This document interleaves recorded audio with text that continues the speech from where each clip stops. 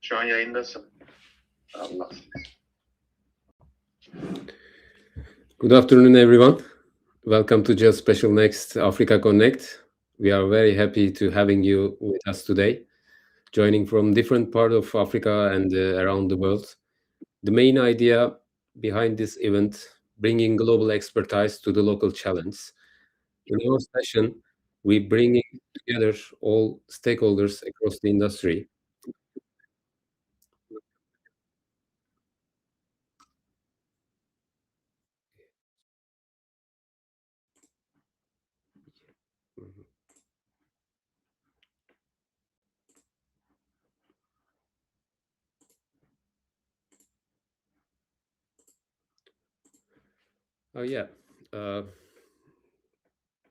Yes, in our session, we bring together all stakeholders across the industry. Here, we don't just discuss the latest technologies, we also focus the real-world impact in the regional context. That's why we call it the most effective room in geospatial. Before we continue, we also hope the current conflicts around the world will come end soon.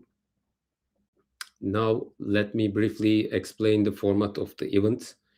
Over the next 2 days, we will host around 40 speakers across the several panel sessions with more than 9 hours live broadcasting.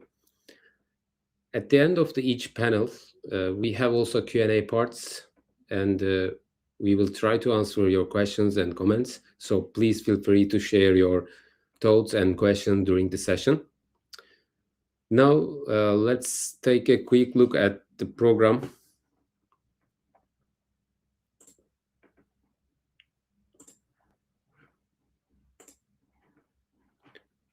Yes, program is okay. Today, we will cover a range of topics, including next generation technologies in surveying and mapping, AI automation in geospatial, climate resilience, and the future skills needed in this industry. We will also explore the GeoAI and geospatial intelligence, as well as the next generation geospatial solutions across the industries. Before we move forward, I would also like to thank our sponsors, of course, and our partners and their valuable support in making this event possible.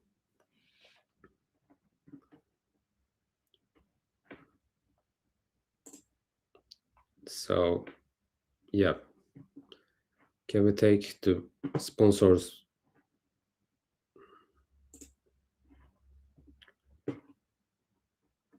Yes.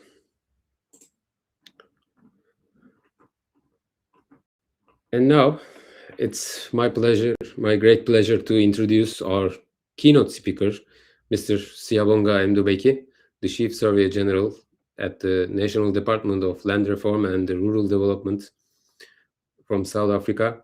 We sincerely thank him, and on his behalf, our main supporters, the National Department of Land Reform and Rural Development, for their strong support. So, yes.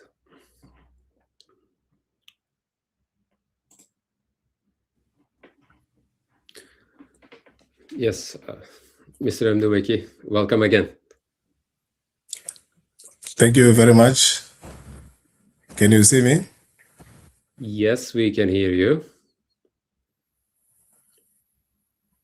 So, yeah. Wendy, the background is upside down. Even last side. Mr. Mdubeki, can you hear us? Is it fine? Then more. It's fine.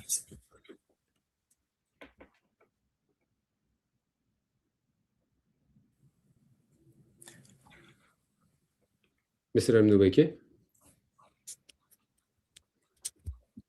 Yes, I can hear you now. Yes, Just fine.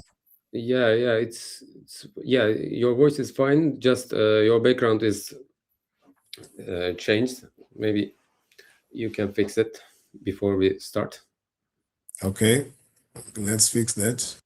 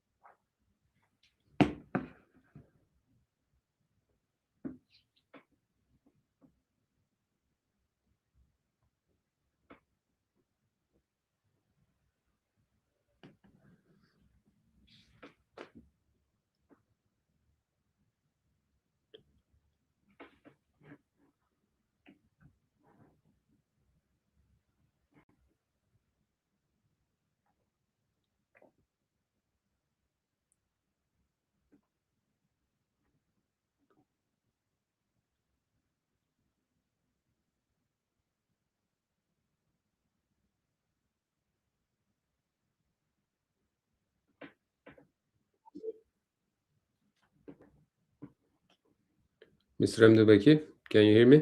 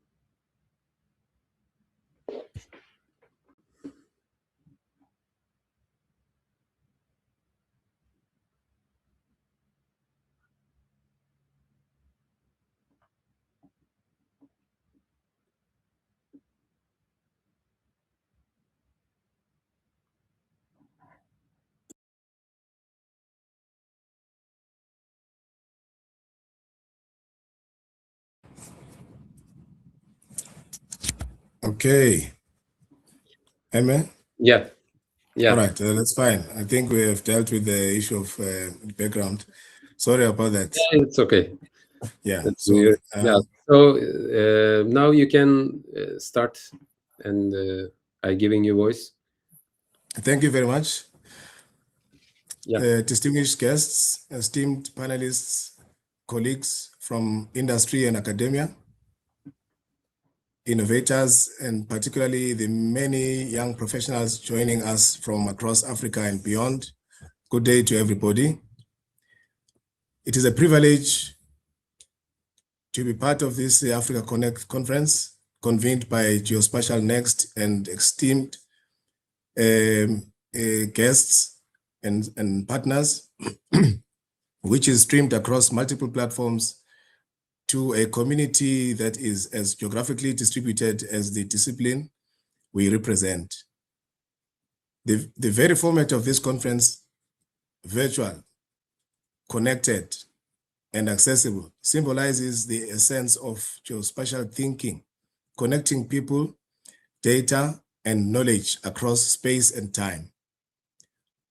We gather here at a moment when the geospatial sector is undergoing profound transformation. The convergence of advanced technologies evolving governance systems, and growing societal challenges is placing geospatial science and surveying at the center of decision-making for sustainable development. What was once seen primarily as a technical support function has now become a strategic enabler of national development, economic growth, and environmental stewardship and humanitarian response. This conference, through its 9 thematic areas, captures the breadth and depth of that transformation. First, we reflect on the shaping the future of surveying and mapping through next generation technologies. For centuries, surveying has been the foundational discipline that allows societies to understand and organize land, infrastructure, and resources. Today, however, the surveyor's toolkit has expanded dramatically. Satellite constellations, drones, LiDAR, digital twins, and real-time positioning systems are redefining how we observe and measure our world. The question before us is not simply how to adopt these tools, but how to ensure they enhance accuracy, accessibility, and inclusivity in spatial data systems across Africa. Secondly, we confront the rapid rise of artificial intelligence, automation, and advanced sensing technologies. AI is no longer a distant concept within geospatial science. It is already transforming workflows from automated feature extraction to predictive modeling. When combined with advanced sensors and Earth observation platforms, AI allows us to derive insights from data volumes that would have been unimaginable only a decade ago. Yet, with this power comes responsibility. We must ensure that these systems are transparent, ethical, and aligned with public interest. Closely related is the emerging domain of GeoAI, where artificial intelligence and geospatial intelligence converge. GeoAI represents more than technological innovation. It represents a shift toward anticipatory governance, where spatial intelligence informs policy before crises emerge. Whether predicting urban expansion, monitoring environmental degradation, or modeling climate risk, GeoAI enables governments and institutions to move from creative planning to proactive management.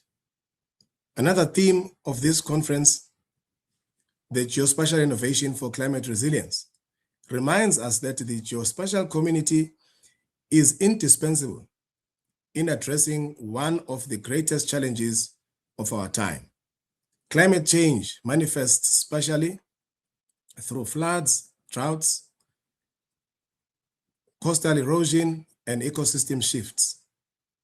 Accurate spatial data, Earth observation, and geospatial analytics provide the evidence base for mitigation strategies, adaptation planning, and disaster preparedness. Equally important is the discussion on geospatial intelligence for development and humanitarian resilience. Across Africa, geospatial data is increasingly supporting humanitarian logistics, disaster response, food security monitoring, and infrastructure planning.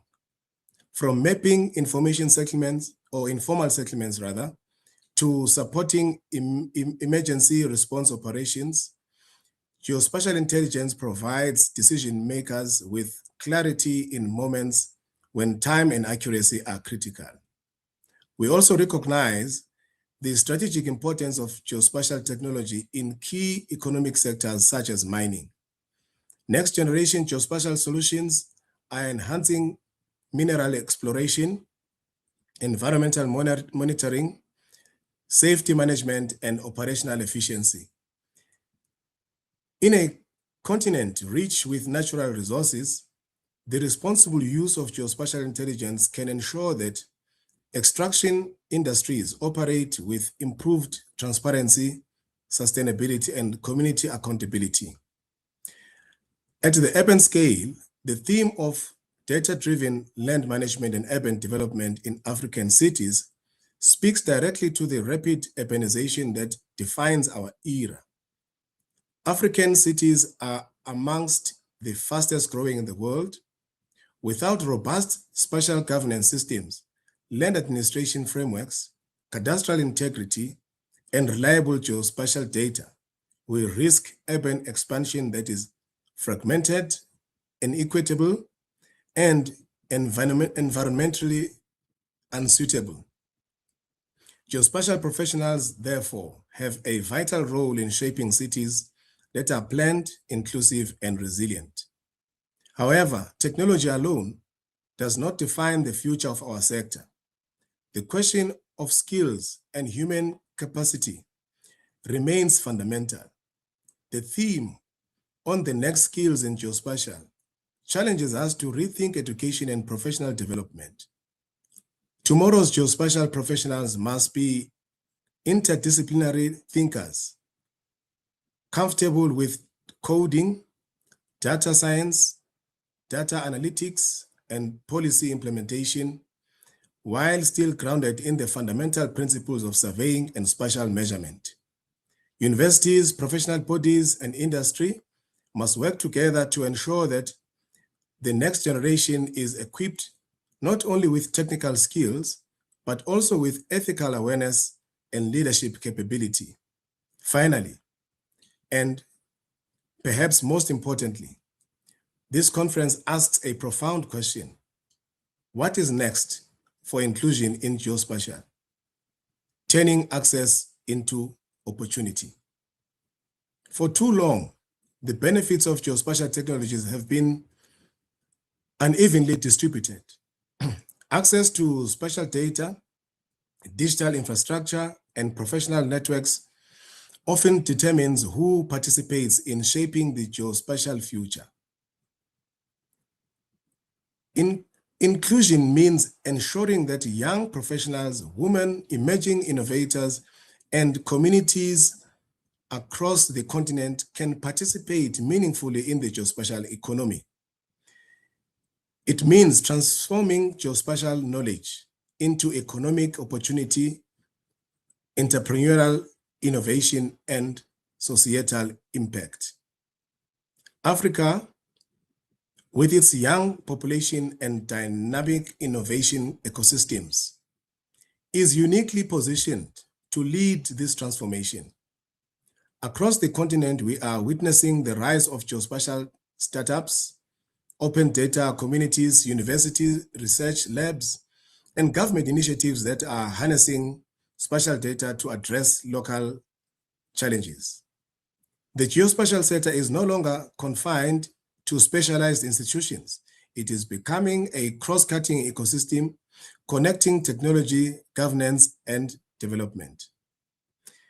The significance of this gathering, therefore, lies not only in the discussions we will hear from our distinguished panelists, but also in the networks we will build and the ideas we will ignite. To the experienced professionals joining us today, your knowledge and institutional memory remain invaluable in guiding this rapidly evolving field. To the younger participants and emerging professionals, you represent the future custodians of spatial intelligence. Your curiosity, creativity, and digital fluency will determine how effectively geospatial technologies serve the need of our societies. And to the organizers at GeoSpatialNext, thank you for creating a platform that connects industry, academia, and policy communities in a conversation that is both forward-looking and inclusive. As we begin this conference, let us approach the conversations ahead with 3 commitments. The first being a commitment to innovation, ensuring that emerging technologies expand the possibilities of geospatial science. Secondly, a commitment to collaboration, recognizing that complex spatial challenges require partnerships across disciplines, sectors, and borders. And thirdly, a commitment to impact, ensuring that our work ultimately improves the lives of people and strengthens the sustainability of our planet. The geospatial profession has always been about understanding the place or understanding space and location.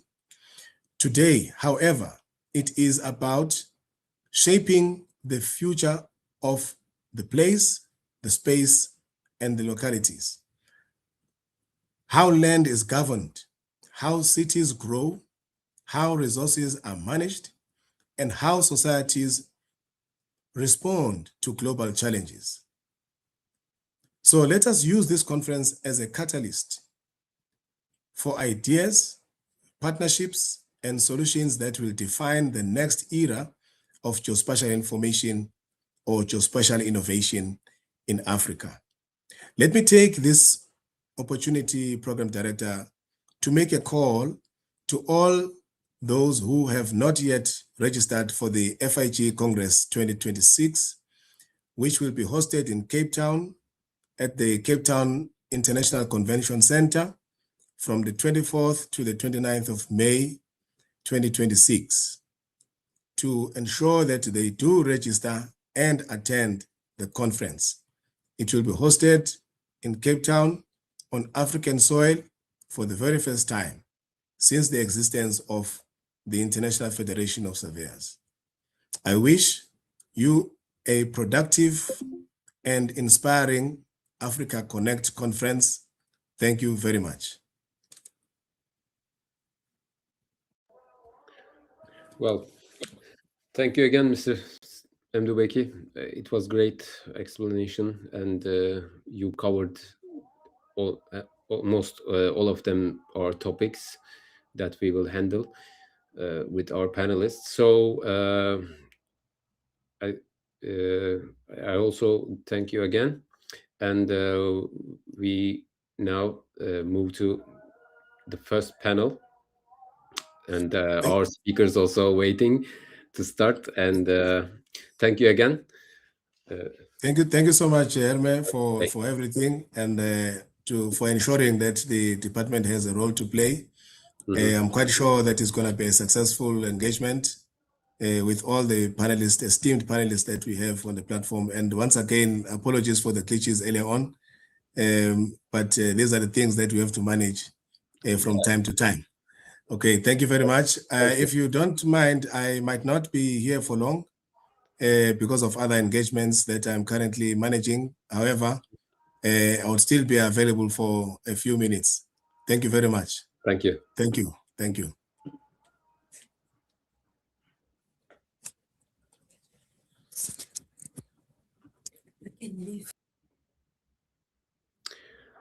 Yes, now we can start with the first panelists.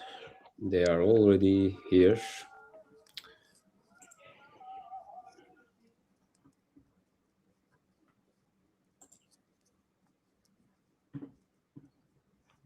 And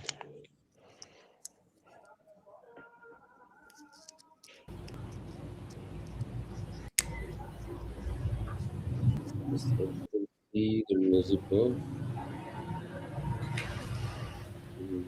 Welcome Hello, again. everyone. Hi, everyone. Hi, Hello. everyone. Yes, just a second. Nozipo will join us, I think. Yeah, let me introduce you at first. Dr. Shipi Muti, geoscience researcher from the University of Cape Town, and Marco Mesaric, product manager of 3D Survey. Ati Kombrink, Technology Manager of Hello Africa, and Abdurrahman Abbas, CEO of 3D GeoScan. Welcome all again. Welcome. Thank you. Welcome all. Yeah, just when waiting the other speakers, Nozipol Okay. start. Where is he?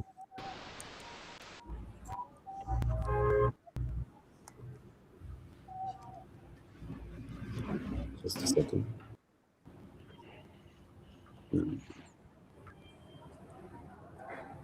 Okay, just from info, I think everything works from my side. Yeah, okay.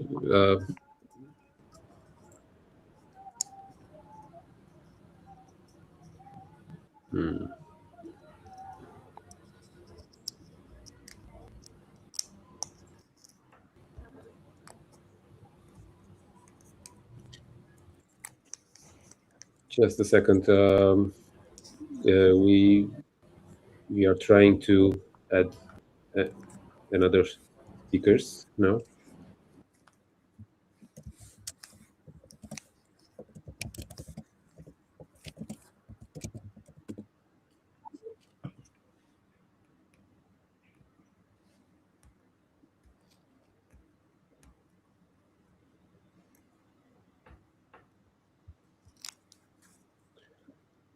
Okay, we will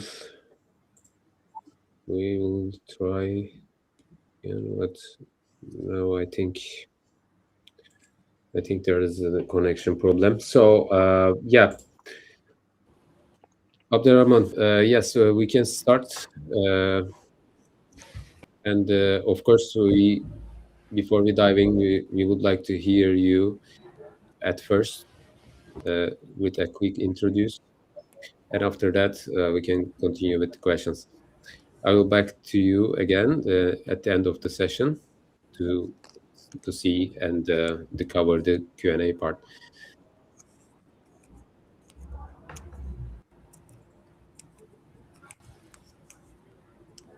Okay, so let's start with the introduction. My name is Abdurrahman Abbas. I'm CEO of 3D GeoScan. We are providing 3D laser scanning digital twinning services in Egypt and the region. So I'm here as a moderator to introduce everyone, to introduce himself briefly about his background and to start our panel.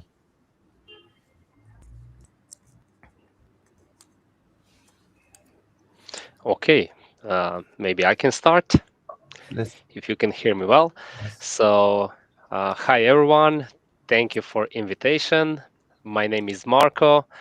By profession, I'm a land surveyor.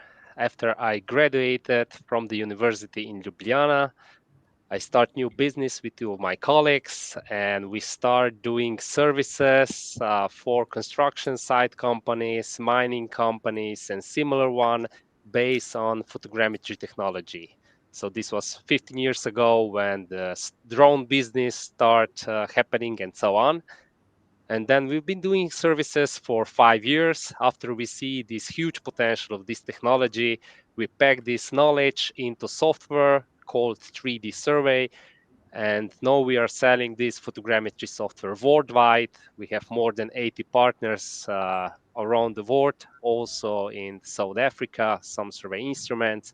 And yes, we are now selling this software, supporting customers and pushing this technology further to the next steps. Thank you. Thank you very much. Mr. Kombrink.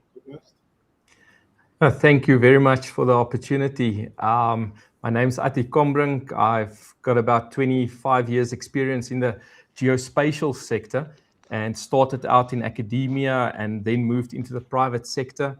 So currently I'm involved with aerial surveying, drones, fixed wing aircraft, also remote sensing and mapping work. So we working to close the technology gap between users and the opportunities that exist for them to apply this. So we're working throughout Africa, the Middle East, and South Asia.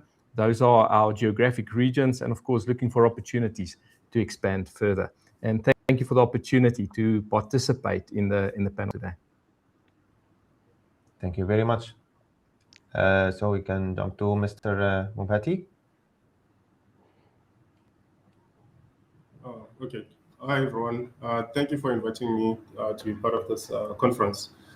I'm Spion Puti, as you just introduced me. I'm a senior lecturer in the Division of Geomatics in the School of Architect, Planning and Geomatics at the University of Cape Town.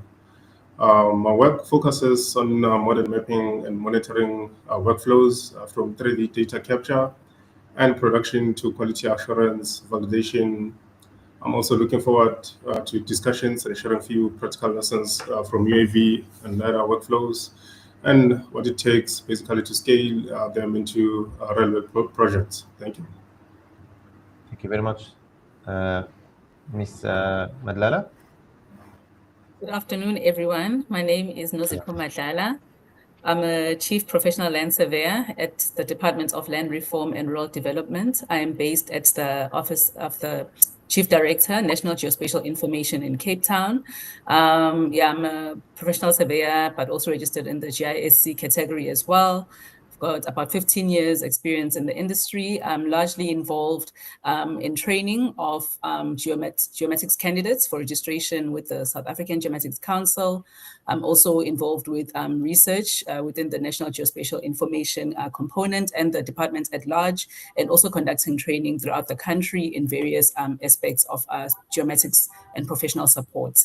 And I'm also looking forward to this very exciting topic, which is what I'm all about, next generation technologies and, seeing what the way forward is for our industry. Thank you. Thank you very much. I see it will be a good discussion about the next technologies, future of mapping and surveying. So we'll start with about the key trends of surveying and mapping. What are the key trends of this of the technologies that happen now in global surveying and mapping in the market? So we'll start with Mr. Marco. Okay, thank you for question. Yes, I would say like so. So last 2 years, beside the photogrammetry and let's say low-cost LiDAR, which are mounted on mainly on drone basis, definitely SLAM technology is starting to be more and more popular.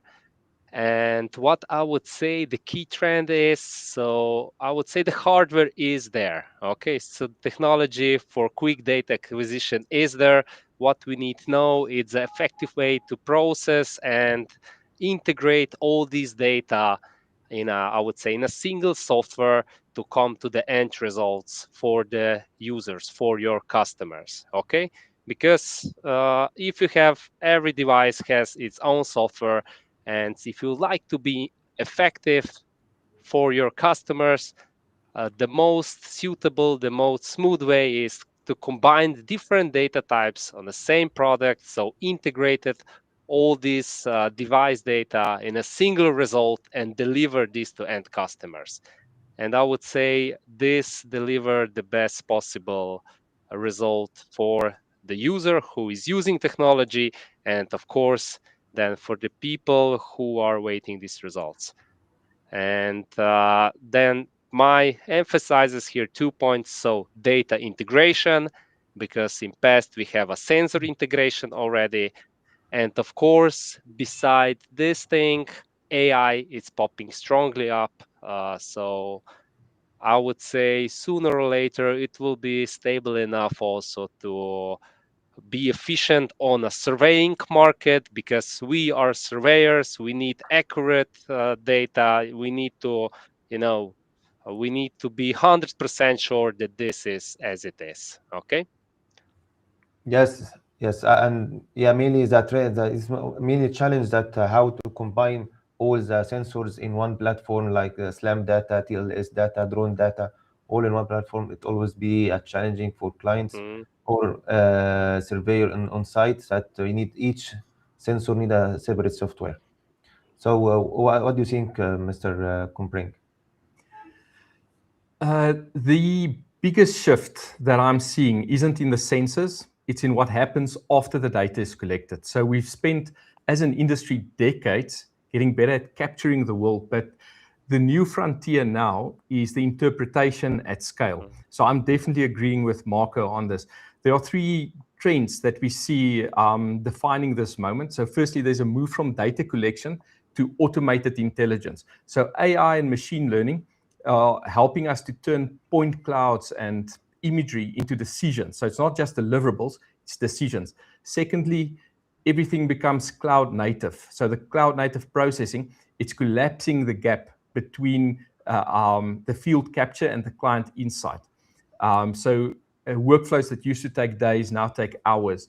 Third, there's a democratization of high resolution sensors. So compact LiDAR, sub-centimeter level photogrammetry, easily accessible satellite data. So it means industries outside of traditional surveying and mapping are now becoming the primary consumers of geospatial intelligence. So the implication for us as practitioners is profound. So the value in our industry is migrating upstream from acquisition into analysis. So the firms and the professionals who understand that transition, they are the ones that stand to benefit most from the next decade in our industry. Yes, I totally agree. So, Dr. Murphy, in the academic way, how you see these trends? I'd like to share also the same sentiment with my colleagues. And surveying and mapping is shifting from one-off surveys to repeatable 3D production pipeline. UAV or drone photogrammetry and LiDAR are now combined with mobile mapping, satellite, and the output is increasingly 3D and continuously updated. Basically designed for decision making, thinking like digital twins and asset inventories. And also other big trends is automation, faster processing, classifications, and quality assurance. Makes things go quicker than it used to be before. So teams now, they spend less time producing data and more time validating and using it.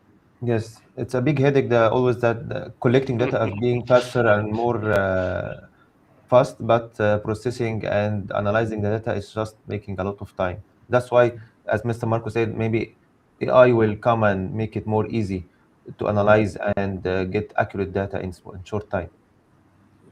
Right, Ms. Madella? Thank you. Good afternoon again. So I think the fellow speakers have said quite a bit in terms of what I also wanted to touch on. But I think we're also seeing like a significant shift towards cloud-based geospatial platform. So then rather than organizations relying on, your conventional desktop environments, they are mainly moving to the cloud, around the world. And this is basically allowing distributed teams to collaborate, process very large data sets, and deliver spatial information more efficiently. And another thing, another important development that I've also observed is the growing emphasis on open data and interoperability. So the geospatial community is increasingly recognizing that spatial data has the greatest value when it can be shared and integrated across sectors. Because as one of the speakers has mentioned, we're now seeing people outside of geomatics using our data, so the interoperability part and making the data openly accessible is another key development that is driving even the technologies that are coming forth. And also, it's also encouraged the adoption of open standards and strengthening of national and regional spatial data infrastructures as well. In South Africa, I'll make an example with the South African Data Infrastructure Act, which is relatively good in terms of, the theory, but I think the challenges have been in getting organizations to comply and ensure that their data sets are in a good enough, format and, that they are easily shareable and accessible far and wide.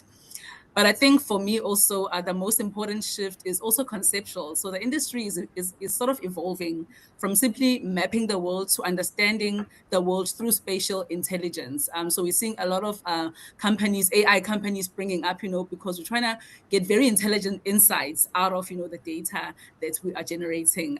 So the geospatial data is now being heavily integrated with climate science, urban analytics, infrastructure management, and also economic planning as well. And if you were to look 5 to 10 years ahead, the real transformation will not just be us producing like better maps or better data, but smarter spatial systems that are continuously learning from data and helping guide decision-making in real time. So that is my input.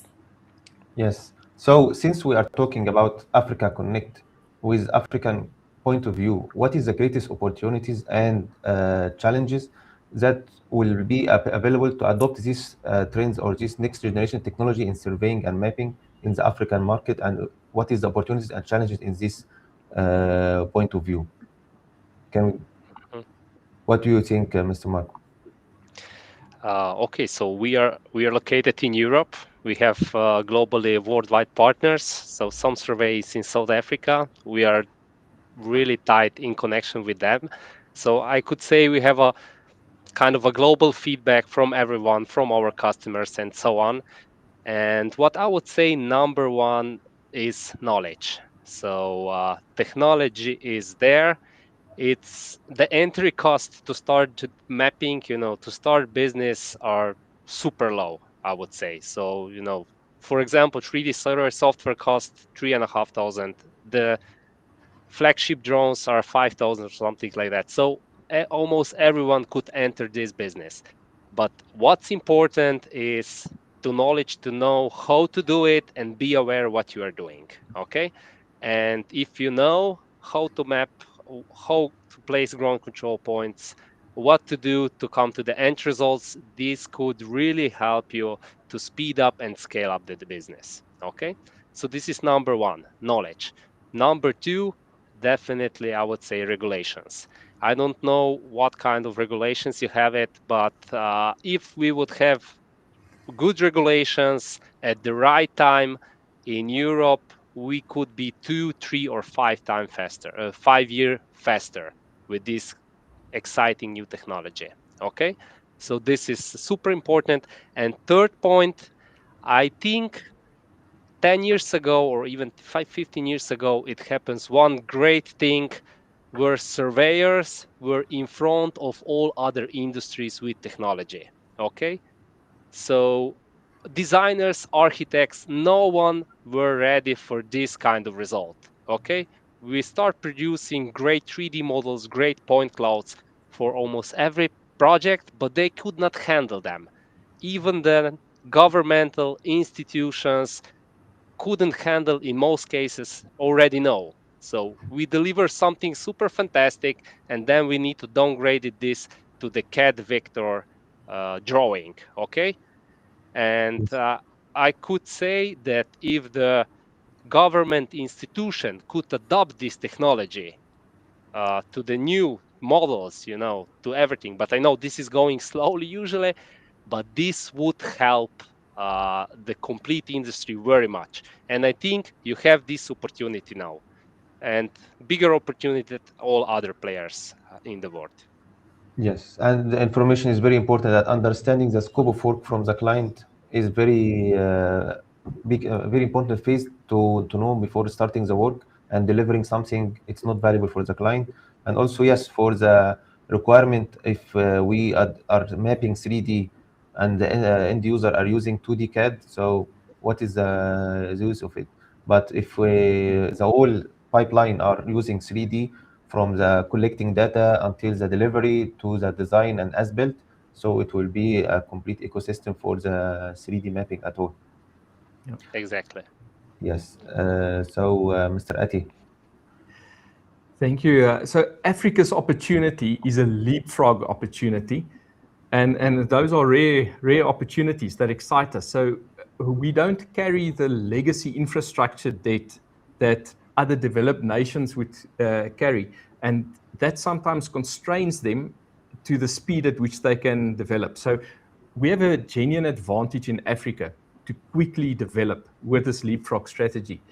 The greatest opportunity I see is in the industry of agriculture, as an example. So Africa holds the significant share of the world's uncultivated arable land, and there's a gap between farmers of what they are producing and what they are capable of if we apply precision geospatial intelligence. And this is an enormous gap, and this gap is a business case. So in this whole industry of in this whole geospatial industry, the challenges are real. Connectivity is still the infrastructure that's a problem. So that sits beneath every other problem. And then the skills pipelines are very thin. So this tags onto what Mr. Ndubeki said during the introduction, and this also tags onto Dr. Mputi, because they are training people and developing the skills of young people. But we are producing geospatial data faster than we can produce the people who interpret it. So the biggest risk isn't adoption or the speed of adoption, it's the sequence of adoption. So we want to get communities and institutions to trust our geospatial data, but they can only do so after they have the capacity to act on it. So we have to develop the skills first, and then after that, we are ready to get people to adopt the technologies. Thank you very much. So, Mr. Mubati. Africa really does have a really leapfrog opportunity, as my previous colleague has mentioned. UAVs and LiDAR can shorten the mapping cycle for roads, utilities, housing, and mining, and environmental analysis or monitoring. The main challenges aren't the sensors. It's basically the skills, the standards, and the operational capacities, such as processing and conducting quality assurance, consistency control, storage, or connectivity for bigger data sets, and also clear specifications for deliverables that are expected by the industry that can also be comparable across projects and agencies. Great. Ms. Madlala?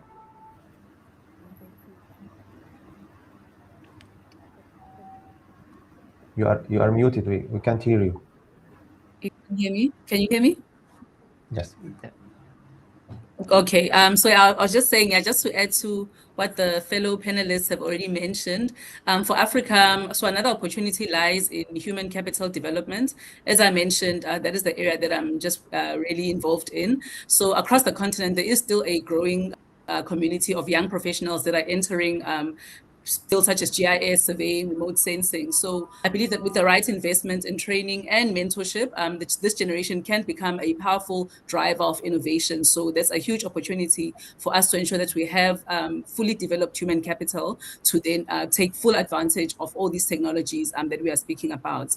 In terms of the challenges, even though I've spoken about human capital development, there is real challenges in terms of capacity development. Technology is sort of outpacing, the speed at which we are actually capacitating ourselves. I'm speaking to Africa now in particular, and our organizations, including my one as well, we have a lot of staff which are retiring, and we have a lot of gaps now in terms of how to now where we don't have maybe the financial resources to replace retirees, how can we now utilize technology to do that work, so capacity development is sort of being outpaced with the need for us, to start advancing forward and utilize these technologies to make sure that our organizations continue to deliver what they are meant to deliver in terms of GIS analysis, map production, automation, and data science. And also infrastructure is another challenge in Africa.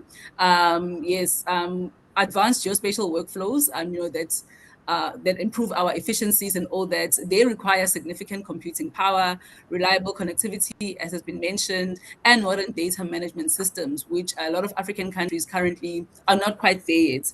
So those are challenges, real challenges that we are facing in Africa. And then there's also policy and governance considerations for us to actually look at as well, including regulations around drone operations, spatial data sharing, and national data standards. I think I also touched on this in the initial question that we're responding to. So, but I think all these challenges and opportunities, they require that collaboration between government, universities, and the private sector, just for us to work together, because even though government can't address everything, there are areas where the private sector and academic institutions can then, play a meaningful role in ensuring that, whatever Africa is, currently facing, we can address it together, collaboratively. Thank you. Great. So referring to all what you said about technology and the new trends and opportunities, technologies like the SLAM, aerial mapping, LiDAR, laser scanning, all of these technologies, and maybe also the cloud platforms, that processing, the integration. Now some applications are talking about AI classification. How these technologies can improve the accuracy, efficiency, and the productivity of real world projects, which we are facing now challenges in the real-time projects. So, Mr. Marco, of course, your background in 3D survey, I think it will be good. Yes, I can start with this point, definitely, with my pleasure. So definitely, as we mentioned before, it's a great technologies for quick time data acquisition. Okay, so we fix out that this first stage, you can capture the data really quickly. And what's even more important, before surveyors on the field, he needs to decide what he will measure and what not. From one side, this is kind of very stressful for him, because you always keep in mind what to measure, what to not. From the other side, you are deciding if you measure this or not, because it's not reasonable to measure everything with the traditional technology. Okay, and this new exciting technology helps you to overcome this step. Now we measure more than we actually needed, and we decided later in the office what we would like to use it. And from the other perspective, you capture more data 10 times faster. As before it was measured in past, you need days for measuring. Now you need hours or something like that. Okay, so it speed up the whole process really much. And I would say this is very, very important thing, what you can do in Africa. So use this technology as soon as possible. Okay, start using it now. Copy best practices from the other world. So we don't need to figure out new things which are already there. Let's use them. Start using it. Enjoy this new technology. And we, as a guys from the field, because we always say 3D survey is developed by surveyors for surveyors. We are developing on a constant base features and workflows which surveyors really help to extract then end results like CAD drawing things from this massive amount of data. Okay, so do you think, Mr. Kambirke, that the accuracy and efficiency will be improved and also productivity will be increased with this technology in some real world projects? Sorry, Abdul Rahman, you're addressing this to me? Yes. Yes. Mr. Yes, so Atiyah. absolutely. There will be a significant increase in accuracies and resolutions that you can obtain. But for me, another very exciting, tangible thing is the consistency and the very rapid rate at which you can do this. So it's not just accurate and good, because that's all fine if it's a single once-off project. But if you do this over time, you want to be consistent and you want to be quick. So I can explain this, for instance, with another example. If I'm talking from the agricultural context where I live operationally, the tangible impact isn't the resolution of the imagery, but it's the speed at which the decision loop happens. So the farmer can go from a field survey to a prescription map to a variable rate application in a single working day. So that's been unheard of before. So it's not a technology story that we're telling, it's a productivity story with a dollar per hectare number attached to it. So what makes this possible is automation. So it's not AI. So I'm not talking about the AI buzzword or machine learning, but genuinely automated processing. These are pipelines that remove the human bottleneck between data capture and actionable data. So as an example, we've been building exactly that, a cloud native API a workflow that delivers the intelligence without requiring GIS specialists every step of the way. Yes, the GIS specialists are still involved, but not every step of the way. So I've actually just made our API available for free access. So if you want to see this running live, if you want to see an automated data processing platform in action, just DM me on social media after this conversation, and I'll provide free access to any participants of the conference to see this automation that we do in action. Great. This will be a very big change in the real project. So, Dr. Mubhati, do you think that do you face any improve in any project you participate in, or something that you can share with us? Yeah, just to add on what has been mentioned already, UAV or drone or usage of the latest technology has improved like a lot on productivity in a number of aspects. Just to mention three, or just to add on to what has already been mentioned, the efficiency or speed, coverage, or safer capture of data has quite improved by usage of the latest technology. You can map larger areas quickly enough and repeat surveys for progress monitoring and generate high volume or high value 3D outputs, such as digital terrain models or digital surface models as well, contours, volumes, and change detections. And the key is that accuracy comes from the design of control and also quality assurance. Not just the platform that has been used to capture the data. And the good checkpoints and the clear acceptance criteria make the output very defensible and provide output of very high quality that can be depended on for decision making. Great, thank you. Ms. Madlala? Yeah, the mic again. Hi, I think it's just slow because I'm not muting. Can you hear me now? Yes. Yes. Okay. Yes.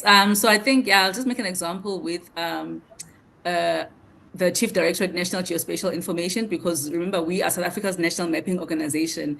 So we map the entire country. We have to produce maps for the entire country, fly the entire country. So now with these technologies, I'll make an example with, the production of a 1 in 50,000 topographic map. In the past, even currently, people are digitizing features individually, manually, etc. But now with GeoAI for automated feature extraction, that reduces the time spent on that immensely. And the accuracies are quite good, that of these automated feature extraction tools, so the time spent by humans, doing, these manual tasks, repetitive tasks on a daily basis is greatly reduced by these technologies, and we are currently running projects where we are trying to basically test, which of our processes, which of our operations, can be 100% automated, but I think we must also take into consideration that there will always be the need for humans to still conduct the quality check, of whatever is being produced, especially with the maps that we produce. We have our quality standards that we still have to comply with, but I will not take away the fact that the efficiency and speed and accuracy of these tools is quite worth exploring, even for organizations such as ours that have a lot of work to do, but severely understaffed, so taking advantage of what these tools and their abilities can do is the way forward, even for, national mapping organizations and other large institutions. Yeah. That's a great project to map all the countries. That's great work. And good luck to finish it all. So talking about the scaling and implementation, what needs to be in place for these technologies to scale successfully? And drawing from your current projects, what real-world lessons have you learned regarding integration, capacity, or regulation? I think it's a little bit confusing, but let's focus on how to scale these technologies and make use of it in real world projects with lesson learned from past projects or current project even we are working on. Regarding the integration, as Mr. Marcos mentioned before, between multiple sensors and the capacity of data and capacity of instrument being used, and also at the end the regulation regulating in the country. I think it will be more with Dr. Mipati and Ms. Badlala about regulation in local African market. Can we start with Mr. Marco? Yes, sure. So I would emphasize again, so number one, knowledge.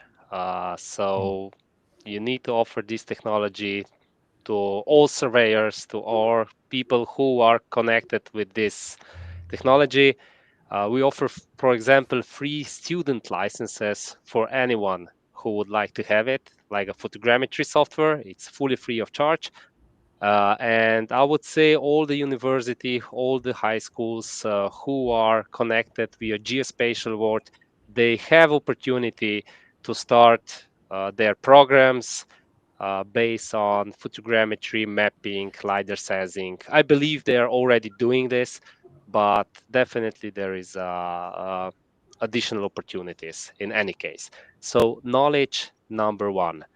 Then you mentioned regulations, as I mentioned in past. So I can say from the real practice, when we start mapping in Slovenia, so in Central Europe, it was actually one of our opportunities because at that time there were no regulations, okay? And we could do almost everything. We mapped the Ljubljana city center 15 years ago, and if I go just 5 years later, you were not able to do that because there were some kind of in between regulations, okay? Now again, after 15 years, they finally solve it out. We have good regulations like the complete Europe, like similar to US regulations, and you register the flight, you do the mapping, and surveyors can finally again work like, they're professionalists. They need to have clear rules, and that's it. And to implement this technology decently, I would say yes, define the knowledge, regulation needs to be done there. Okay, thank you very much. So, thank you. Mr. Ati? Yeah, so I think there are three things needed to be in place, and in this order: standardization, skills, and trust. So standardization first. If every operator delivers data in a different format or a different accuracy thresholds or different metadata conventions, you struggle to build scalable downstream systems. So the industry in Africa, fortunately, does not have to reinvent the wheel. Many of these international standards have already been developed, but widespread adoption is key. Secondly, skills, and I mean practical skills, not just academic credentials. The bottleneck in most African operations I've encountered isn't the hardware or the software, it's the person who knows how to configure the workflow, how to troubleshoot edge cases, how to communicate the output to non-technical clients. And then thirdly is the trust. And this is a lesson I've learned hardest. Technology scales when the clients trust the output enough to act on it without rechecking your work manually. So that trust is built slowly through consistency and transparency, but it can be destroyed very quickly. So your implementation strategy has to account for the trust building phase and not just the technical integration. Thank you very much. Dr. Mipati? To scale successful, you basically need a production system that functions in accordance to the laws of the country, the legislation that have been designed for the production of and usage of geospatial data, not just the pilots, basically, such as the standard aspects, the standard operating procedures or SOPs, for capturing and processing of that data, and for conducting quality assurance protocols, checkpoints, and reporting. That will also encompasses data management. such as naming, visioning, and the storage and output or update cycles, basically. And the common lesson is if you underinvest in quality assurance and metadata, you pay later through the misalignments, rework that will need to be done to fix all the problems that will come with that, and the loss of the trust in the data that is being used for conducting particular data that is in line with geospatial projects. Yes, thank you. Thank you very much. Ms. Laila, if you can share with us also how you manage, what is the regulation you faced, and if something it changed while mapping the whole country with aerial mapping.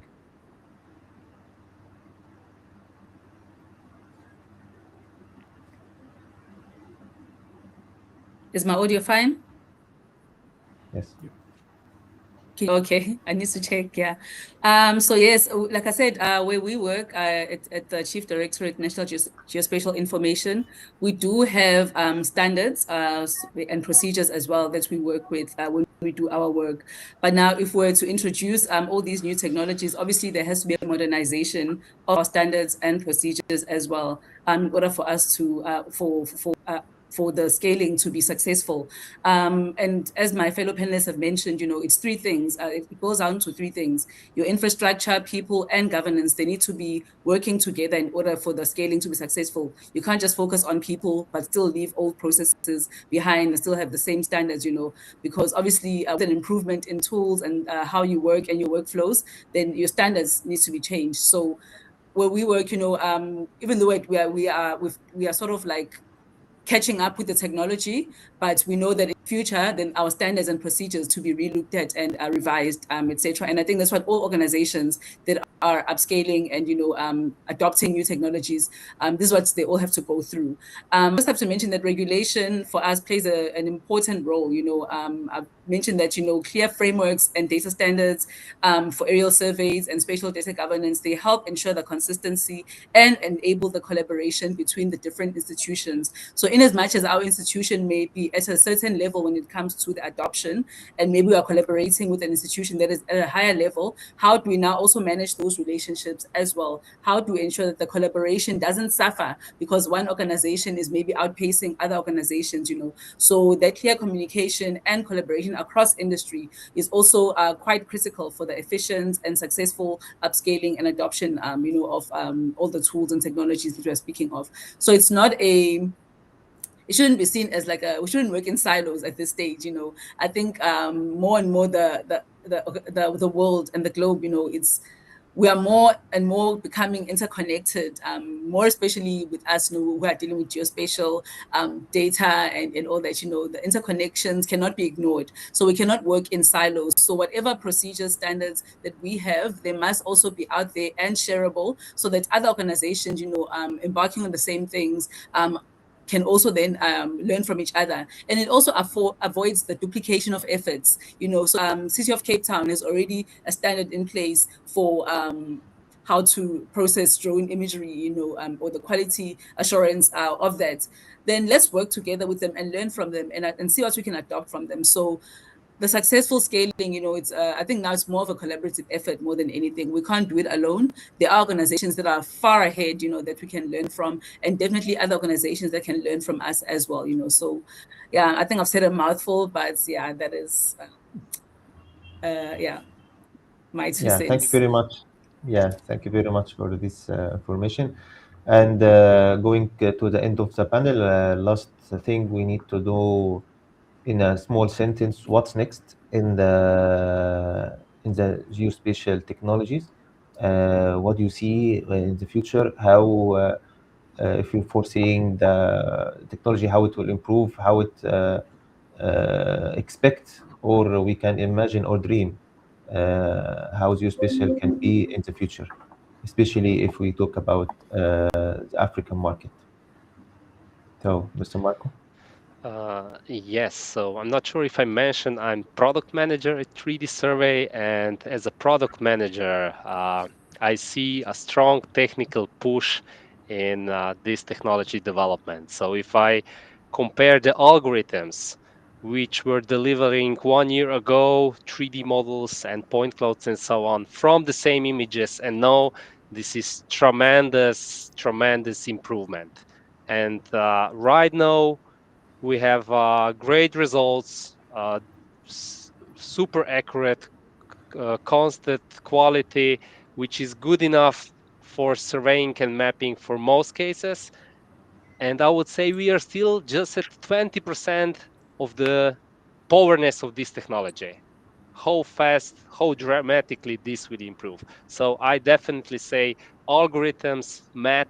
Know that China is getting stronger and stronger. They have good mathematicians, and this is a global push on this technology. It's happening so quickly, so fast, and it's really speeding up very More quickly. automation, more integration. Yes, these are just the mathematical algorithms. And the second one mentioned more times already, the AI, the second part, which will come, which is coming, and so on. Yeah, thank you. Mr. Ati, what do you think? So I think the next chapter for this industry is in vertical intelligence. So we're going to stop talking about surveying and mapping as a service category, and we're going to start talking about it as a data layer that sits beneath every major industry decision. So agriculture, infrastructure, urban planning, insurance, logistics. In that world, geospatial professionals, their role will evolve from being a technician to being a translator. So the person who converts the spatial data into a language that a farmer, a city planner, or even a company CFO that they can act on. So for Africa specifically, the most critical step right now is not more technology, it's more translators of this technology. So we need practitioners who can sit across from a decision maker in any sector and credibly answer the question, what does this data mean for my operation? So that's the capability gap that limits scale more than bandwidth, more than hardware cost, more than regulation. Train and position that translator layer in universities, in firms, in government departments, and then the technology development and the technology adoption will follow naturally. So I can conclude by saying the technology is ready. The question is whether we are ready for it. Yes. Every day we see something new. Dr. Mubhati? Okay, just to add on what has been said already, what's next in this field of a discipline of surveying and mapping, the usage of geospatial data as basically the routine 3D base maps change as a service, and regular updates, automated change detections, digital twins for infrastructure and cities. For example, for Africa, when you look towards Africa, basically the most critical step is to standardize and provide required capacity to deal or to handle such big data, and clear national or sector aspects or standards through governance or through usage of uniform regulations, and trained processing teams and institutional workflows that keep the data current and interoperable. Thank you. Thank you very much. Ms. Madlala?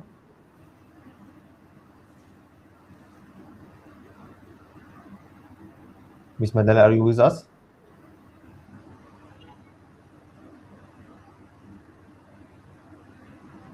Okay. I think the network had gone. Okay, going to the end of the panel, also I need to say about it was a pleasure having Thank you. discussing all of this with you. Also regarding the decision and what Marco said, also we here in Egypt, we are adopting a lot of regulation regarding the standard and the codes for the laser scanning and collecting data. Now most of 40% of the new projects are delivered by laser scanning with point cloud. So the aspect is really combining with real world. So I think most of projects now in Africa are developing to be coping with the new technologies and the new techniques. We are using tools and also platforms and software. thank you all for very much for this discussion. It was very worthy. Yeah, Thank And you very now much. I move to yeah. Thank you so Emre. much. It was really great opening with that view. So it was really nice to hear your insights, and thanks again for sharing your experiences. And now time is up to move for another session. Thank you again. Good to see you. Thank you very much, and see you in Cape Town. Thank you. Bye.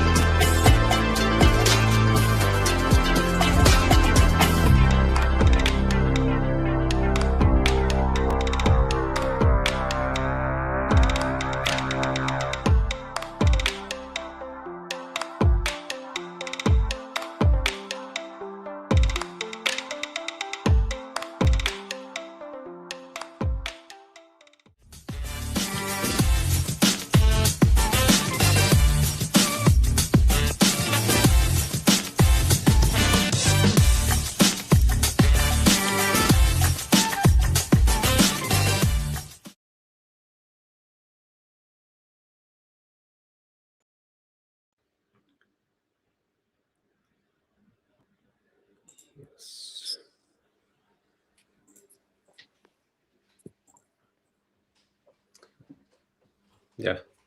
Hello, Hello everybody. again. How are you doing? Yeah, welcome. Thank you. Welcome, Brother Bashi. Can you hear me? Yes, Yes, loud I and can. clear. Yeah. Johnny also here. Actually, we have one more speaker for that session, and we are waiting Mrs. Cecilia, and I think she will join us in 5 minutes.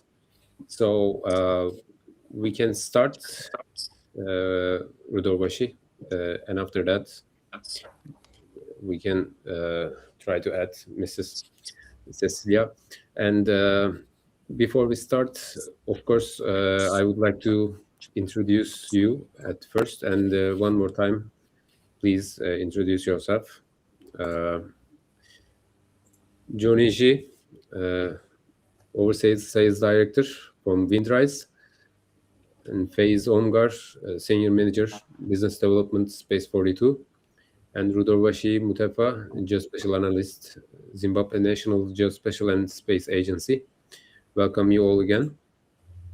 Thank you. Now voice is yours, Rudorbashi. Let's start. Thank you. Okay, thank you, Emre. Today's session will be discussing on AI, automation, advanced sensing in geospatial. We'll be talking about its innovation, the implementation of it, and its impact. We're at a crossroads where our space technology is no longer just about the observations of our Earth, but rather about the intelligence itself. So we'll be exploring about how the fusion between the AI, the advanced sensing, is moving us from seeing the world to or understanding it to how we can predict it for the future. So, could you please introduce yourselves, starting with Johnny? Hello everyone. Can you hear me? Yes, we can. Okay, thank you. This is Johnny. I'm right now working at Windrise. Actually, our company, we mainly focus on the dock solution, which is the drone automation solution. And previously, I also worked at DJI for over 7 years. So I focus on the drone enterprise drone solution, also surveying is one of the main industry for the drone use case. And before that, I was working for the telecommunication. So right now, I think talking about the geospatial, the drones, yeah, it's very exciting. Every day, there's always the new technology, no matter the data collection or the post processing, a lot of exciting technology here. So today, I'm very excited to discuss with you guys and share the insights. Yeah. Thank you. Thank you. And then Mr. Faiz. Hi, everybody. I hope you are doing well. So my name is Faiz. I'm leading the business development within Space 42. We are the geospatial arm of J42, a company based in the UAE, in Abu Dhabi, which is actually pushing hard the boundaries of how the data can be powered by AI. And when I say data, is basically satellite data, Earth observation data, digital twinning, and any kind of geospatial data acquisition, and all powered by AI to move really faster from data analytics to, I would say, decision making for our customers and partners. And I'm super happy to be with you.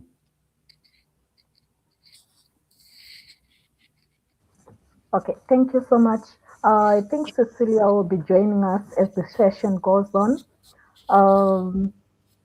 As a brief introduction for myself, I'm Rudo Washem Tepa from Zimbabwe National Geospatial and Space Agency, and I'm a geospatial analyst in the Geospatial and Earth Observation Department.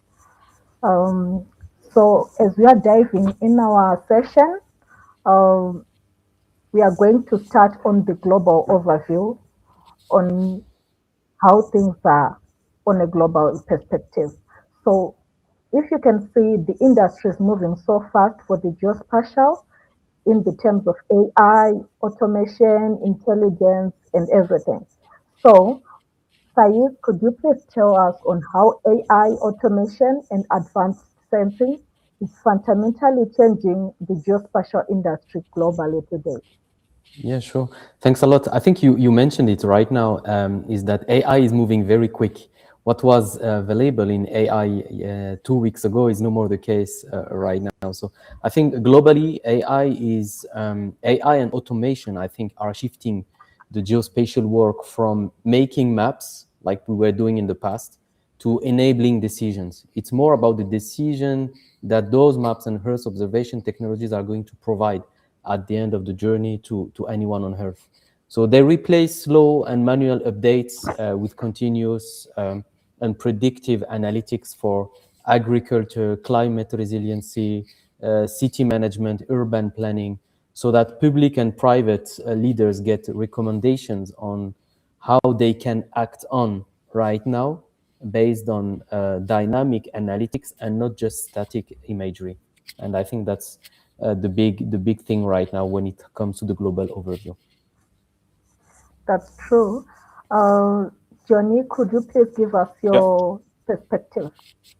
Yeah, because I am from the drone industry, so maybe it's more interesting. I give you one specific example. So let's talk about maybe the forest industry. So traditionally, if you want to do the forest surveying, it's a massive area. So people, you need to take your, no matter it's LiDAR or RTK equipment to do the surveying. So on one hand, it takes a lot of time, a lot of human resources, and on the other hand, sometimes it will take a long time, and sometimes maybe it's a dangerous place. You cannot do the surveying all the time, so your data might not be very up to date. So these are the challenges. So for the AI and automation, so today when we use a drone, initially we can just fly the area, and we can quickly get the data, the 2D or 3D data.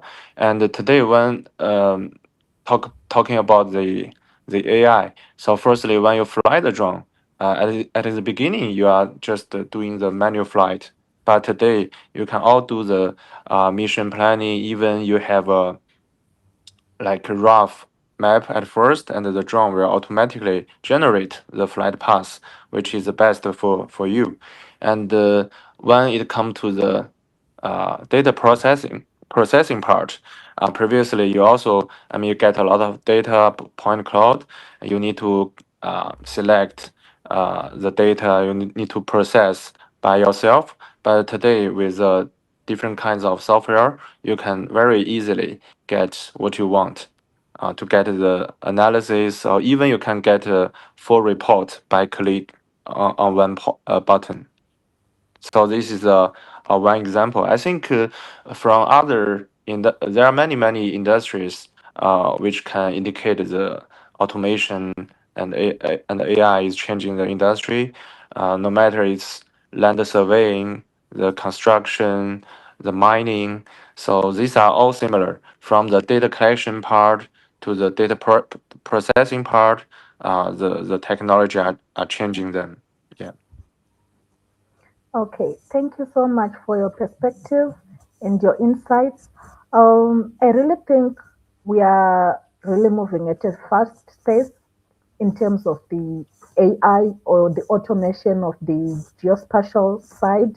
And I think even for us as Zimbabwe, we have been trying to adjust on that one using the AI and the automation for our crop estimations, our yield estimations, so as to complement the SDG2, and then moving on to the African perspective, uh, Johnny, we are now focusing on Africa as a continent itself, which is often described as a leapfrog economy. We are trying to catch up with the technology that's happening in other continents. In your view, where are the biggest opportunities for these technologies in Africa, and what are the main challenges that we must overcome? Yeah, I think the advantage is that today the technology is easier and easier to access.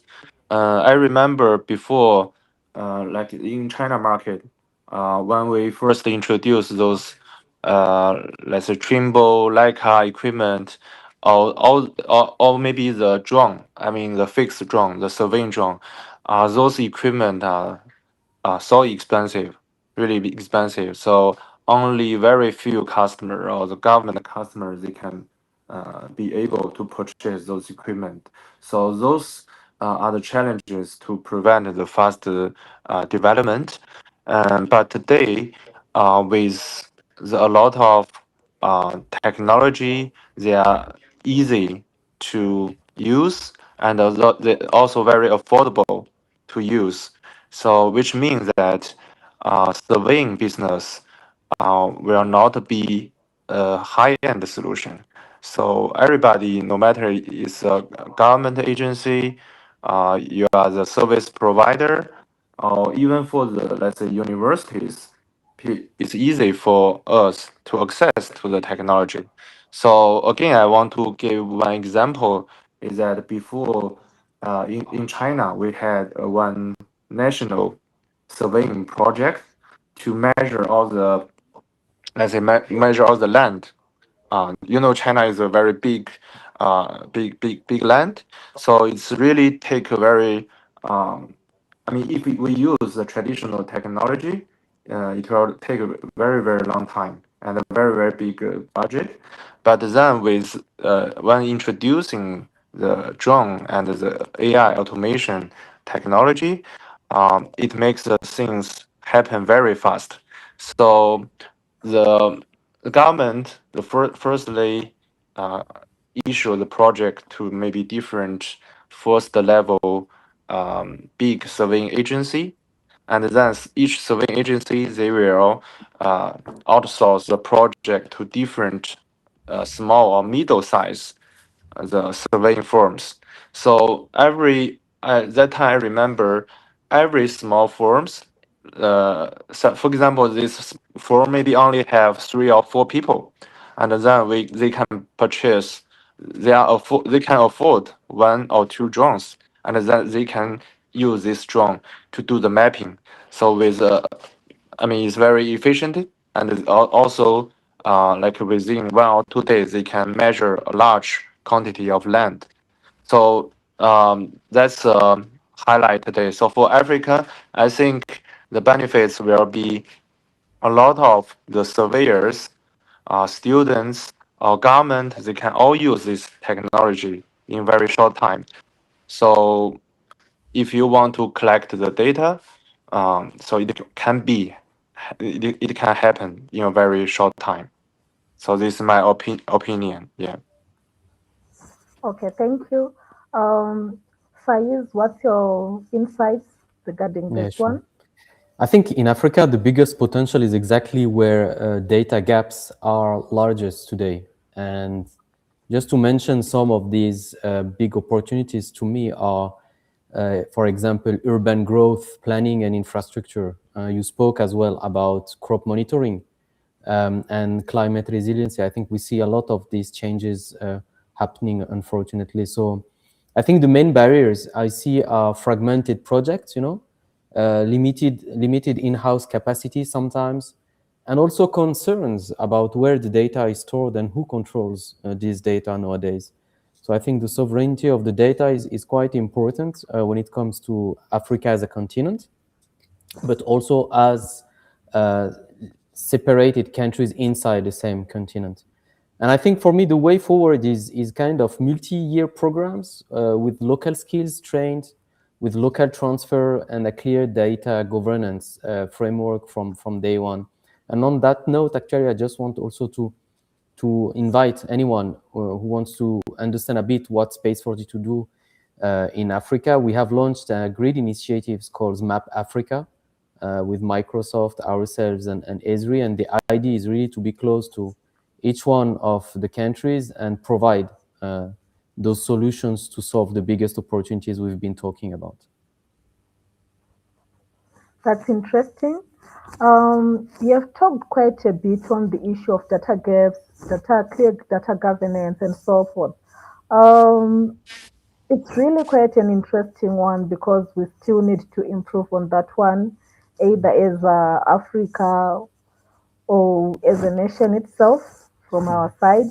But I really think it's really a side an aspect that we really should put more effort on, especially on clear data governance and covering up the gaps that we have in terms of data acquisition. It was really interesting on that part. Um, so if we are talking on a real world impact, we often talk about these tools, that is AI, automation, advanced sensing. We usually talk about them in isolation. We talk about AI on its own part. We talk about the advancing sensing on its own part. We can talk about automation on its own part.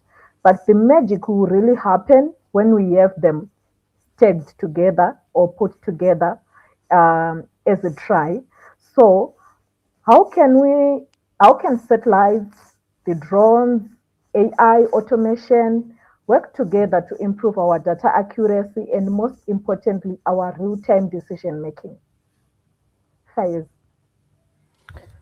Look, I think in practice, all those technologies are working together for me. And based on my experience, there is no technology which is replacing the other one. So I think when it comes to Earth observation with satellite and optical imagery, SAR technologies, drone, we could even add mobile mapping, for example, are all complementary, So I think the satellite gives you the continental view, the drones and the ground sensors provide you the details, and the AI connects both scales together. So I think that combination lets you detect crop stress early, quickly map buildings after disaster, whatever kind of disaster it can be, like major floods or earthquakes, for example, and also continuously monitor critical infrastructure like buildings or bridge or dams. So I think it's all about improving really the accuracy of the information we are providing at the end of the value proposal. And the speed, again, I really insist on the speed of decision making for authorities, because when you are someone part of a big authority, you need to get the right information at the right moment, and that's critical. Thank you so much. It was a lovely insight. Johnny, could you please tell us about your perspective on the issues of the real world impact? Sure. I totally agree with Fuzzy, and it's a complementary technology. And I think GIS will be let's say a base. So normally it's, I mean, you can quickly it can capture all the data, but it's not precise. So on the top of it, let's say second layer, so we can get the maybe the drone data, or maybe use other laser scanner data. Those data are more comprehensive and also more precise. And uh, I think, as I remember, maybe in Dubai, the Dubai municipality, they already get they use a maybe fixed wing drone or other multi-copter drone. They already get a very detailed 3D modeling, because the Dubai is not a very big size, and the Dubai government is always like pursuing for the new technology. They already get those map. So with that map, they can do a lot of things: the city planning, the emergency response. So uh, so which means that maybe every 1 or 2 year or 3 years, they keep updating those the precise data, while they always have a satellite map as a basic. So for example, if there's one emergency response case, so the police or the emergency response team, they can quickly use the precise mapping data, and then the commander can know how to deploy the fleet, how to uh, set up the rescue plan, this kind of guidance. So this will help a lot of industry to make the decision. Okay, thank you so much. Um, when we are talking in terms of the African perspective, we talked a little bit on the pilot projects and so on. So, if you are talking about the implementation and the scaling, we have seen many brilliant pilot projects, but the scaling remains a, a very difficult issue, or should I say, a valley of death for a lot of projects. So, based on your experience, what is needed to move from a successful pilot project to a large scale implementation, and what lessons have you learned? Johnny. Um, Frankly speaking, in my opinion, as I mentioned just now, the accessing the technology today is very easy. No matter you are in America, China, Africa, Middle East, you can always get have the access to this equipment, to the software. Doing a pilot, I think, is easy. Also, I think a global the use case might be very similar. Of course, each country they have a little bit different, but basically, no matter it's for the land surveying, AEC, emergency response, the basic logic might be same, but the workflow in each country will be different. So I think pilot is not a challenge, but how to scale up, I think is I think one point is about the education. So today, um, like in China, the university already like start many new major focusing on the drone technology, the AI technology, automation technology. Those before maybe the students they learn how to use the GPS, RTK, total station. They will have the project always on the street to measuring something. So imagine if we also add such major people are students are flying the drones, they using the AI. So after they graduate, those students they will enter different um, sectors. Maybe some of them go to the municipality. Some of them will start a business as a surveyor, or they will do the analysis or the consultancy. So those will all help us boost this industry to let more people access to the technology. And the second point about the existing surveying industry, I think also this kind of like let's say webinar will help people know this technology because before I find one challenging is that many surveyors who are especially the the whose age is a little bit old, it's difficult for them to believe in the new technology. They still believing that the traditional methods is more reliable, mature, and they don't believe in the AI. So, because the AI is true, it cannot be how to say 100%. But we should not deny this technology. It's a trend. We will improve when it's not mature. So I think each country maybe they all have sorry about the light. They all have the institutions of the surveying, so they should play a role to let people know we should embrace the new technology, but not only stay at the same point. And lastly, I think that the government, the regulation will be very important. Um, they should be involved, of course, but at which time and which level, that is important. I find a difference between like Europe and China, the regulation. Let's say about using the drone. In China, we adapt technology first. We encourage everybody to use first, and then gradually complete our regulation.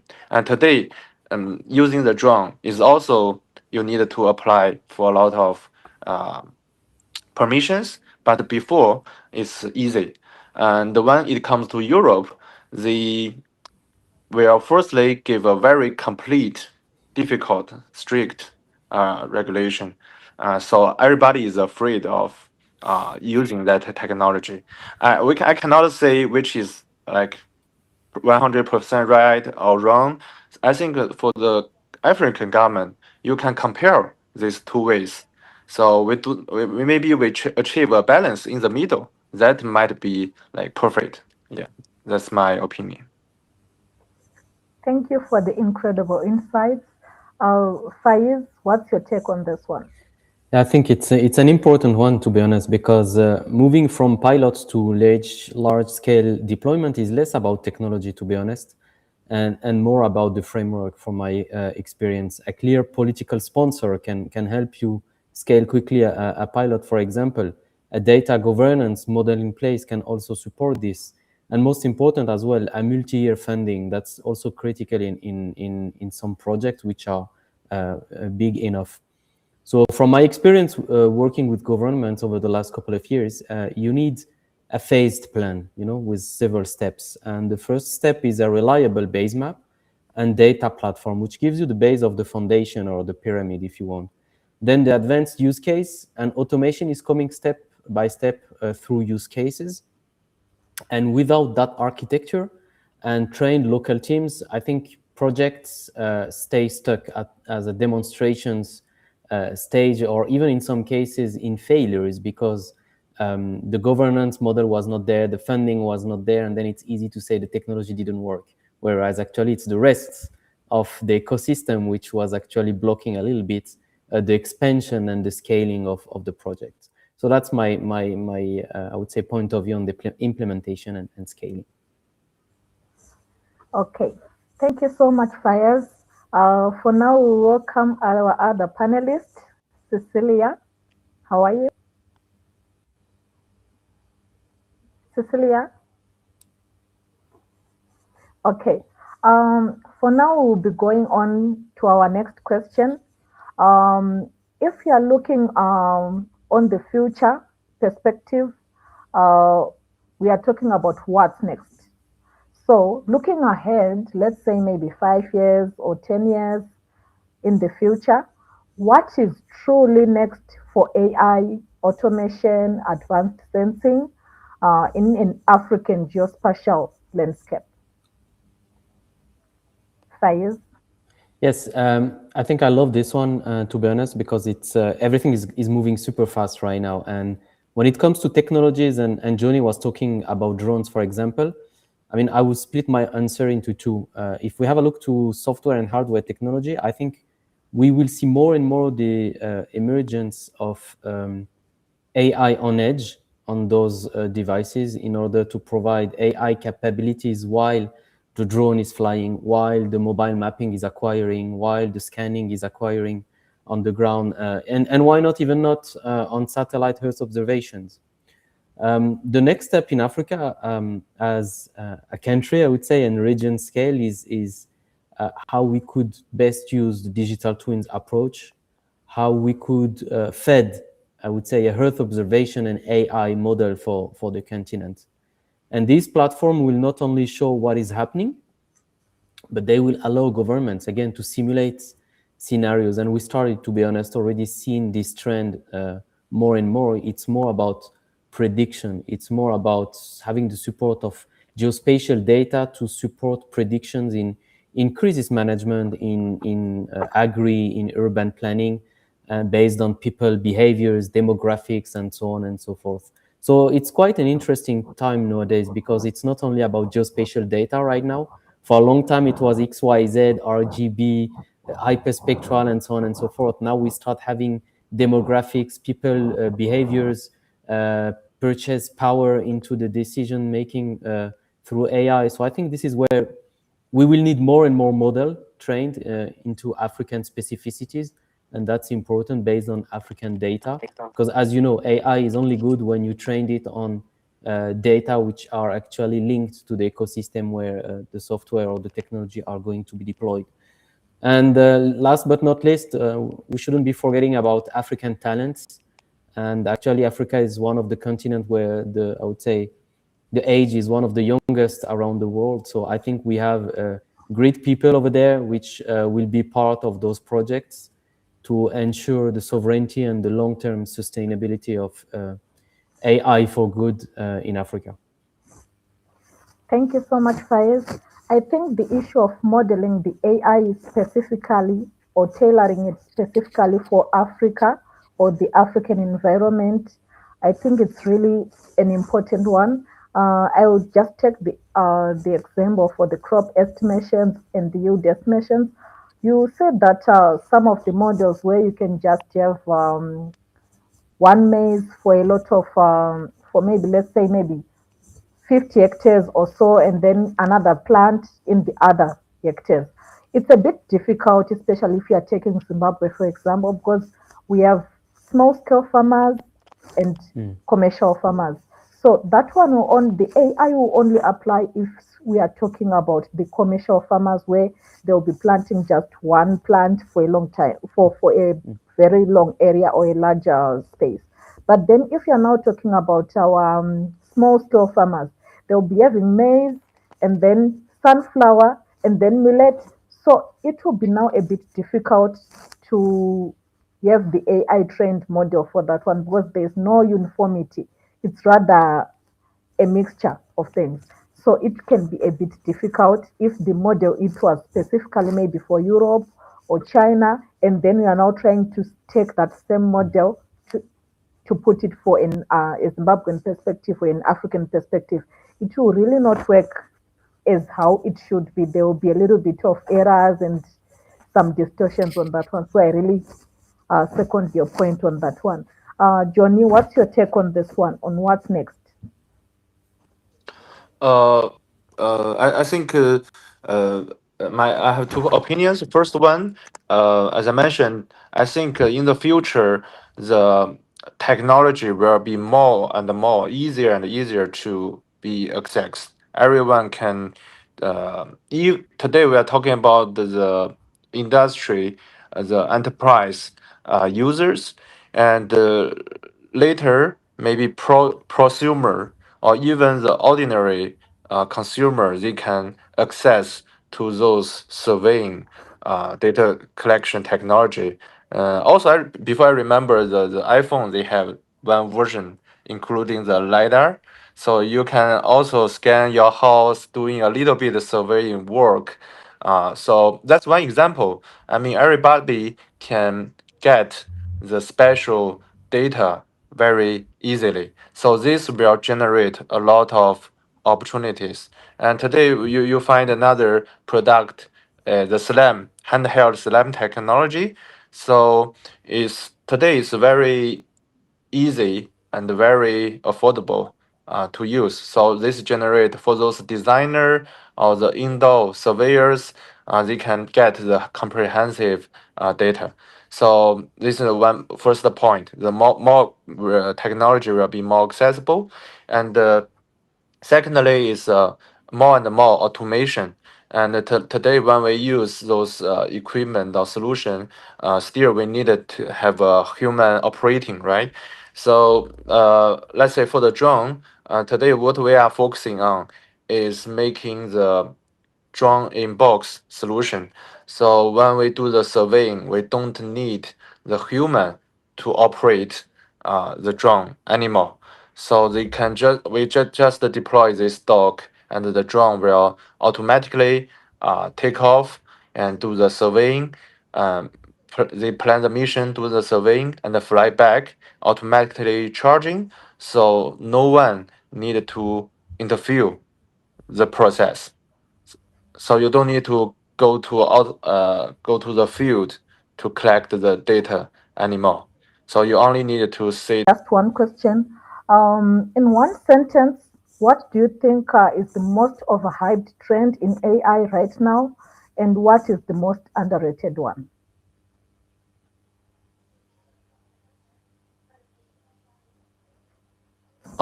Underrated one.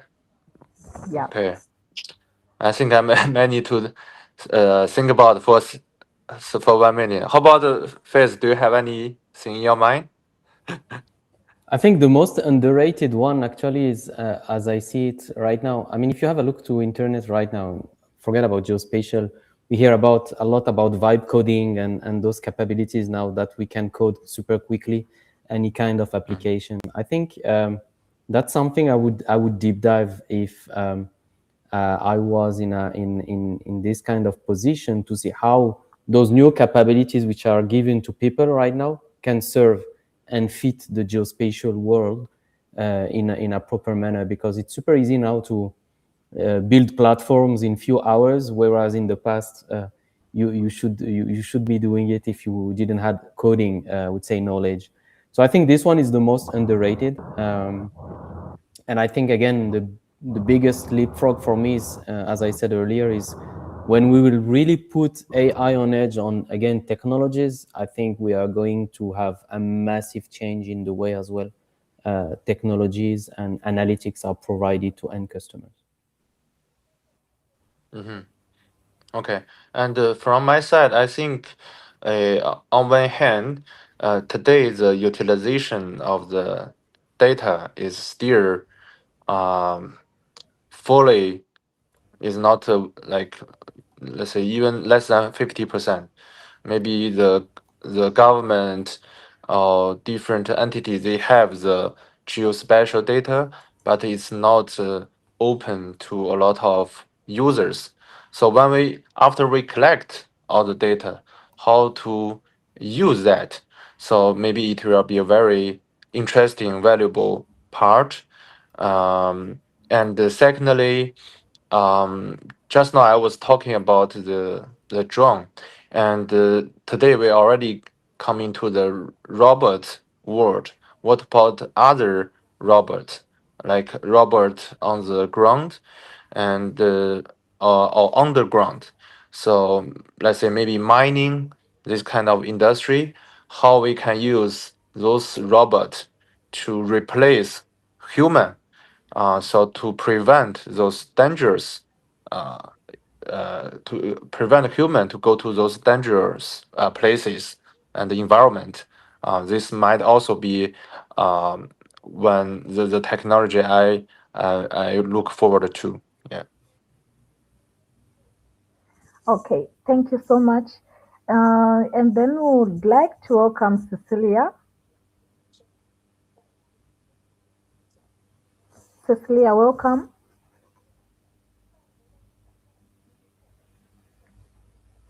I think she's having some network issues from your side. Um, so I would like to thank our panelists for these incredible insights on our discussion, which is AI automation, advanced sensing in geospatial, where we are talking about the innovation, the implementation, and the impact of it. It is clear that whilst the AI, the technology, the automation, it's really the engine of us having the geospatial data being made into decision making. I think it is really important if we can have that impact to change the lives of the people around us. Um, on behalf of the GNS Africa Connect, I would like to thank you all for tuning in, as well as our global audiences. Please stay curious, stay connected to the following sessions that we have.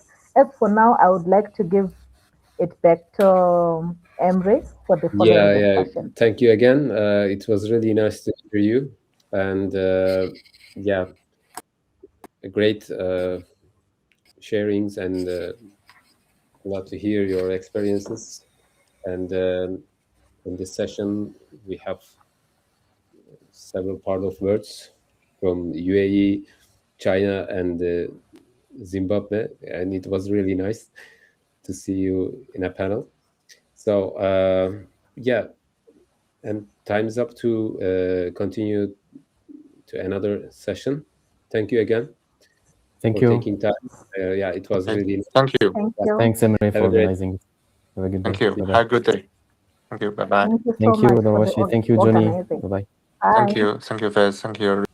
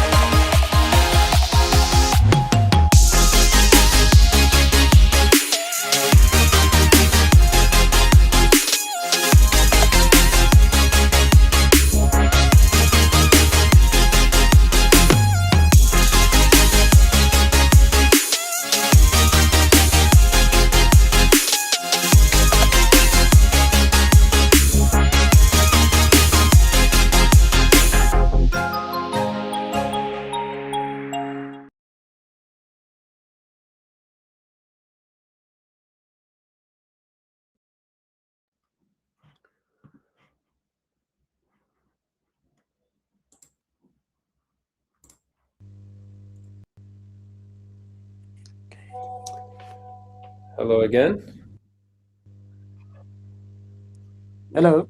We are ready to third session. And yes, now let me introduce my panelists. Well, let's say Iago, Earth observation expert from the University of Johannesburg. Dean Engara, a special consultant from South Africa, and Özge Acar, Deputy General Manager from NEETMAP. Welcome you all again. How are you? Good, good. Thanks. How are you? Yeah, fine. Good to see you in our panels. So, yeah, before we dive in, I just want to introduce yourself at one more time, and then we can continue with our questions. Now, voice is yours, Özge. We may start. I will back to you if we have any questions from the chat. So, yeah. Thank you very much, Emre. Good afternoon, everyone. My name is Özge Acar, and I am the Deputy General Manager of NISMAP. It's a privilege to moderate this session on a topic that is no longer just a future concern, but a daily reality for millions, geospatial innovation during climate resilience. As NISMAP, I would like to briefly mention what we are doing, what we are trying to do. We are actually turning data into solidarity. Why we are passionate about this intersection of tech and humanity. At NISMAP, we operate as a non-profit social technology platform, and also we are a non-profit social cooperative that uses map-based, GIS-based data to connect the needs with the resources. We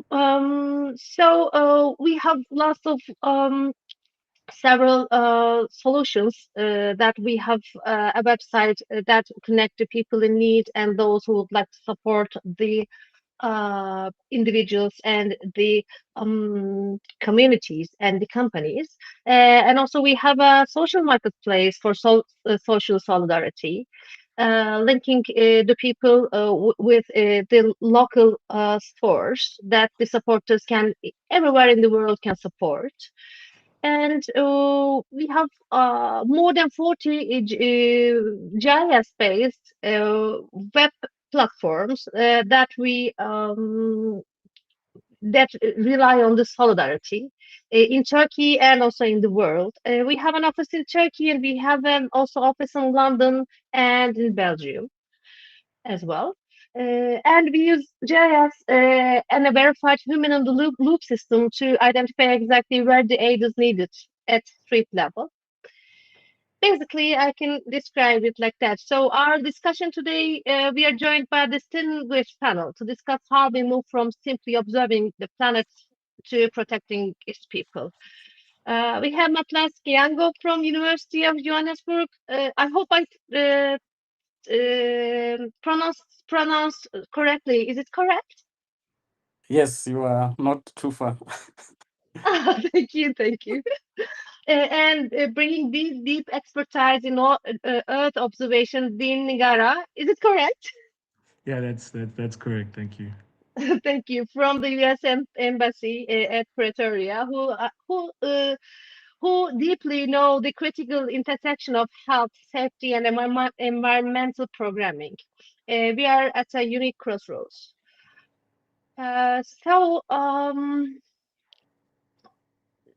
Let's go to main questions. Are you ready? Yeah, definitely. Yeah. Perfect. Would you like to first introduce yourselves, then I can go to the questions. Dean Ngara, floor is yours. Okay. My name is Dean Ngara. I am more plus 15-year veteran in environmental data analysis. Currently in environmental data consultations. And yeah, I've worked different sectors from manufacturing, mining, to to international organizations. Yeah, I think basically that's it. Perfect. Thank you. Mates Yango, is it better? Yes, Mates thanks Yango? very much. Thank you. Now floor is yours. Nice to meet the both of you and Imre. Happy to be here. My name is Mahlatse Kganyago. I know that the name is very difficult, but yeah. However you butcher it is okay. I'm based at the University of Johannesburg under the Department of Geography, Environmental Management and Energy Studies. I have more than a decade of experience in applying Earth observation and machine learning algorithms to derive various products and services, stakeholder liaison, research, as well as capacity building. I work in vast environmental assessment and monitoring areas, which include food security, biodiversity, ecosystem monitoring, disaster management, land cover, land use mapping, urban assessment, air quality monitoring, and wildfire emissions. So I currently lead a number of locally and internationally funded projects that are focusing on water, food, and ecosystems nexus. Thank you very much. Looking forward to the discussion. Perfect. Lots of great projects, lots of great jobs. Thank you very much. So I would like to dive into our first question. How is geospatial innovation driving climate resilience at global level, and how are Earth observation and AI are shaping the climate risk monitoring? So, dear Matis Yango, would you like to answer it? Yeah, sure.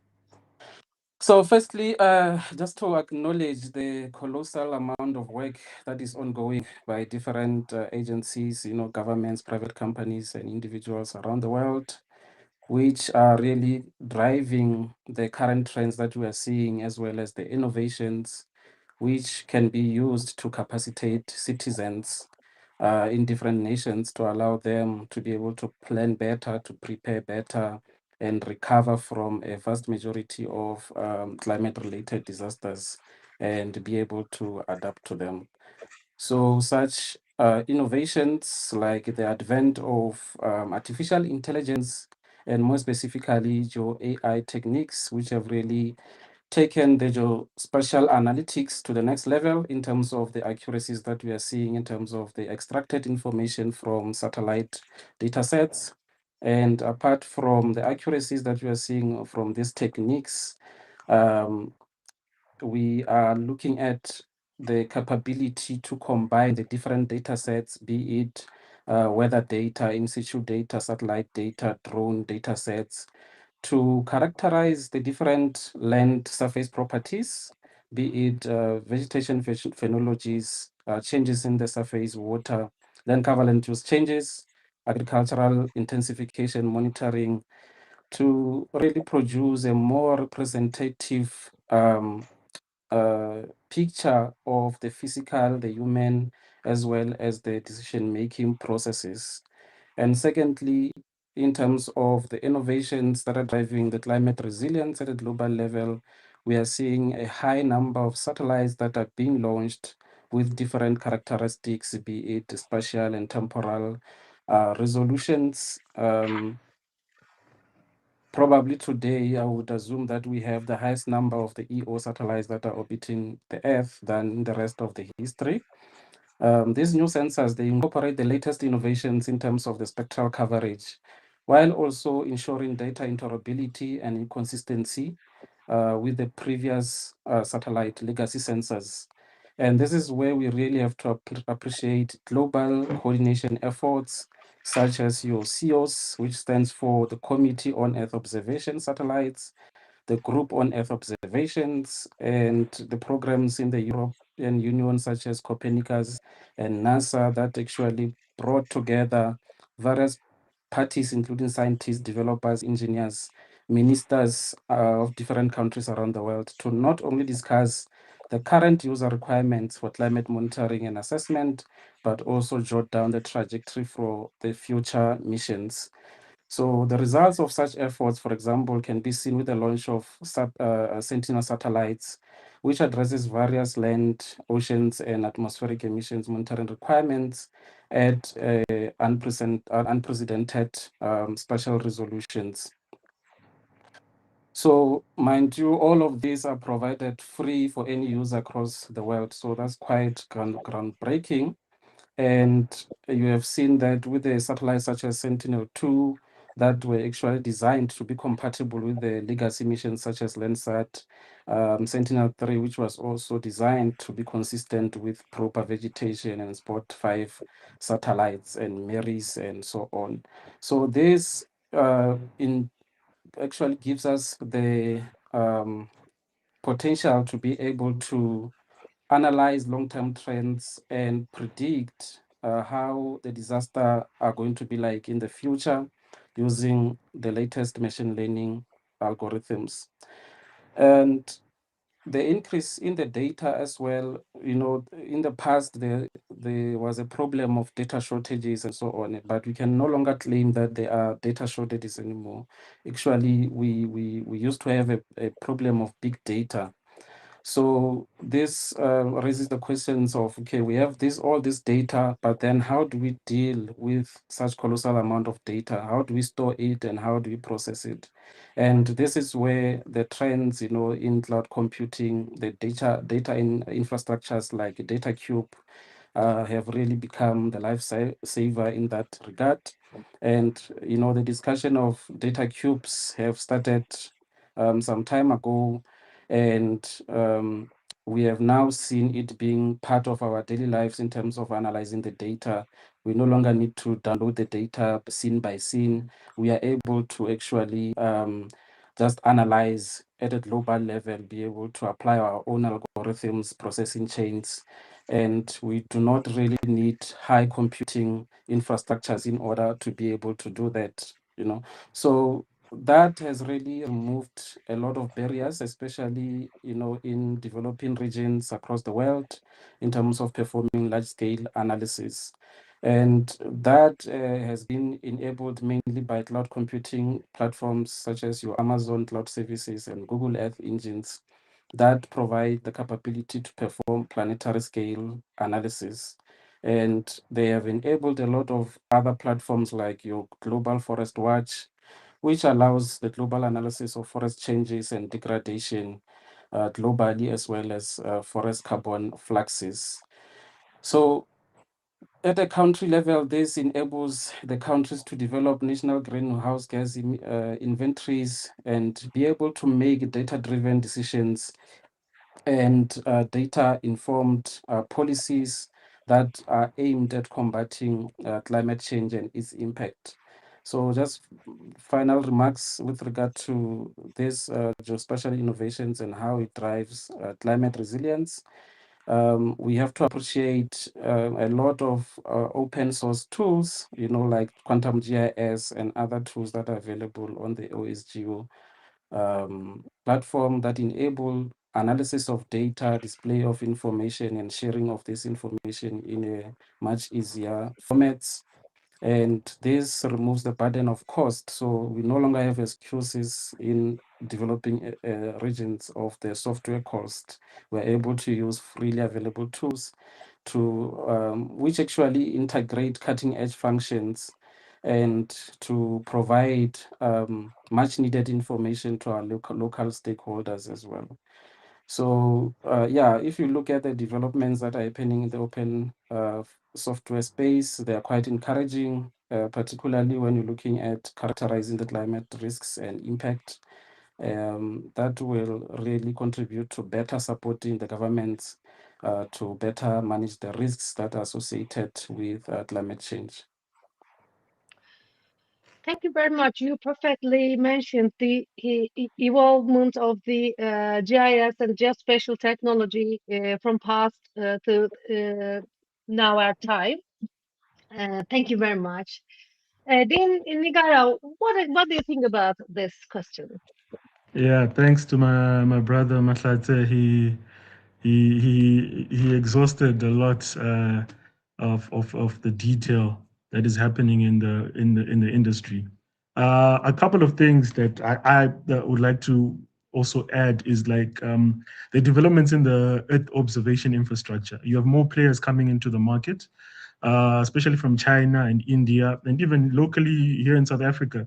You have smaller satellites being launched, more satellites being launched at a rapid pace. So we expect the cost, the data access costs to be lowered because of these players entering, having a variety of players entering the market.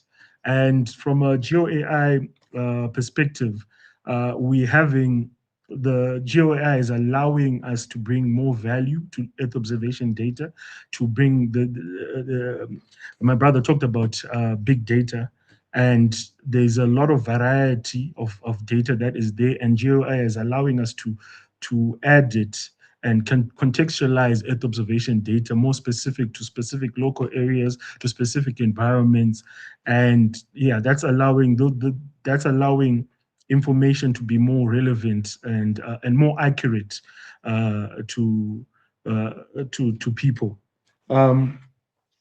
Another important aspect is if you've noticed, just doing a brief research in AI being mentioned in the geospace, you have from 2 years, like in 2015, you have 2 papers being published per year. And then 2024, you have 25 papers on GeoAI being published. So this is a rapid increase in research and in development. And the nature of GeoAI or AI in itself, it's a collaborative space. And an open source space, and it works better in that. And I feel that collaborative space, allowing it to be more collaborative locally, allows it to develop fast and be more useful to us. Perfect. Thank you. Thank you for all your great answers. Let's go to the second question. Let's go to Africa. And in Africa, where do you see the biggest opportunities for geospatial technologies in strengthening climate resilience? And what are the main changes? Dear Nigar, I would like to start from you. Okay. So Africa historically is underdeveloped, and that is an opportunity in itself. To integrate learned knowledge from our more developed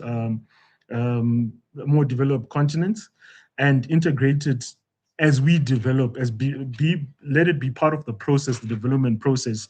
Locally in South Africa, there's been headlines on things like smart cities being developed, and cities with a lot of Internet of Things integration. So that's where a key opportunity is in terms of Africa, in terms of allowing development to be centered from a GeoAI perspective from the get-go, not as a matter of fact of correcting things. Another area that is very that has a big opportunity in Africa is in the mining sector. Mining sector, we are seeing more information being applied to mining developments, and the use of modeling per se. For example, when planning mines, or when planning like things like tailings dams, or so you can model, you can future-proof the industry for damaging the environment and climate and climate resilience. It's a bigger opportunity. Another opportunity is in the processing of climate data to give more information in disease control. Africa is still has big problems with certain diseases like malaria, dengue fever, cholera, and that's a big opportunity where GeoAI or Geo Earth observation can come in and model how disease patterns historically, and again model it the future, how to look to identify future vulnerable areas. The climate and the environment are changing a lot. in Africa. Some areas were dried, are becoming more flood risk. And so diseases are moving according to those patterns. So that's a big opportunity to add GeoAI and Earth observation data in the African context. Perfect. Thank you very much. Thank you. Dear Matlis Nyango, floor is yours. Yes, thanks very much. And yeah, just to hammer on what Dean has mentioned, to acknowledge that Africa has many challenges, and most of these challenges, associated with like food security issues, extreme poverty, inequalities, water security, urbanization, desertification. If you look at most of these challenges are linked directly to climate change. And just to add again on what Dean has mentioned regarding the disasters, such as floods and droughts, which have been observed to become more frequent and intense and more severe as well, leading to loss of lives as well as infrastructure. So around December, January, we have seen severe flooding in Mozambique, Eswatini, Zimbabwe, and South Africa, northeastern South Africa, where a lot of infrastructure was destroyed and about 200 people were killed as a result of these floods. Some news outlets we are seeing the devastating floods that are happening in Kenya as well, where 43 lives were lost. So social technologies, such as satellites, have been demonstrated through research, to be able to acquire images over such events, which can really help in evacuations and identification of potential sites for relocating residents in a way then contributing to saving their lives. And the global initiatives such as International Charter, Space and Major Disasters, which is a worldwide collaboration among the space agencies to acquire data during such major disasters to support emergency response and disaster management. Such initiatives are already contributing positively towards combating major disasters related to the floods. And the data acquired is streamed to local disaster management authorities. Like in South Africa, we have National Disaster Management Center and space agencies like South African National Space Agency to perform damage assessment and rescue operations, that will help in disaster response as well as mitigation. So the challenge becomes processing and analysis of such data, as some of these organizations in some of the African countries lack the capacity to actually rapidly process data and extract critical information about the extent of the floods affected households and so on. So I just want to put emphasis on rapid extraction of information, because even if the information is provided timely, within 2 days or so, we still it rather comes a bit later, and it is not useful for certain applications such as your rescue operations and so on. Therefore, there is a need to actually have much more coordinated efforts among the different sectors in order to speed up the processing of the data and quickly send that information to people that needs to make decisions to actually save lives. And another trend that is actually happening, which provides the biggest opportunity, is the drone technology, because they can be flown under most of the weather conditions that some optical satellite data are limited.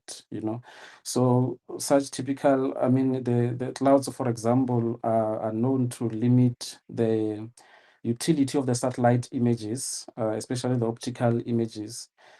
But with regards to the drones, they can be equipped with various payloads, that to detect thermal signatures of people that may be trapped in certain areas.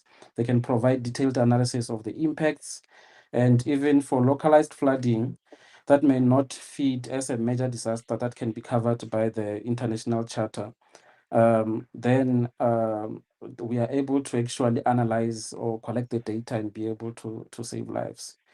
So until now, I have mentioned, the utility of the spatial technologies during and after the disaster, but these technologies can also be used across the entire life cycle of disasters, the stages such as, during mitigation to prevent and reduce the risk, and preparation to plan better for the future disasters, because we already know that they are occurring at a much frequent rate.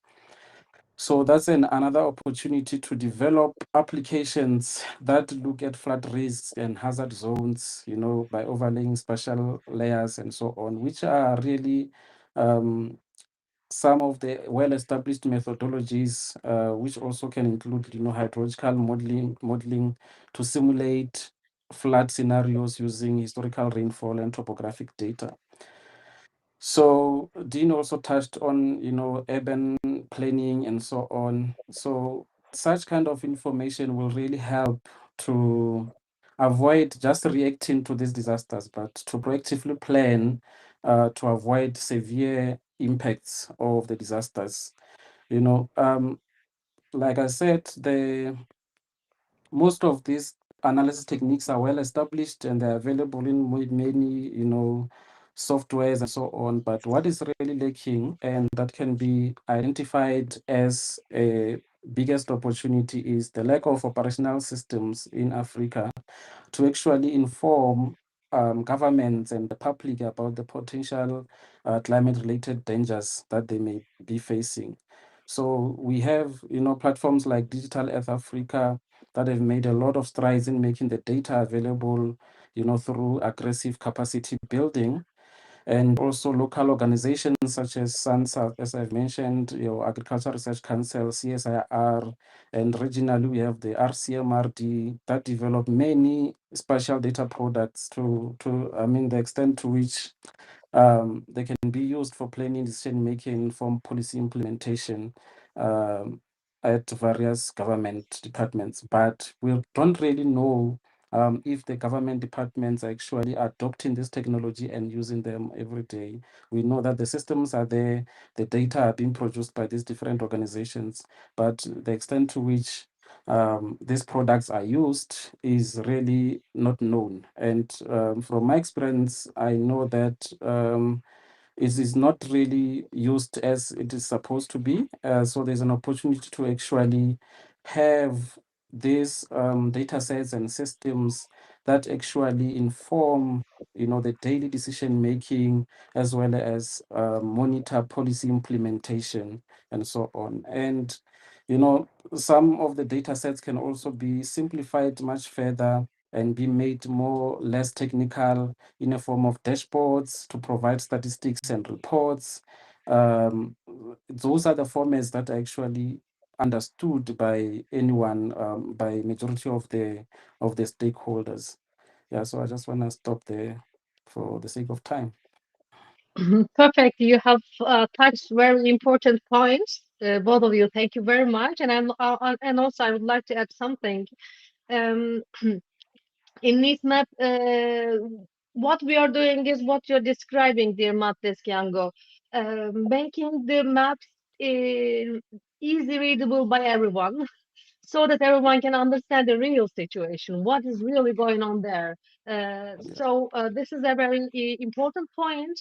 And the other important point is you have mentioned that a lot of maps and sources are produced. So I think that's great for GIA as well, that they can collect all these data together, and they can produce predictions for the future. And both of you mentioned that that it's very important, very crucial that these tools, these opportunities can be used for before disaster, during disaster, and after disaster as well, to prevent and to mitigate some disasters. So thank you very much for your great answers. Then let's go to the third question. how can satellites, geospatial data, and advanced analytics work together to improve early warning systems, disaster response, and community level resilience? We have a little bit mentioned, but now let's dive a deep dive with this question. Now, Matlis, can we start with you? Here you are. Yes, thanks very much. Just to add, so as the university, we're actually implementing also a number of, collaborative projects where we are collaborating with the industry. For example, we are implementing the air quality and atmospheric emissions monitoring platform with South African National Space Agency. And we are also looking at implementing a prototype for the water quality monitoring that will provide national water quality status to build on our previous project that is funded by the Water Research Commission. And we are also implementing an operational monitoring system. So for the question at hand, without the analysis approaches, we have satellite data and other spatial data sets. They will just be data, right? We won't be able to extract any information without these analysis approaches. Therefore, yes, we need to combine the variety of data sets, and the recent advances in machine learning and AI approaches allow us to actually extract high-level information that can be understood by anyone. So the integration of these technologies, the satellites, the advanced analytical frameworks have been established already. For example, at a global level, when you look at platforms like FuseNet, GeoGlam Crop Monitor, Crop Watch bulletins from China, which are providing global data sets and bulletins to different countries, and they're already using them for decision making and so on. So the platforms like Digital Earth Africa, as I've mentioned, and Google Earth Engine are also providing freely available cloud computing resources, which make also data accessible without the need to download it first. So we need to learn from such initiatives and perhaps develop further to make the information relevant and fit for purpose for specific users. So platforms must be targeted at, and the platforms actually that are targeted at analysts cannot address the needs of a farmer or a policy maker or parliamentarians, So a lot of research has actually demonstrated the utilities of these technologies. We have seen studies that are looking at machine learning, the potential of machine learning to derive agricultural variables, using various satellite sensors, and the application of advanced analytical techniques in drought propagation. Actually, we are part of a BRICS-funded project with China, Brazil, and India, where we are developing models that will look at drought propagation from meteorological to agricultural to hydrological and socioeconomic. So to add on that, there is also several success stories of the implementation of such technologies at a local scale in several countries, where societal benefits and economic benefits were reported, But just to emphasize again that operational implementation is going to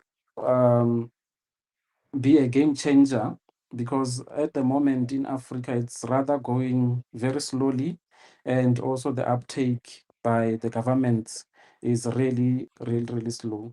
So there is a lot of potential in terms of adopting some of the techniques for early warning systems and disaster response and community level resilience, but we need to operationalize most of these techniques so that they are not just sitting in research papers and small pilot projects. We need to start making them, to embed them in policy making and also in government departments. Perfect. You perfectly pointed the situation. Um, Producing the data is not enough, always enough. Producing the sources is not enough. We should analyze, take action, operationalize it, and make it to a product for everyone's use or a group of people's use. So that's a very important point. So, Mr. Nigara, how would you like to contribute this question? Yeah, again, my brother Matlatle did a sound explanation, and robust explanation, and just a few things to add there. I think firstly we need to, for there to be a real world impact, we need to establish geoanalytics as a communal good, separating it from the commercial side of things. And so we're talking about disasters, we're talking about climate change, we're talking about droughts and things like that.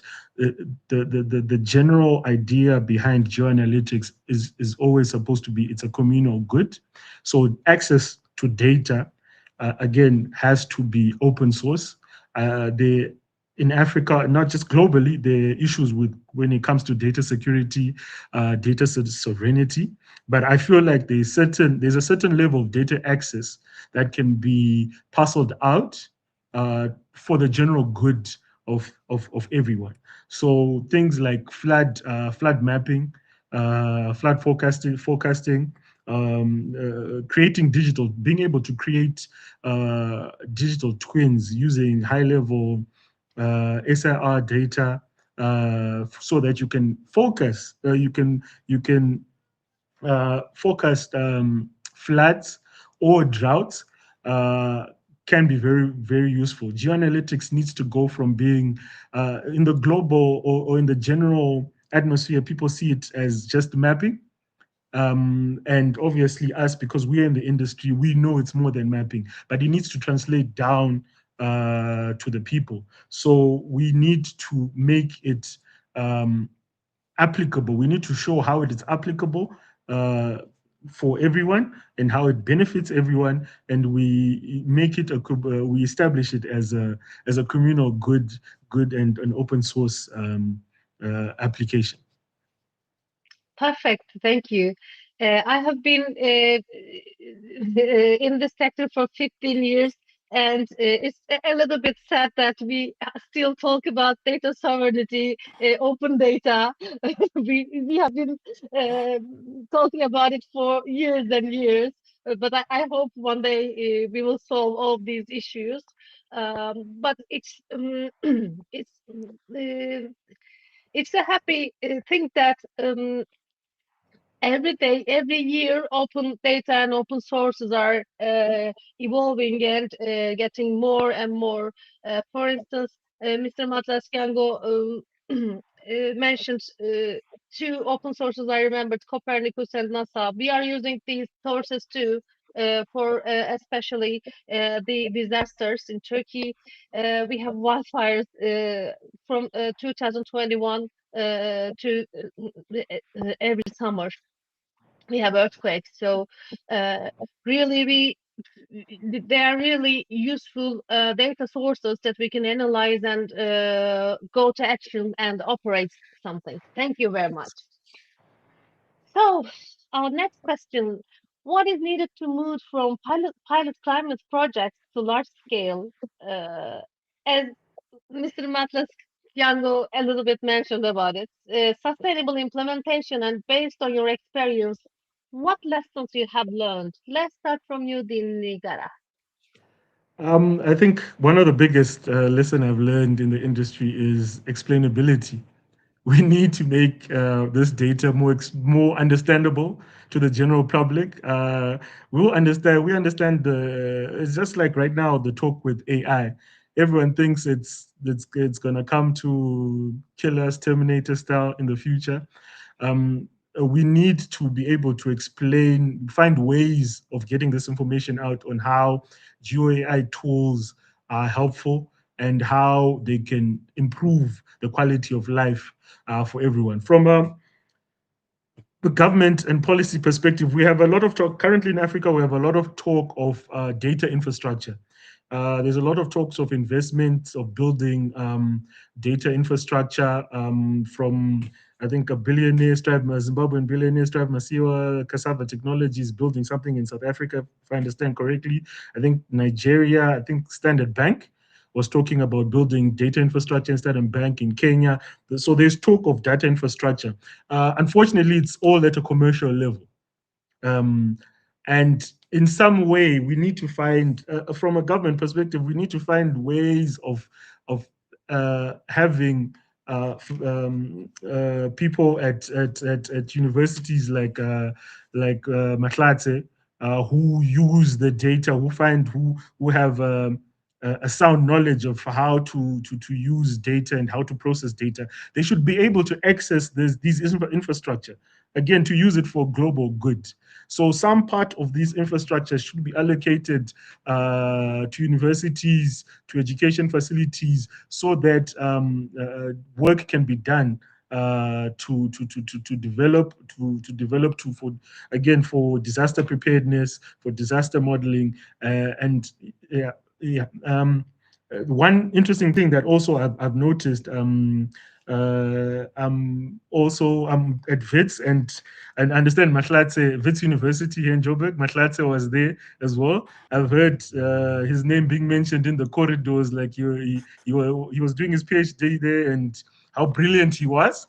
And hopefully I'll be able to follow suit. But being at WITS has allowed me to gain an understanding of the work that's being done by different groups of people, work that is transformational in the geoanalytic space, a work that is very helpful. But again, it's behind the academic wall. How do we get this information out? How do we get communities to understand how this work is critical to them? So I think that's important. That's a really important part in the scaling and implementation, successful implementation. Thank you. I totally agree with you. Thank you very much. Dear Matex Yango, what would you like to say?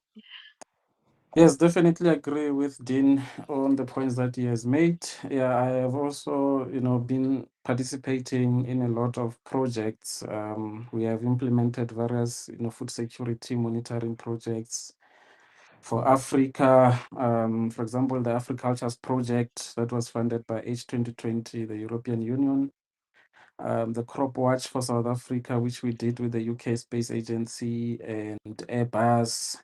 So the challenge now is that this project, they come and go, and most of our institutions, they actually interested in income. So we implement a project, and then what is the next one? Once we get the funding. So we are constantly looking for funding, and there is new ideas every time, and of course we have to respond to whatever that the funder wants to us to implement. So that brings a challenge, because we speak to the stakeholders, we make promises, and then we demonstrate that this can work, and then we are gone, right? So that is not good, because we are actually working backwards. There is a lot of projects that are reinventing the wheel. So in Africa, we need to move away from that and start funding most of this research ourselves. And there's opportunities such as your cloud computing infrastructures that can bypass the requirements for local supercomputers or massive data downloads. So those are some of the opportunities that we can leverage for operationalization to move those pilot projects to large-scale projects and sustainable projects. Moreover, the international projects, yes, it's good to collaborate with international partners, because we bring different knowledges to the table. But however, they have to be co-designed and co-developed with the local users. Otherwise, most of the time, then they seem imposed, and then the adoption rate is quite low. In some cases, non-existent. So these projects also, I think they should have a clear sustainability plan to promote local ownership and involve the skills transfer as well to capacitate the local stakeholders. I think one of the projects that has done this well, that is a program, is the Digital Earth Africa, where the office can move to any country within Africa, and they are focusing a lot on capacity building, and the local organizations are actually leading the implementation of this project. So that's I think, one of the few ways that we can upscale our projects and make them more sustainable and improve with time rather than working backwards. So there's also a need to integrate other data sets. So the Earth observation data alone is not enough. So we need to train local extension workers, for example, in agriculture, to use simple tools like your mobile apps to collect the on-field data set that can feed into AI models that we are developing, to validate them, to train them. That's one way to actually increase the scalability of the projects and the robustness of those projects. And most critically, like I mentioned, we need sustained finance so that we can fund these activities.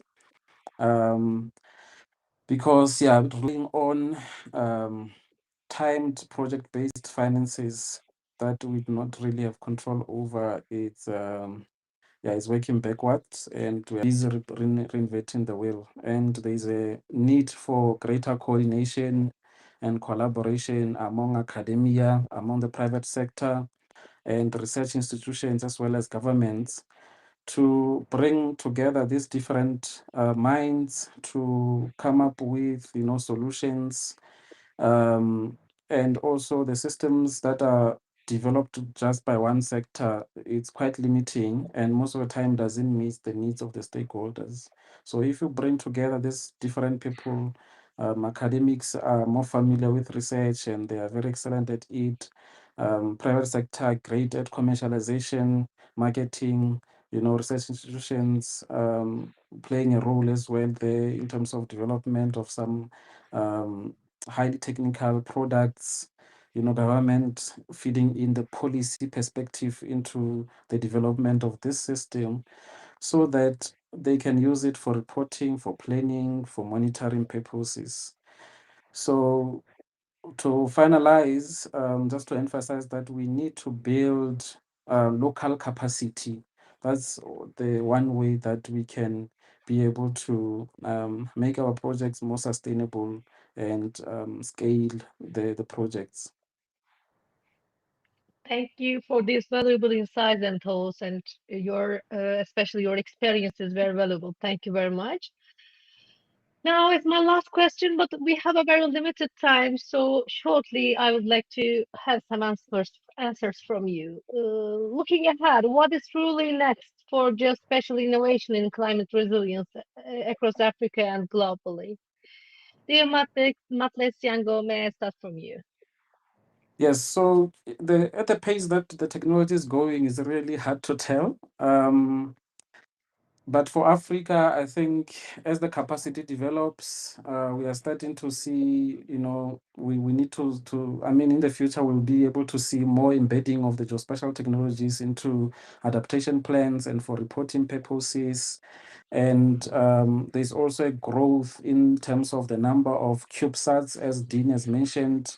These satellites have been launched by countries like Kenya, Zimbabwe, Ethiopia, South Africa.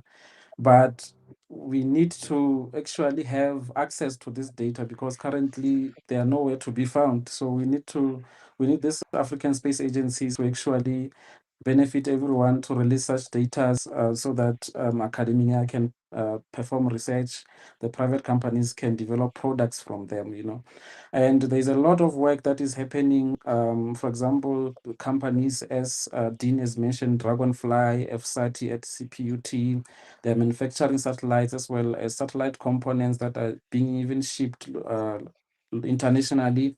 UKZN is developing, rockets and testing these rockets. So we should see in the future the more stimulated local industry provided that there is more funding that is supported to such initiatives. And, there is a greater coordination, for example, with the Department of Science and Innovation entities like SANSA, NRF, and Technology Innovation Agency that are bringing funding that is targeted at Earth observation projects in South Africa. So that has seen a significant interest from entrepreneurs, and that is positive because it shows that the government is becoming more reliant. And within Africa, actually, that shows that it's an indicator that it is like that kind of model is likely to be adopted by other African countries, and we'll see a growing commercialization of the technology and growing sector that involves both the African youth as well as women as the co-creators of these geospatial solutions. Perfect. When you open the data, you foster the collaboration and innovation as well. So that's a very important point. Thank you. So, Mr. Dean Nigara, what would you like to say?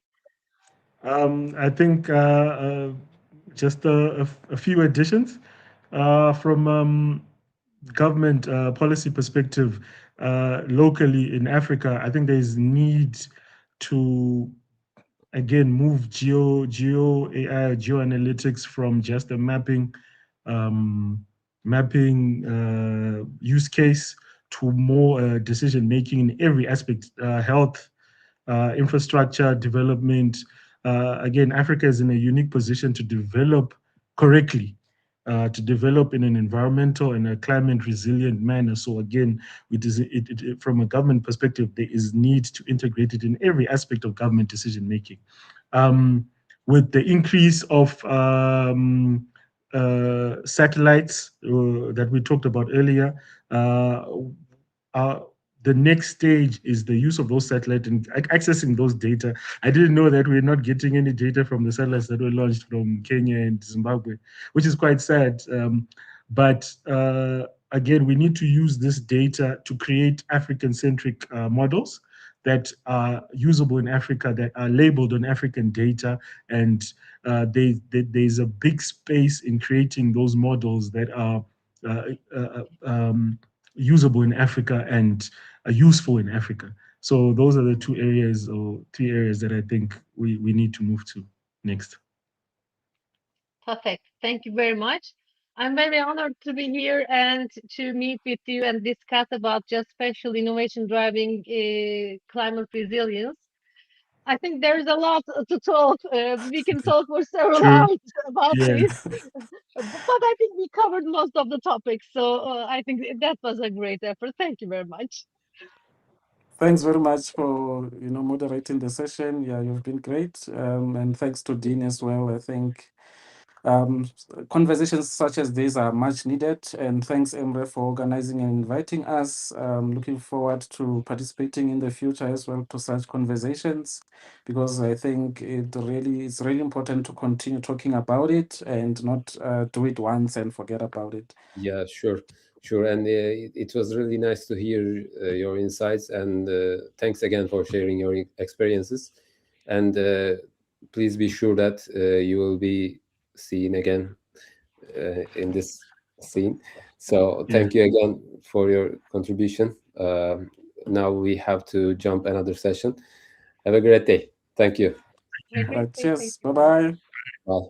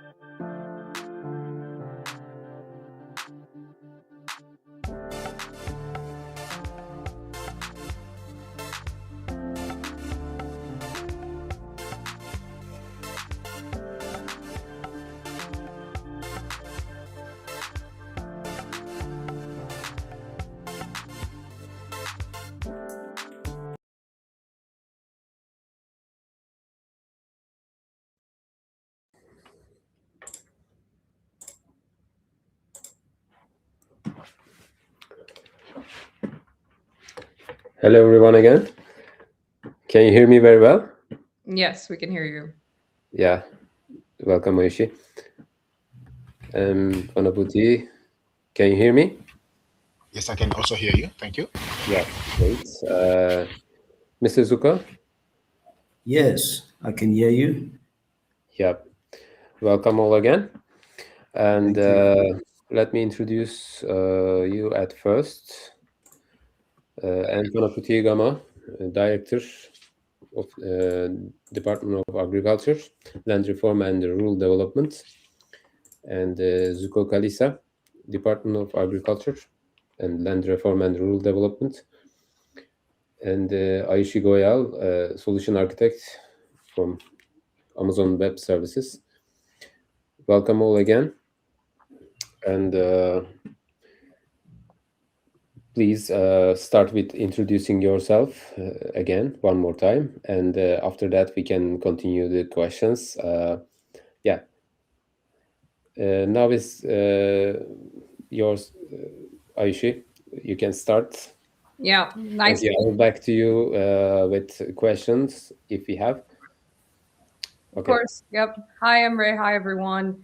Welcome to the fourth panel for today's event. As Emre introduced, I'm Ayushi, and I'm a solutions architect at Amazon Web Services based out of London. In my role, I work with customers to design scalable and secure solutions in the cloud across different industries, from healthcare and finance through to aerospace and geospatial as well. And in the last year, I've been really deeply involved with organizing geospatial community events at AWS. So I'm really glad to be here to moderate today's panel. And so this panel is going to be all about talking about the future of geospatial skills and what does it take to build a career in this space today and what will it take tomorrow? So without further ado, I would like to start off with the first question here. Or actually, no, can we do intros first? So if Zuko, if you can introduce yourself first. Good afternoon, and thank you for the welcome.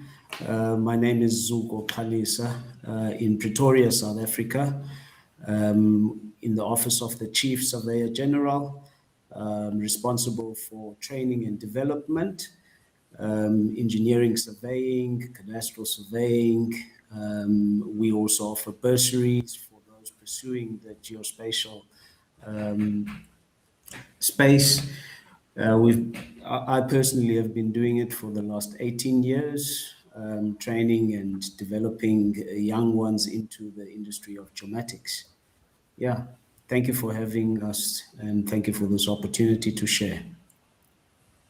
Yeah, really nice to meet you, Zuko, and Mafanafuti as well, if you can also introduce yourself. Hi, thanks. Thanks for inviting me. Truly exciting to be part of the panel. I'm based in South Africa at the National Department of Land Reform and Rural Development. My duties relate to advancing the strategic use of spatial data to support our mandate, which is around land reform and rural development. We also support the national planning function. My focus is largely around strengthening spatial data governance in what we do, developing the necessary geospatial monitoring systems, and we also do a lot of work around promoting integration of spatial information into evidence-based decision support. Futuristically, I'm particularly interested in how we can use emerging technologies like GeoAI, digital platforms, as they are transforming the geospatial space and the planning professions and across Africa and indeed in South Africa. Thank you. Amazing.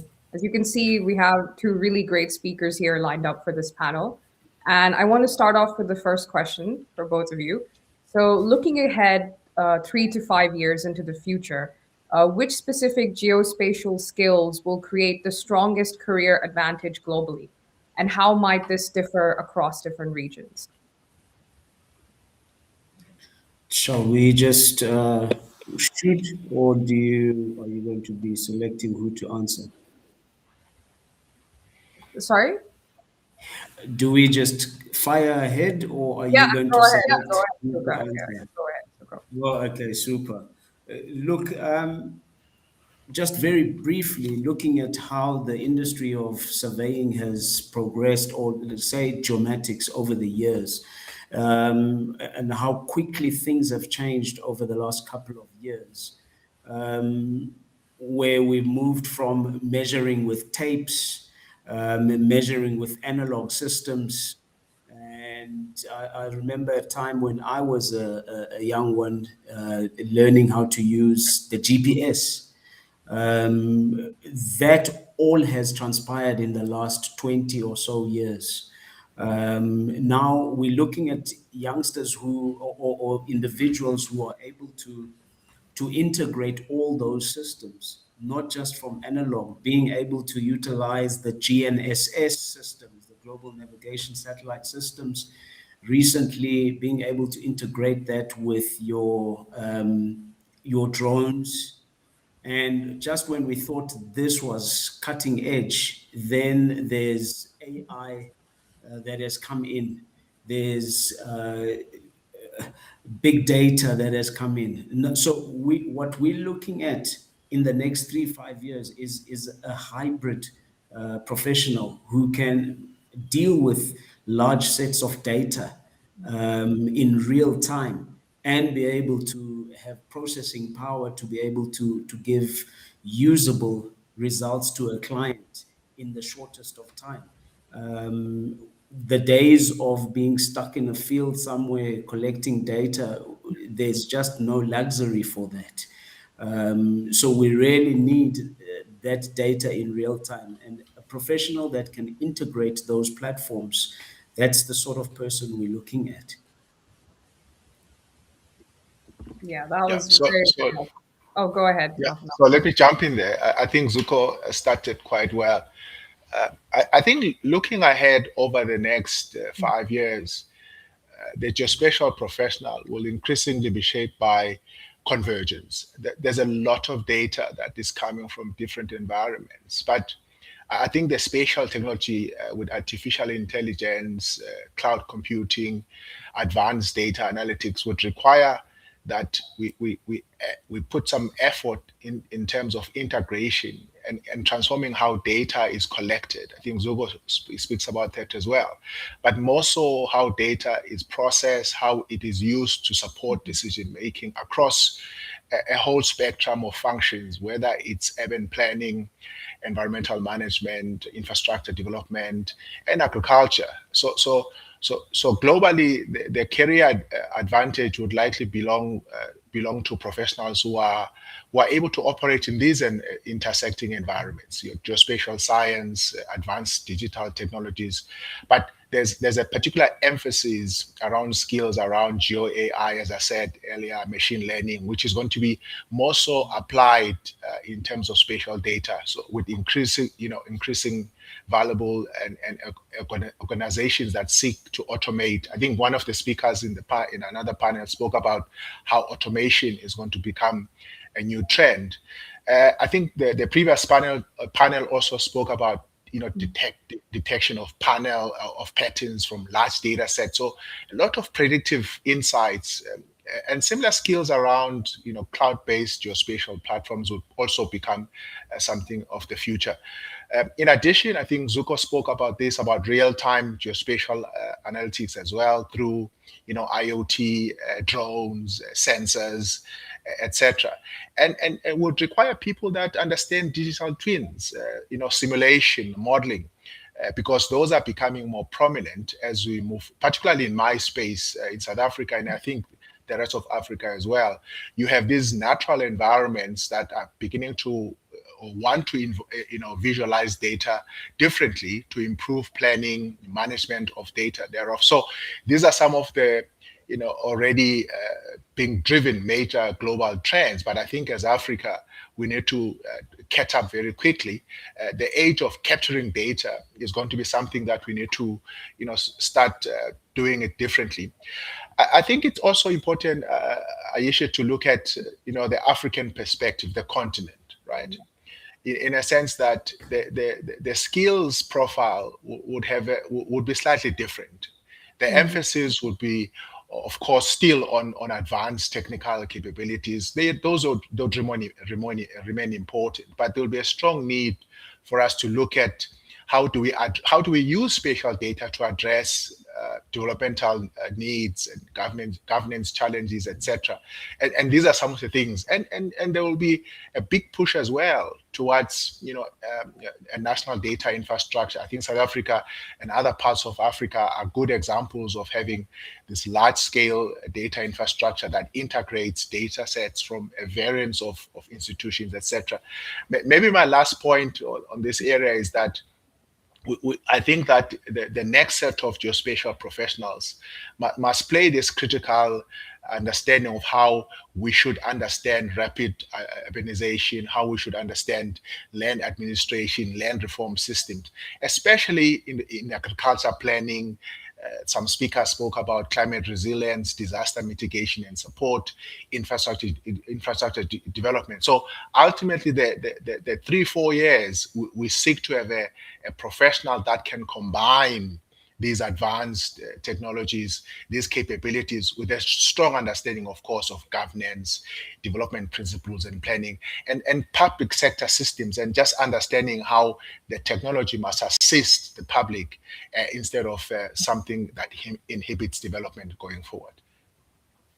Yeah, perfect. Thank you so much to both of you. I think what really strikes me from what both of you have said is kind of the profile of that hybrid professional now that we're looking for. So like the convergence that you're both describing, from GNSS to drones to AI to cloud scale data processing. I think that also mirrors exactly what I'm seeing from the customer side at AWS as well.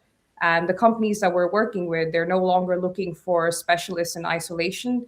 They need people who can move fluidly across the stack, from data collection all the way to the decision support. And it's really nice hearing about what's happening in the African side of things as well. And that also brings me to the next question. What are the biggest skill gaps you are currently observing in Africa and other emerging markets? And how can professionals position themselves to fill those gaps? And Zuko, please go ahead. Thank you once again, Aisha.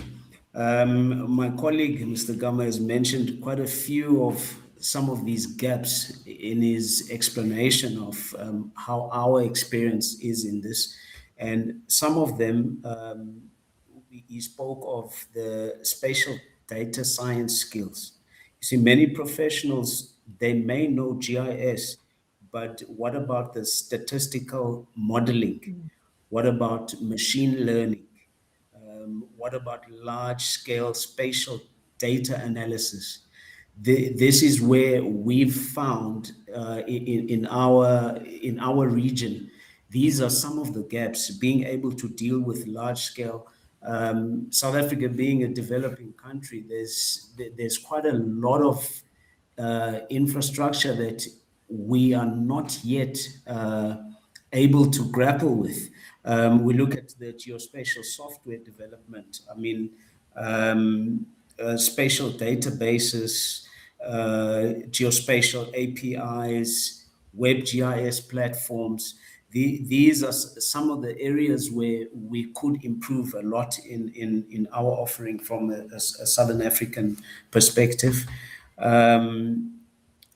A biggest challenge that Mr. Gama touched on was the governance of some of these platforms, data infrastructure and the governance thereof. We find that a lot of our institutions, your government organizations, work in silos, whereas data is available somewhere, but where is it? Data is, somebody has done some of the work, but now where is it? How does it all tie together? There we experience things like poor metadata standards, fragmented national spatial data infrastructure, which really impacts on how we deliver a final product. It limits it limits the offering that we have when we speak in silos, and we cannot integrate seamlessly across all platforms and government establishments. That's a real big challenge for us here in South. When I say South Africa, I'm really speaking for the largest Southern Africa. That's where a lot of our challenges come from. We have data, but what do we do with it? How does it connect with the bigger picture? Thanks. Yeah, so Aisha, let me go for this one. I think over the past 2 decades, many universities in South Africa, and indeed in the region, as Zuko indicated, have introduced GIS training programs. So it's a known fact that you can get that foundational mapping in place. You have a professional that can do simple spatial analysis with the skills. However, I think the real challenge, like Zuko said, lies in how now do we tie this advanced geospatial integration. Data engineering is becoming a big factor. Data governance, I think it's also another issue. I think Zuko spoke about metadata prevalence and the quality of metadata that is being captured. So one of the most pressing gaps relates to spatial data engineering and database management. Many institutions collect large volumes of data, but often, lack the professional, the type of skill that can design robust data sets, spatial data, manage large-scale enterprises or geospatial platforms. So we need to get to that. I think the second major gap lies in the spatial data governance standards, as indicated, standards implication. Many African countries currently are working on established or they are trying to establish standards and strengthen the national data infrastructure. But these initiatives require professionals. They require people that understand international geospatial standards, metadata frameworks, data sharing protocols is a big thing, service level agreements, and how those are supposed to be governed. At the same time, there's new emerging technologies that are creating new skills gaps, such as I indicated, geo-AI automation, where machine learning is used to be, it was previously used to extract information from satellite imageries, drone data, and other remote sensing centers. These days, it's a growing need. We have to integrate. We have to directly interface with decision support and policy systems. So you need a professional that has that that balance in how things are going forward. Maybe just the last point here is that the second building pillar that we need to look at is how multi-sectoral are geospatial applications, such as agriculture, land administration, urban planning. How do we bring those together? Because it's a process of layering. Instead of having one single core data layer, you want to begin to layer certain things so that you can be smarter in terms of your development context, etc. So that's one strength that we need to get involved in. But again, it also talks to whether we have the capability to understand automation, right? But finally, I think one of the big thing is how do we translate data into actionable insights? We sit with a layer of professionals or who must inform or advise policymakers, who must advise which development programs must happen at certain spaces and certain times. So I think that's the professional that we require going forward, so that you have a combination of strong technical expertise, but you have an understanding of governance, planning, development priorities and systems, so that we can position the next cohort of professionals to close these gaps, as you asked in the beginning, in terms of what is emerging in terms of needs in the market, Aisha. Yeah, absolutely. And I think what's coming through across from what both of you have said is clearly that the challenge is not just about training more people in GIS, but it's more about depth. The foundational skills are there, but the gap seems to sit in the next layer, which is like spatial data engineering, database management, governance frameworks, like you mentioned, metadata standards. And I think what's really striking here is how interconnected all of those gaps seem to be. You cannot have good AI outcomes on top of like fragmented, ungoverned data infrastructure. So that data foundation, as you mentioned, is extremely important. And that leads me to my next question. I know you've touched on this a bit, but I think it's also important to emphasize, like, how is AI transforming geospatial roles, and what practical skills should professionals in resource constraints environment prioritize first? So maybe you can both talk a bit more about like the prioritization element of this. So thanks, Aisha. In our context, we have an office in Cape Town, National Geospatial Information, NGI. I remember starting out there as a youngster some years back, and I see how we would digitize a map manually, and trying to produce a topographical plan or a 1 in 50 series. A lot of those processes seemed at the time rather special. I even remember working with a stereoscope, looking at elevations, and all of that is all fine and well. But that era is no longer really applicable in this day and age when you look at AI and how it has transformed that space. We need automation more than anything else. Being able to extract large chunks, large algorithms to be able to process what took months to do is now taking a couple of seconds. That's the power of the automation. Being able to have predictive spatial analytics, it's the sort of thing that we need to thresh out. And unfortunately, not too much of that is happening in our spaces. It's very fragmented. You'll get one specialist that will probably be clued up in it, but for the larger part of the organization, not everybody is up to speed. Hence, we need more training in those areas where we can process large data, we can implement AI algorithms and what have you. I think my colleague there, Mr. Gama, mentioned on the automation, the need for deep skilled professionals who can unpack.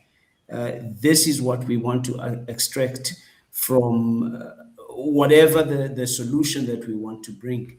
It requires more in-depth understanding of what we are dealing with. Mr. Gama. Yeah. Thanks, Zuko. Let me jump in there, Aishi. I think that the question is the practicality of what we need to do. And of course, historically, I'm not sure how old is Zuko, but I've gone through that journey similarly. It's painful. But in practical terms, AI is enabling geospatial professionals to analyze data increasingly faster, complex, like Zuko said, different algorithms, churning out different images. Drone data is coming in at fast speed. So there's a lot of real-time sensor networks that is available. But the example I would put forward is that we require these capabilities that are particularly available in areas where you've got automated land cover. Quickly data gets given out to infrastructure deficiency and sufficiency in some areas. Settlement mapping. You require practical skills around disaster risk monitoring and agricultural and food systems security analysis. So an example I would give forward is to say we need systems that are going to detect the development of informal settlements, mapping agricultural crop patterns where there's definite deforestation. These are available in imagery when flown over, but you need a professional that is going to understand that you need these practical skills so that you can have somebody that understands all of this going. However, I think in many parts of Africa, and other resource constrained environments, the challenge is not simply about access to AI. All of us hear about AI, technology, etc., but rather it's the availability of the skills. And I think we must spend some time there, because as a result, I mean, you have these professionals that should be prioritizing practical measures or solutions, but we don't have the necessary available skills to enable that to take place. So one of the things that, as I said earlier, I think we need to get involved in even creating open data sets. You know, there are certain data sets that are already developed by somebody. You just layer in one or two variables onto it, and it gives you the answer. So those are some of the things that we need to capture data once and use it multiple times, so that we don't spend much more time just capturing data. So the foundation is basics to machine learning, basics to image classification, understanding platforms and how platforms must relate to each other. I think that will take us quite forward. And then you can have people understanding, you know, cloud-based systems in the future, or open source geospatial tools in the future. And that's the type of, you know, data science that I think we need in the future, that combines all these skills going forward, so that we can enjoy the benefits of this technological transformation. Aisha? Yeah, absolutely. And I think you raised actually a really important point. So I was at another panel just yesterday where we were speaking about responsible AI in the geospatial field. And what you've brought up really matches that as well. So you've both highlighted definitely all of the different technical skills we need, but that data gap from the African side of the world is very much still missing, which is creating very crucial biases within our data sets that we're using around the world for these geospatial applications. So absolutely, if we can create more open source data sets from the African region, I think that would be extremely valuable, also to eliminate this kind of bias that we're creating in our AI systems involuntarily, because I think any of the data sets, you know, they're only as good as, you know, where those locations are for training it. So yeah, I think you've both brought up really interesting points here.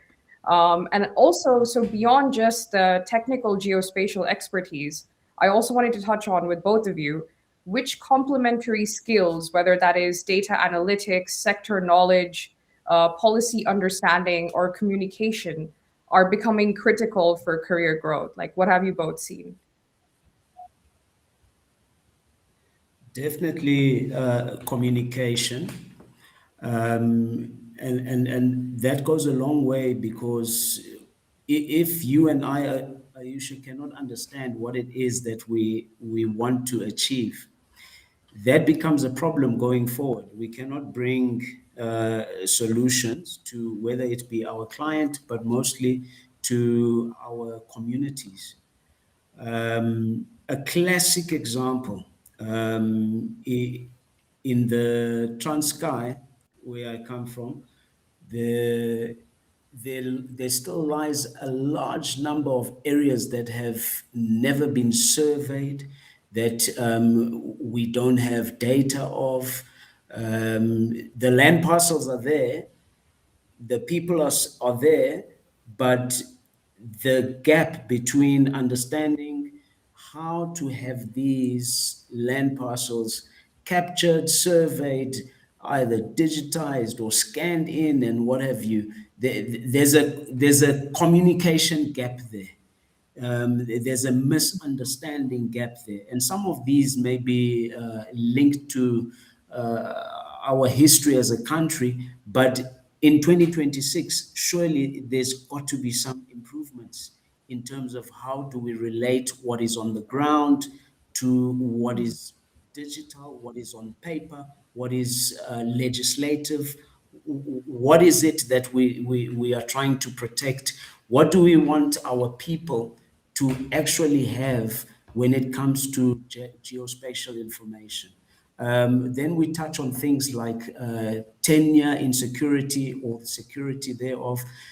A lot of these hinge on one's understanding and ability to communicate what it is that we want to have out of this.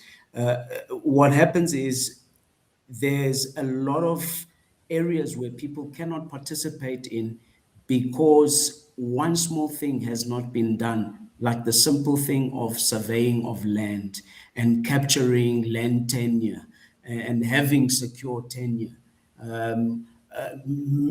Bridging that also with our infrastructure of the country. So development takes slow to happen because a number of things down the value chain have not been put in place.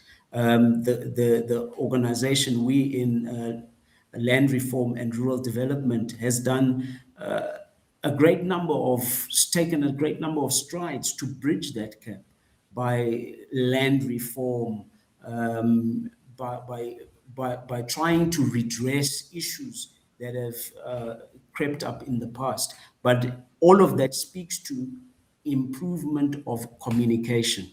I don't know if Mr. Gama can just expand on that a little bit more while we're thrashing out that point. Yeah, I think, thanks, Zuko. I think that's a good start. Aisha, I think the ultimate professional we require is the one that can combine geospatial expertise with strong analytics, of course, sector knowledge, policy awareness, communication skills. We require a multidisciplinary capability in an individual. Because the audience that you're talking to is not only just the community that you are within, but you are giving strategic advisory using your spatial intelligence to guide planning, development, and governance. But I think the second point that Zuko started here, I think it's the one factor that all of us as professionals, not being technocrats, we need to understand that we need to communicate a story. So we must be storytellers eventually. You produce this analysis, it's no longer done just for yourselves, within your own space. You are influencing policy. You have to give background to certain deliverables that you have in mind. So it's that intuitive visual tool that we need to get into. And how do we do that? Dashboards are one, interactive maps, story-based visual analytics, etc. So I think on Zuko's point, that I think the professional that we require going forward is that it's a soft skill, the ability to communicate. But how do you communicate? You put together the necessary artifacts for you to relay the message. The second bit for me, equally important, is an understanding of policy, because we need to translate policy into actionables. So you need a professional who understands how geospatial data feeds into policy processes, institutional decision-making structures, etc. So I think that's the second bit of soft skill that we require, other than the core skill. The third one for me is the sector knowledge. I mean, you need to understand the space you're operating within, whether you're in an agricultural space, whether you're in the adaptation space, whether you're in the land administration space. You need a professional that will understand how spatial data informs these sectors, and how do we better position these sectors to design geospatial solutions. I think, and not that I'm scaling them, Aisha, but I'm just saying that even a data analyst or data analytics as a skill, we require that on top of a storyteller, on top of a policy person that understands, or somebody that understands the sector as well. I think these are some of the skills that we require in an organization where you have people that can contribute to policy, that can contribute to strategic direction and planning, and also evidence-based decision-making. Aisha, thank you. Yeah, absolutely. And I think it's becoming really clear, I think, the picture that you're both painting of the future geospatial professional. So I'm hearing very important things like communication, policy literacy, sector knowledge. So these are not just soft skills in the traditional sense. I think they're going to be the skills that determine whether the analysis that you're producing actually changes anything in the long run. And my last question for both of you is, for someone building a geospatial career in this region, what are the most concrete steps that they can take to stay competitive, both locally and globally?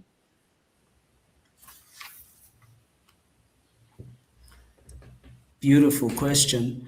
You know, for someone who's still operating from his small office with his one computer, working on a hard drive, number one, you are already limited. If you are not exposed to platforms, cloud computing, you're already limited. If you do not have a background in some kind of Python programming, you're already limited. If you're not accessing platforms like Google Earth Engine, where, I mean, it's free to access, and you are still, a lot of the time, we have individuals paying for software, commercialized software, where they can only do so much, whereas there are platforms like what I've mentioned, which are free and available. And the biggest problem is we have a fear of exploring into those various tools that are out there because we've never actually ventured into that route. We have a problem. If, as for instance, as government organizations, we do not train or develop our people in those fields like programming and accessing open source software, to be able to answer some of those questions that we wouldn't be able to answer if you're running a small office, we are already in trouble. There are areas in our regions that we cannot send people out there. That's why there are sensors that are able to go out there and collect data on one's behalf. Now, if we cannot tap into that, we've already fallen behind. And when I look at what some of the rest of developed countries, developed regions, they are miles ahead. And that's because of being able to integrate modern technology, being able to integrate platforms that are Python run, being able to integrate in technology that is on a bigger playing than just what is in front of you. So those are some of the spaces that we ought to navigate and gravitate towards, to be a global player rather than just one small little unit in the tip of South Africa. Yes. Thank you. So let me just come in there. I think one of the things that we require is building regional and global professional networks. I think we are at a stage where we need to engage more as professionals with other like-minded organizations. Exposure to conferences, it also contributes towards human capital development. Collaboration. I mean, there's a lot of work that is happening globally, not only in Africa, where we can learn from those initiatives. So we need to have practitioners in the space that are able to exchange knowledge, stay close to universities, stay informed about emerging technologies, etc. And maybe that's the only way you can advance, career-wise, because you can then tap into these opportunities. The networks are established, and you can foster more collaboration going forward. Another step to take is to develop a knowledge around spatial governance, data management, spatial data, frameworks, etc. I think many governments across Africa are strengthening their spatial planning systems, national spatial data infrastructure. They are improving, they are coordinating, they are moving into evidence-based decision making, and I think in South Africa we see that quite a lot as well. So the NDP is being monitored geospatially going forward. So we need people that would have the ability to understand the role of spatial governance or spatial data in spatial governance. Thirdly, for me, is to be real world. I mean, just be real. Don't just do things for the sake of doing things. Be practical. come up with solutions that support with urban development, as I said earlier, agriculture, build initiatives that are public sector specific or respond to a public sector need going forward. So those are some of the things that we require. But lastly, of course, these would be core skills. We need to remain strong. We need to remain strong technically. Still do spend some time in understanding your GIS, spatial analytics, data management tools. Stay ahead. Get into open source platforms that allows people to adapt to different situations and contexts. So those are some of the things that we need to get involved in futuristically. Otherwise, you would like Zugo was saying, you'll stay in your corner, work with your hard drive, and you'll not have the reach to get out and get your information out, or the results that you're getting to a much bigger audience. Ayesha, thank you. Yeah, amazing. Thank you so much to both of you. It's been a real pleasure just talking about such an important topic here. And I think what comes through from both of these conversations is that staying competitive in the geospatial market is not just like a passive endeavor. It requires being very active and intentional. And yeah, it was really, really useful hearing both of your perspectives on this. And I think also from the AWS side, I can highlight a few things that might help with these kind of skills, more from the technical standpoint. So we're constantly running free workshops, just as solution architects, on a variety of different topics, definitely AI, but also the fundamentals, so covering like data analytics, security, how to create a secure architecture in the cloud, even the cloud fundamentals. So we're constantly running these kind of workshops. And if there's anyone in the audience that's listening that is interested, feel free to reach out to me and I can link those to you. So we cover all kinds of topics for free. So this can be a really easy way to upskill yourself. And another initiative I want to highlight here was the Gen AI for Geospatial Challenge that we launched last year in partnership with Women in Geospatial.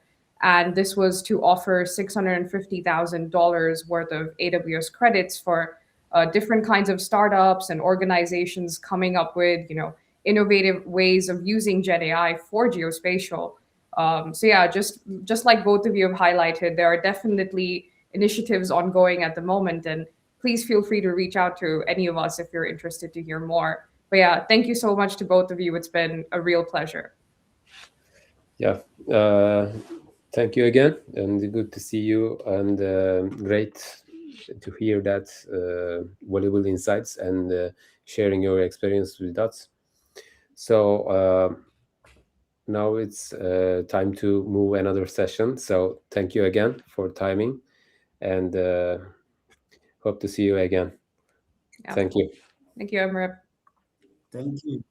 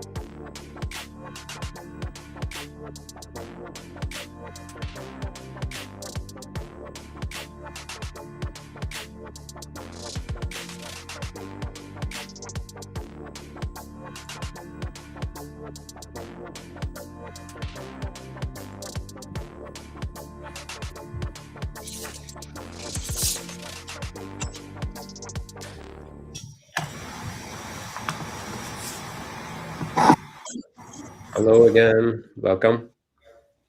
Hi, Emre. Hi, everyone. Hello. Hello. Good afternoon, everyone.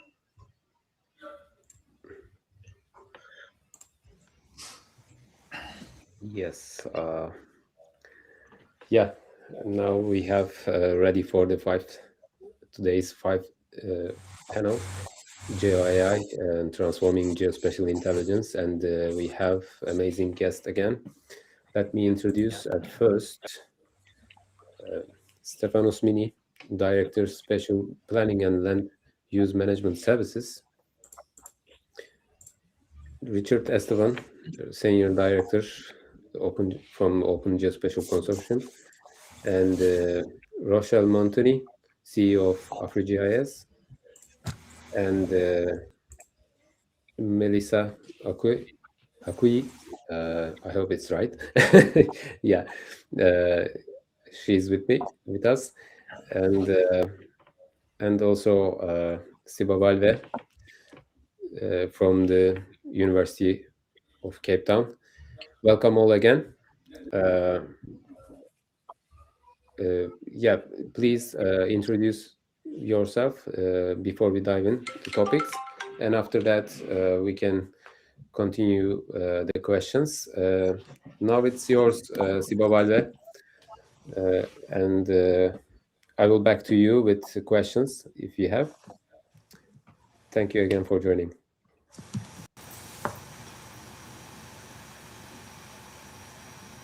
Hey, can you hear me, Siba Valve? Everyone can hear me. I hope my internet connection is not a problem. Can everybody hear me? Yeah, I can hear you very well. Yeah, you can hear. Okay. Good afternoon. Good afternoon. My name is Sibabalwe. I'm currently a geospatial intern at GeoInt. I'll be the moderator for the session today. So if anyone else wants to introduce themselves, like maybe a quick introduction amongst all of us, and then we can get started with the questions.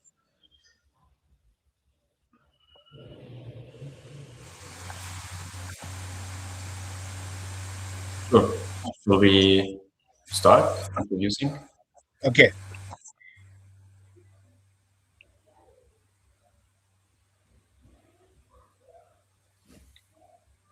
Not sure. Go for it, Richard. Good to see you, Rochelle. Okay, are you able to see you? Okay, Yeah, we wait, can are hear you able to hear me? Yes, we can. Okay, Yeah. it's just that sometimes I don't see myself. Okay. To start us off, we've seen how AI has been increasingly integrated in geospatial workflows, from satellite imagery to spatial modeling. From your perspectives, how is Geo AI transforming geospatial intelligence globally, and what major shifts are we seeing in the way in which spatial data is being processed, analyzed, and used in decision?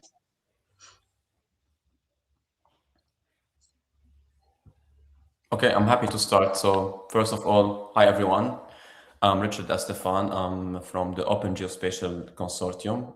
We are a non-profit standard organization. I see some of the folks with me here in the panel are members with OGC, and they're one of the big contributors to the open standards that we're building. Afrigis, Rochelle, good to see you, and also Stefan from the LRRD office in Cape Town.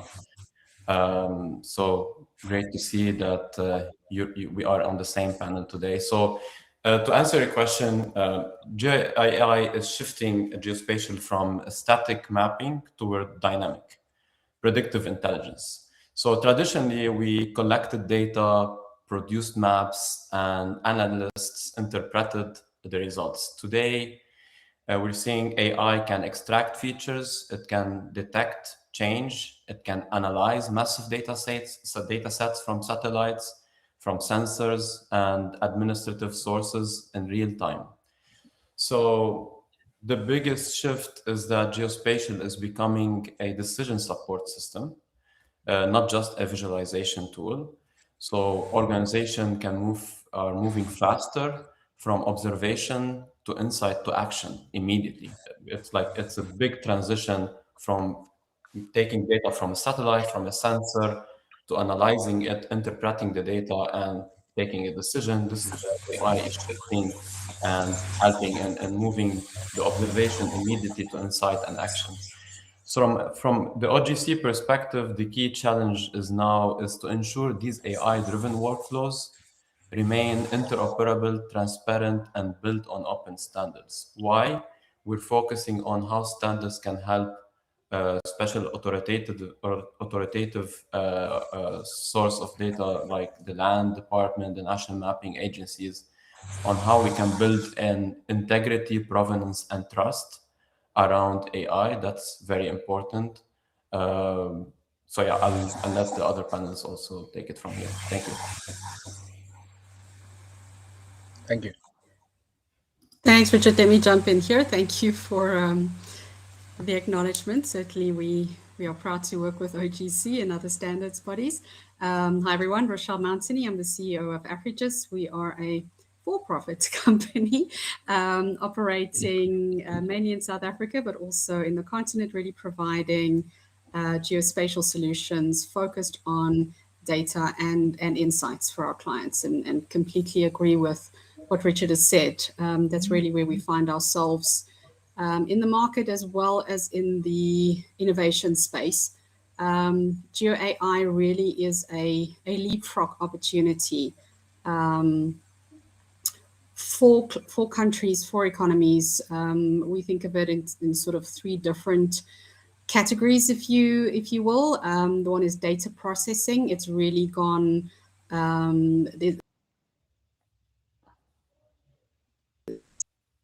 has really shifted significantly, well into cloud, but true planetary scale solutions. On the analysis side, the same applies. It's really moving from rule-based GIS systems to learning systems, which is a lot more complex and a lot more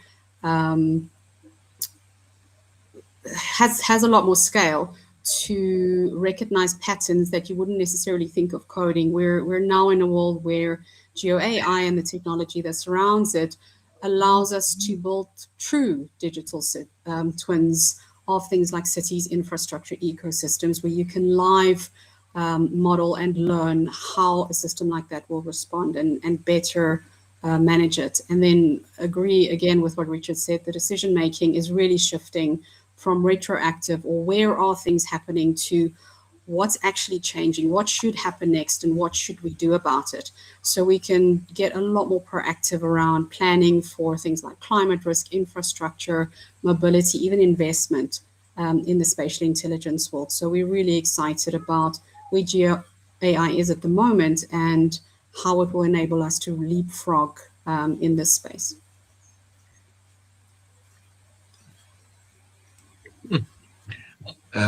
Good afternoon, everybody. I assume we go left to right. I'm Stefanus Mini from the National Department of Land Reform and Rural Development, responsible for spatial planning and land use management and implementing the National Drone Program. I think what I've seen in the last 3 years especially is that we have transitioned from static mapping to almost continuous observation, and I think that's where we decided to add the drone program to government. Is you do not want something when somebody can give it to you. You want it when you want it. You need to go and get it, and within almost near real time be able to source that primary data. So from there, what we've seen is that data and our ability to use GeoAI has become almost decentralized. There's hundreds of people sourcing primary data where it was normally reserved for 1 or 2 individual large state organizations. Now we can all do it.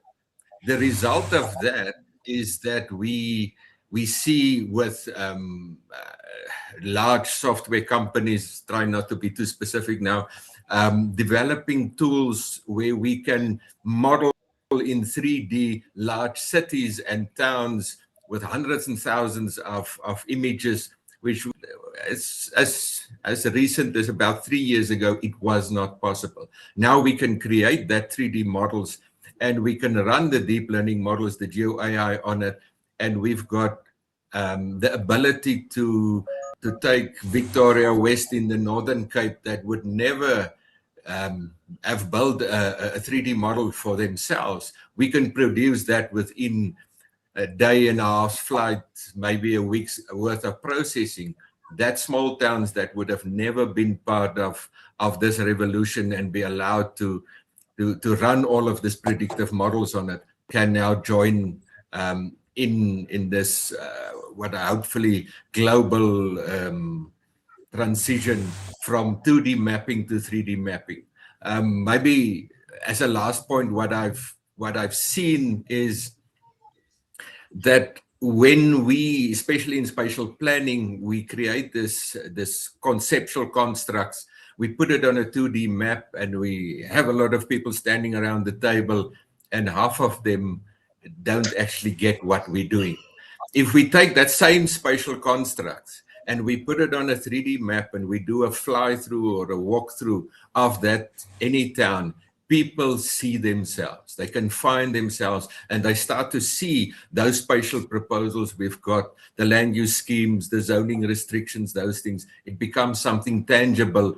And it wasn't our initial idea when we started to go 3D, but we quickly realized we cannot afford not to go 3D, and all the challenges that go with that. But I think that's where we're very excited that the GeoAI processes, deep learning, all of that brings to us is because I joke, I never do any presentation without at least causing a flood. Because I can do it within 2 or 3 minutes because I sit with the data and I can now fly any town at will and create it within a very short time. So I think that's where we see the stuff that was reserved almost for San Diego and Zurich and those places. We can now recreate them in our own backyard. Thank you. Great. Can everyone hear me? Can everyone hear me? I just want to check. Yep. Yes. Okay. Yes. Great. Yeah, there's not much to add there, but maybe just to say, GeoAI. Sorry. My name is Melissa Akwembe, and I work at the CDNGI, which is also part of the same department as Stephanus. So DLRD. We specialize in aerial imagery and creating maps for South Africa. I'm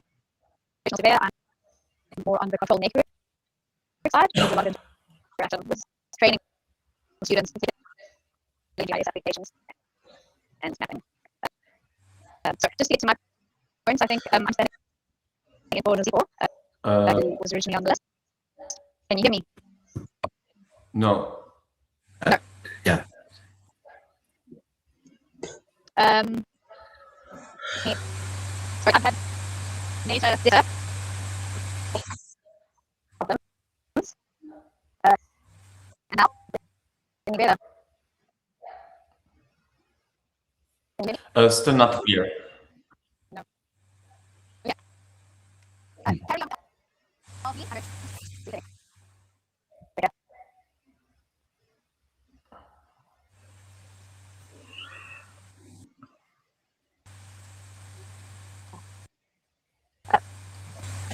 Carry on. Okay, we lost. I think we lost. Yes. Global, we may continue with the second question. The next question. Okay. Yeah, please. And Okay. we will try to add her better voice. Okay, thank you very much. Okay, bringing the conversation closer to an African context, where do you see the greatest opportunity for GeoAI adoption across the continent? And equally important, what structural or technical challenges still need to be addressed to support broader implementation? Okay, I'll take. As we said, we're moving from left to right. So yeah, Africa has an enormous opportunities for GeoAI, particularly in land administration, urban growth, monitoring, agriculture, climate resilience, infrastructure planning. As Stephanus has mentioned previously, many countries are experiencing rapid urbanization and environmental change, and GeoAI can help generate insights much faster than traditional methods. So the biggest challenges are not necessarily in the AI models themselves, as we have seen. It's matured. We see a lot of competition. There is so many AI models. Many of the private sectors are focusing on enhancing the technology and growing the AI capability.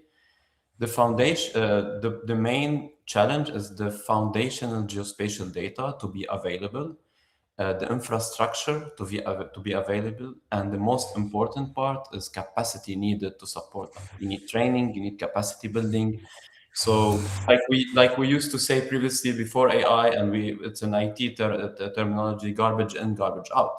So if you don't have clean data, you don't have the right foundation and geospatial data, you don't have the infrastructure that can support your AI workflow, and most important, us as a human, to have the capacity and the training needed, then this is where is the challenge today. So strengthening national spatial data infrastructure, improving data governance, and building local expertise will be essential to fully realize GeoAI potential across the continent in Africa. Thank you. I guess that makes me next. Yep. I think we must switch it up next time, Richard, because I'm just going to agree with everything you say. Yeah, as I mentioned earlier, we really see the opportunity in Africa as a leapfrog opportunity for the continent. The good thing about, I suppose, Africa in terms of its maturity is that it doesn't have the legacy systems that a lot of mature markets have. So it really can embrace GeoAI and the AI tools that are available without having to deal with big transition from large investments and large legacy systems. What it's also able to really assist with is how to bridge more. That's really one of the challenges that we see in Africa, is that the data on the ground is not always available, it's incomplete, it could be outdated or fragmented.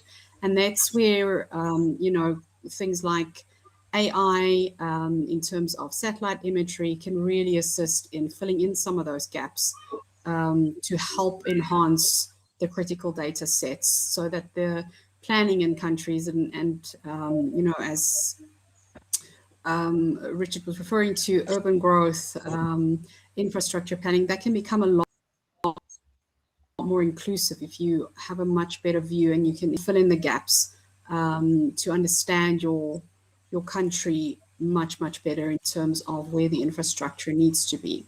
We really see the real practical opportunity where scale, complexity, and urgency intersects. Again, use cases like climate resilience, land administration, water security, they all lend to utilizing this type of technology to augment the data fragmentation. And that's really where we see some of the structural and technical challenges that can be overcome. It really isn't an issue of the algorithms or getting even the fundamentals right in running those. It's having the authoritative data that you can make these decisions on and having the governance in place to be able to have good stewardship over the authoritative data. Over to you, Stefan. I really need to dig deep after the two of you spoke. We'll go the other way next time. Yeah, I think what we see is, for instance, in land administration, we administer the Spatial Planning and Land Use Management Act that govern all development within the country. And typically a development process from where you think about, I want to do something, before you allow to actually send in the excavated and actually start the work, takes up to 6 years. That is your EIAs and all of these processes that needs to happen. And I think for us as a developmental state, we want to see if we can't shorten that. And that's where the ability to plan better, make sure that your conceptual models that you devise are based on an almost real-time data. I know, for instance, City of Cape Town fly every 2 weeks. It's almost unimaginable to think that such a thing is possible, but that's the reality. And I think that's where we go with a decentralized, smaller ability to create and hopefully authoritative data. I'm happy to say we've registered our data sets with the Committee for Spatial Information and see to what extent we can put it out there. We've learned a few things, for instance, on the GeoAI. Everybody wants to see a mosquito on the front screen of a car. But what we've discovered is the optimal GSD resolution, for instance, for AI at the moment is 15 centimeters GSD. The moment you go below 50 centimeters GSD, the clutter becomes too much.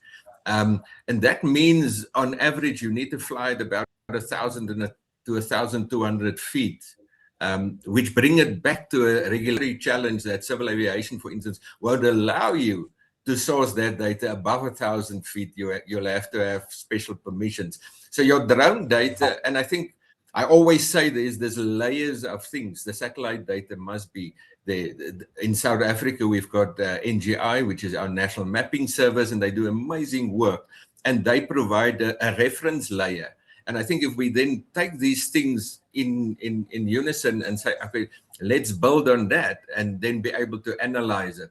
And what we then do with the smaller sensors, we can get contours of up to 10 centimeters and make sure that if we then do that development planning and we eventually get the land surveyors out in the final stages where this development and township establishment must be registered, that changes would not be a lot. So your conceptual planning, the ideas, is done in almost accurate data.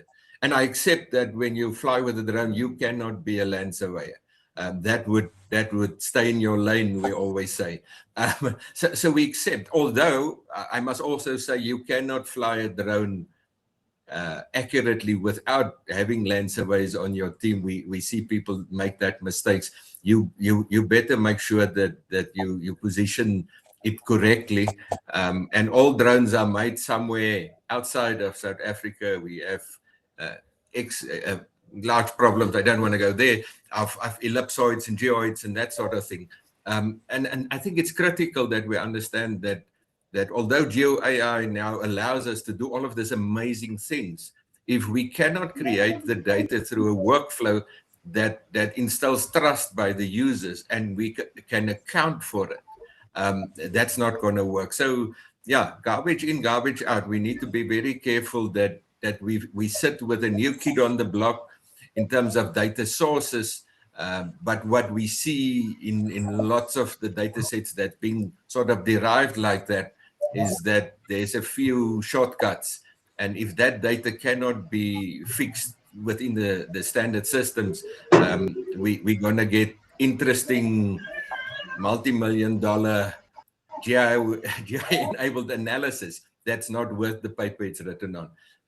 So we need to, I think, make sure that our institutional ability conforms and make sure that it's there, and train people. I think that the threat or danger has become tenfold with the allowance that you can now buy a 100,000 Rand drone, put a fancy sensor on it, and you can source that data. But that data can cost you millions and millions of Rand if it's not done correctly. So I think it's up to us to set the standards. And I think I almost want to say, and I've really went and looked everywhere, we have to figure out that standards. It's not there yet. And if we can get all of that right, we might evolve with a decentralized way that complement the traditional ways of data capturing and actually move forward and then create the most amazing models. Yeah, let me stop there. Thanks. Okay, that's really insightful. This is a really broad topic. I can hear from what you all are speaking about. To the next question, we often speak about Geo AI in terms of its technology and innovation, but its real value is practical application. How is Geo AI currently improving real-world use cases such as land administration, urban planning, mobility systems, or public service delivery? I think many of first, Richard. Yeah, Richard, let me try, but I promise you my examples won't interfere with yours. I was going to say that I think most of the points that were mentioned by all of us, by Stefanos mainly at the end, kind of tackled exactly that question. Yeah, transgress. Yeah. So I think yeah. Let me tackle this one. Sorry, Richard, I'm bullying you. Go ahead, please. I think within our space, in terms of rural development and land reform linked to land administration, we've got the absolute privilege to work within traditional areas where in South Africa, it's state land. It's not necessarily surveyed in terms of stands, and there's some customary legislation within that space.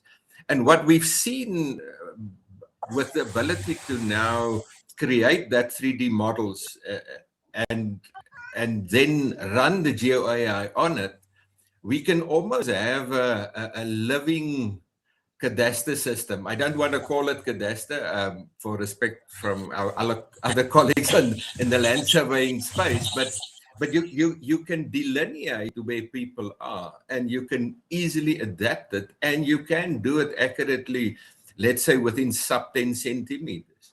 So we know and we understand that in terms of customary law that it works a little bit different, and we don't want to transgress, but we also know that those spaces are underserviced. And I think that we're doing Bulata now. You can search. I think the UN wrote on it about it just now, the UN GGIM, and we're very happy that it's out there.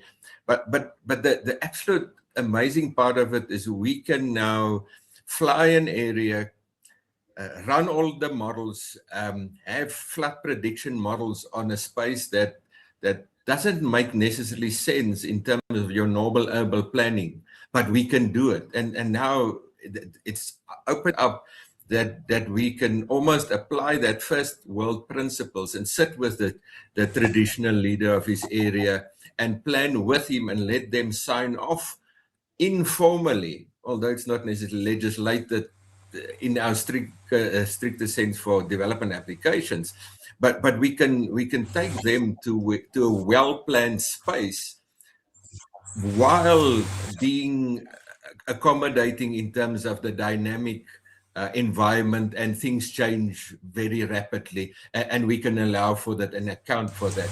And I think that would, in my sense, that's the biggest thing we're getting right now, is we can try and not try, we will definitely contribute to a more dignified space in spaces that's so dynamic that the normal rules don't account for it. So for us, that I think that's the biggest exciting part, is that we can tackle that spaces now and make a real contribution as government.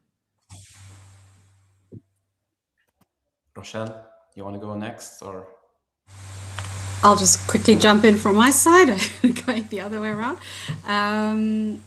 Yeah, I mean, fully agree with what Stefanos is saying. I couldn't add more to the area of land management. That's absolutely your area of expertise.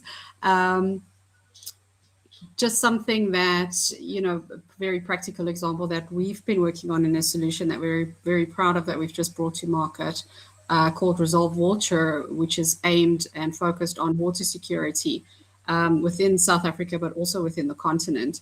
And we would not have been able to create the solution and put the solution out there without making use of GeoAI and AI tools. We've really been able to automate the creation of data sets, the integration of data sets that are, especially from a water and a water security point of view, extremely fragmented, into a single view, to be able to see from catchment to river to water authority tap, and that would not have been possible without making use of AI tools that really helped us to integrate and automate all of these processes across hundreds of databases and of documents that we had to go through to really create this view. So very practically, it's enabled us to be in a position to support with water security, especially in our water scarce environment, to bring those insights so that decisions can be made in terms of where investment needs to go and where the risk really lies and what can be done about it. Very importantly, because it's actually not so much a problem of, we all understand there's a water security issue, but the issue is what to do about it. And when you actually bring the insights and integrate all those different views, you're able to create a view of what can be done about it. And you understand that the problem is solvable. And that's been a really, really great experience for us in a very practical use case from our side. Great. So also briefly from my side, as I mentioned in the first question, that we're moving from a world that you take your data from collection immediately to action. So as we all know, events happen much quicker than we collect the data and we analyze it and we take it into action. So we are in a world that we are being more reactive. We are moving to a world that we're becoming more proactive, especially when it comes to disaster management. So one thing is that we've always built data that human understand, and we always look at geospatial in a way that a human brain can understand. We're moving now as OGC into building standard that computers understand, because we're moving into an era where AI need to understand. AI does not understand coordinate system transformation, do not understand how you take a coordinate system from and make it and all the projection models that we work on to move a rounded Earth to a flat representation using different coordinate systems. So AI doesn't want to go do that. It doesn't understand that. It's us as a human. We've built all these transformations for us to understand the Earth. So in order to make computing faster when it comes to disaster management, one of the standards that we've recently released and that is now being tested by Natural Resource Canada, by NGA in the US, and by the European Space Agency is called AIDGGS. It's a discrete global grid system. So we were able to divide Earth into a equally gridded system. Definitely, it's not just like making squares, and we've done that. There is a lot of work that has been done on this standard, so computers can move from an area to another and understand location and understand issues in a certain place and help you analyze the data much quicker than going through moving from a coordinate system to another. You have a WGS 8431 north. You want to move to another coordinate system, so you don't want to deal with that. So this is what standards are today is moving to, dealing with Earth without dealing with coordinate system. How can we react? How can we quickly respond to a disaster without dealing with a lot of geospatial expertise needed to do this analysis, which takes a lot of time. And by the time we have the data and we have the response, it will be sometimes too late. Many human beings have lost their life. Many property are gone, are lost. So this is where AI is moving from taking data from collection to action. And this is how standard like AIDGGS is helping with that. One last point I'd like to mention is that AI is helping us to in the democratization of geospatial for non-geospatial people. We all build nice geospatial tools. We all build nice geospatial applications. We understand geospatial, but it's very important that we know that we're building those maps for investors. We're building for maps many times for decision makers, for policy makers who are non-geospatial expertise. With AI today and with generative AI specifically, using natural language to interact with maps, this is changing our world as a geospatial community. Non-geospatial people are able to interact with map, interact with analyzing map without being a GIS expert.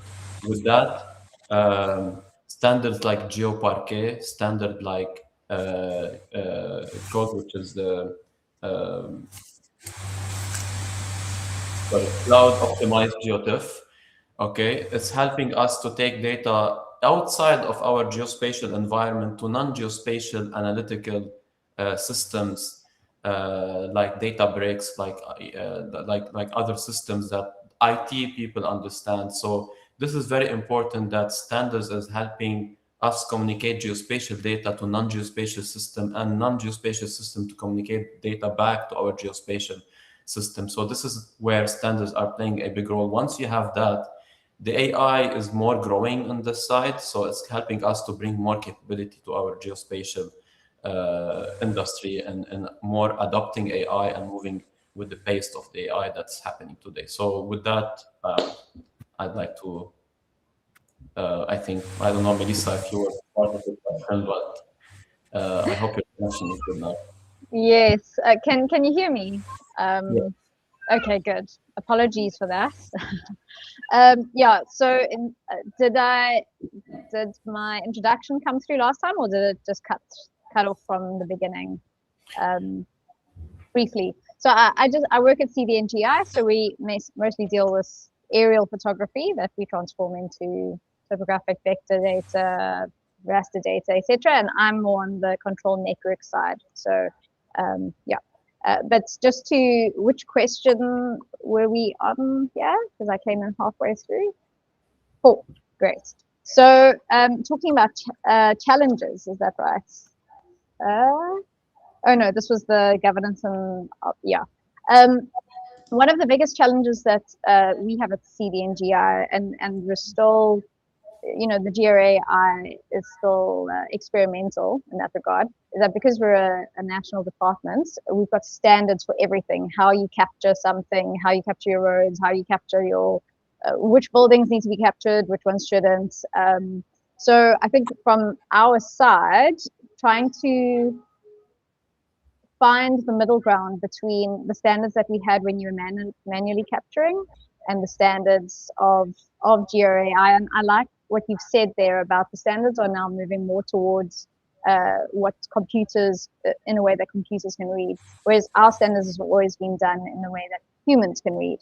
So I think that is something that needs to be spoken about more, but it's not where we are at the moment. We're still experimenting with that. So yeah, but I think globally, while we're busy testing these things, I think in the spatial bias is something that we're often aware of at CDNGI, because with aerial photography, and I'm just talking from an aerial photography perspective, I realize there's satellite imagery and there's lots of other initiatives going on, but from our perspective, we've always prided ourselves in providing a national data set. So rural communities that are not necessarily covered, CDNGI makes sure that there is data for those areas. And Mr. Mani will also be aware of that. A lot of the projects are for areas where there's limited data. And so with GRAI, the findings are often only as good as the data that's available. And so CDNGI has this unique platform where they're able to provide a rich national data set that can be used to improve GeoAI results in rural areas where there might not necessarily be strong data sets. So developing standards for what is a good, how do we know that we're using a good data set for our GeoAI query? Someone who maybe doesn't have a spatial background is not going to know. They're just going to type a prompt in their QGIS plugin. So how does that person know the standard of the result that they're getting, or the quality of the result that they're getting? Yeah, I hope I've spoken to the question. Yeah. Yes, answer the question. Thank you very much. When we're moving to our last question, I'm finally looking ahead over the next 3 to 5 years. What do you think will be the next major breakthrough in GeoAI, and how might it reshape geospatial intelligence and spatial decision making in the near future? I think, Richard, you can start us with that one. Yeah, so the next major breakthrough will likely be the integration of GeoAI with multimodal AI systems. So like, digital twins and agent-based workflows. It's going to be more like agents talking to agents. Instead of just analyzing geospatial data, AI systems will increasingly interact with multiple data sets and services to generate insights and recommendations. This is where metadata is important. This is where standards are important. So we are already starting to see this shift with I'm sure you've heard about the concepts like the Model Context Protocol, MCP. So where AI agents can communicate with other agents and access geospatial services, databases, and analytical tools. So we've all heard about RAG before, Retrieval Augmented the generation. So which is like fetching data from a document or something. We're moving to a concept called MCP, the Model Context Protocol, which an agent go talk to another agent or go talk to another system. So and interpret the data. It's more like a context approach more than a prompting approach. This will allow complex spatial questions to be broken into tasks handled by specialized agents that collaborate with each other. So that's the future. Also, over the next few years, this will move geospatial from simply producing maps to enabling autonomous decision support systems, where geospatial intelligence is embedded in planning, embedded in infrastructure management, and in policy decisions. That's where I'm seeing kind of the industry is moving. Thank you. Okay, back to the normal order, I guess. So absolutely, yes, I agree in terms of the sort of agentic and autonomous geospatial approach. We really are moving to a future in the next probably 3 to 5 years where you will see a lot more machine-to-machine communication, a lot less specialist-driven, tool-driven workflows, but a lot more autonomous decision-making and output in terms of action and decision. I do just want to put a slight caveat in there and sort of add to the standards conversation, that to get to a future like that where you can trust decisions that are being made autonomously and via agents, it is absolutely fundamental that the data has to be authoritative and well integrated and inclusive. And I think, you know, something that we haven't really spoken about very much, probably because it's a topic on its own, is really the ethical use of these types of tools, to be very, very clear that bias is excluded as much as possible. That's not always 100% possible, but to really make sure that the data is inclusive, so decisions that are made do not exclude. If you're starting to run a digital twin and you're looking to plan infrastructure, for instance, and you're excluding data sets, or data sets are not interoperable, so you're missing a chunk of your rural development, it could mean that that area is not going to get schools or hospitals because decisions are being made autonomously, and it would be missed because the data is not in the workflow and it's not as visible. So it's just very, very key to also keep in mind that people are very much required in the thinking and in this process. We're not talking about a world where specialists in the geospatial world are not employable or do not have roles. They very much are required. They absolutely have to join in this and utilize these tools as a tool in the toolbox, rather than something that's going to replace what people do. But with it comes then that ethical view, and those eyes that are going to make sure that the data is functioning the way that it should, it's trusted the way that it is, and therefore the comment that Stefanos also made around skills development remains absolutely key for us to be able to fully function in this world and also be able to leapfrog as a continent. Let me tackle this last one. I think we're moving to, or the shift is towards human in the loop of this planning model or what we do. I almost want to say that the humans within the space will be the gatekeepers of the standards. We have, with Geo AI, on a blank stand, created a full township development through ChatGPT with streets and houses and all of it. It is possible now. We can give a NGI mosaic of 0.25 GSD to the AI and say, develop a 1 of 50,000 topo map, and what you get is scary almost there. And I think that from my perspective, the problem is the youngsters, and I'm all for youngsters, but we better train them well, because they will be the gatekeepers of the standards in future, because you can do anything if you've got the knowledge or not. And I think in that lies the challenge that we sit with. We can create multiple scenarios within seconds, but who's going to make sure the water still flows downhill? And then maybe my last point is, I think, and I'm happy that the OGC is here, we need standards for hardware. I can now in South Africa buy drones from probably 40 suppliers worldwide.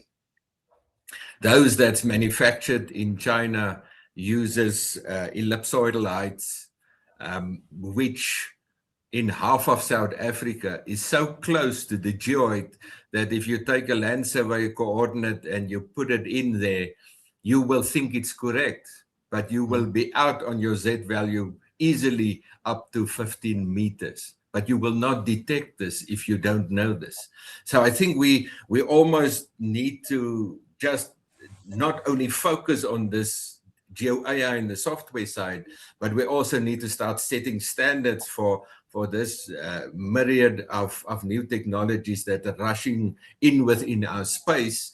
And a uninformed youngster, I'm trying to make it as bad as I can buy a LiDAR camera, fly something, and produce something that looks like something you can trust.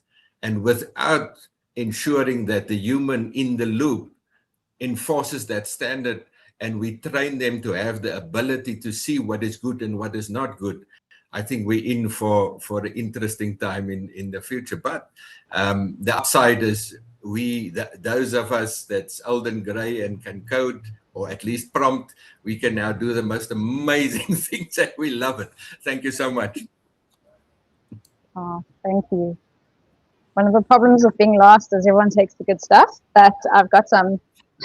I think there's going to be a large focus on creating foundational models, because Geo AI does make analysis really simple. It makes it accessible, but we need to have strong foundational models, and people need to understand creating, like there's that one by NASA, what's it?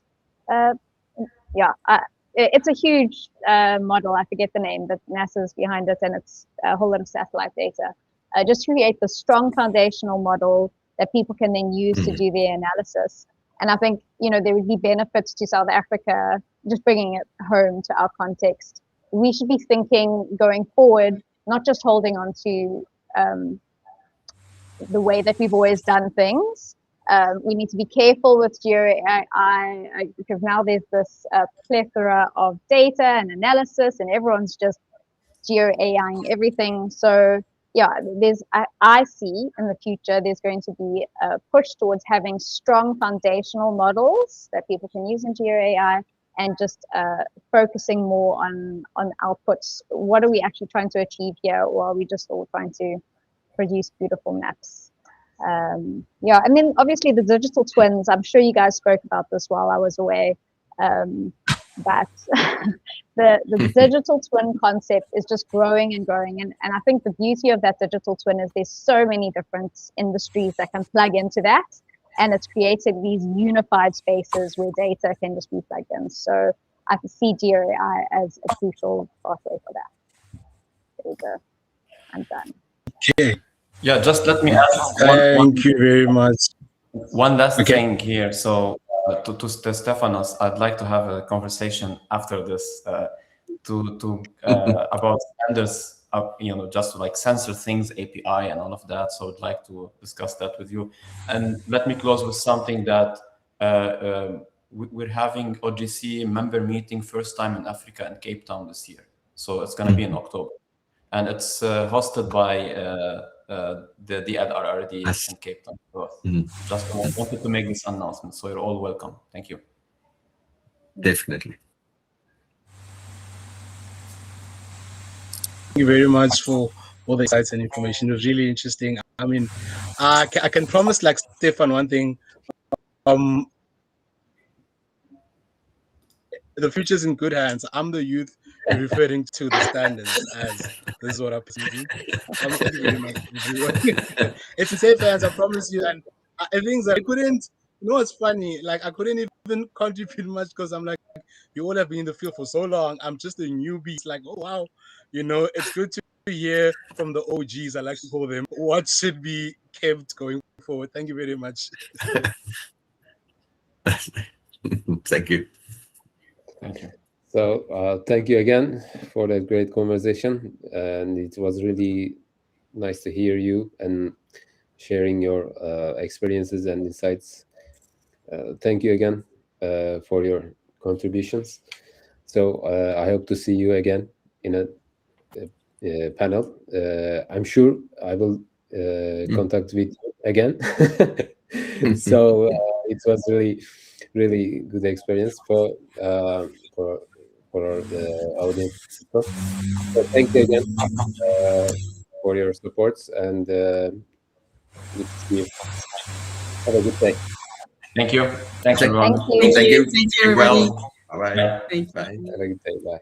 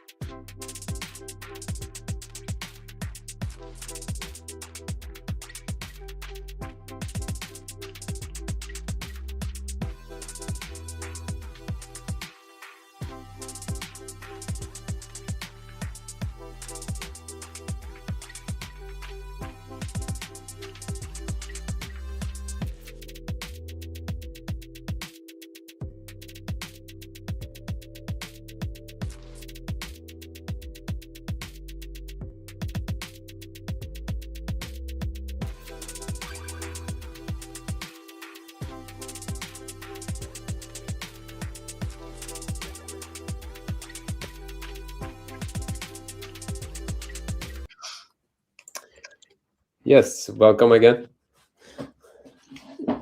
And now we are at the last session of today, and we will talking about next generation geospatial solutions for especially the across the industries. But today's topic is mining, and let me introduce at first my speakers: Giorgia Rossi, Worldwide Sales Manager from Jaxel; Divan De Bruyne, Chief Executive Officer, GeoArc Limited; and Sharon Lindsay, co-founder, Sydney Consulting. Welcome all again. Thanks, Emre. Hi, everyone. I'd like to apologize at the beginning for my voice, because normally I have a very nice voice, but I have this problem of a cold. So really sorry me for this strange voice that I have. Yeah. Okay. At first, you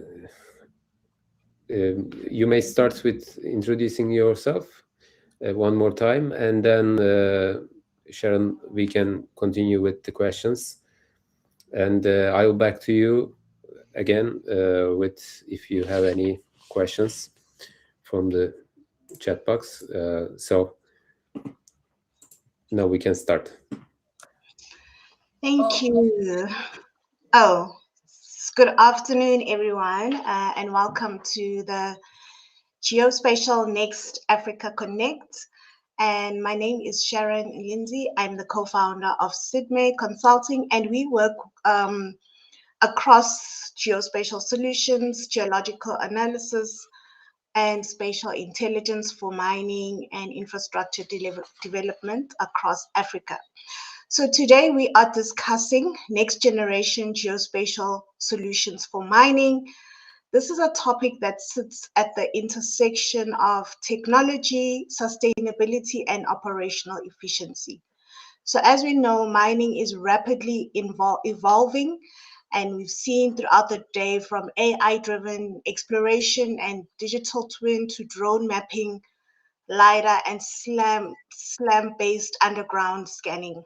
So these are technologies that are improving productivity, but also enhancing safety, environmental monitoring, and decision making.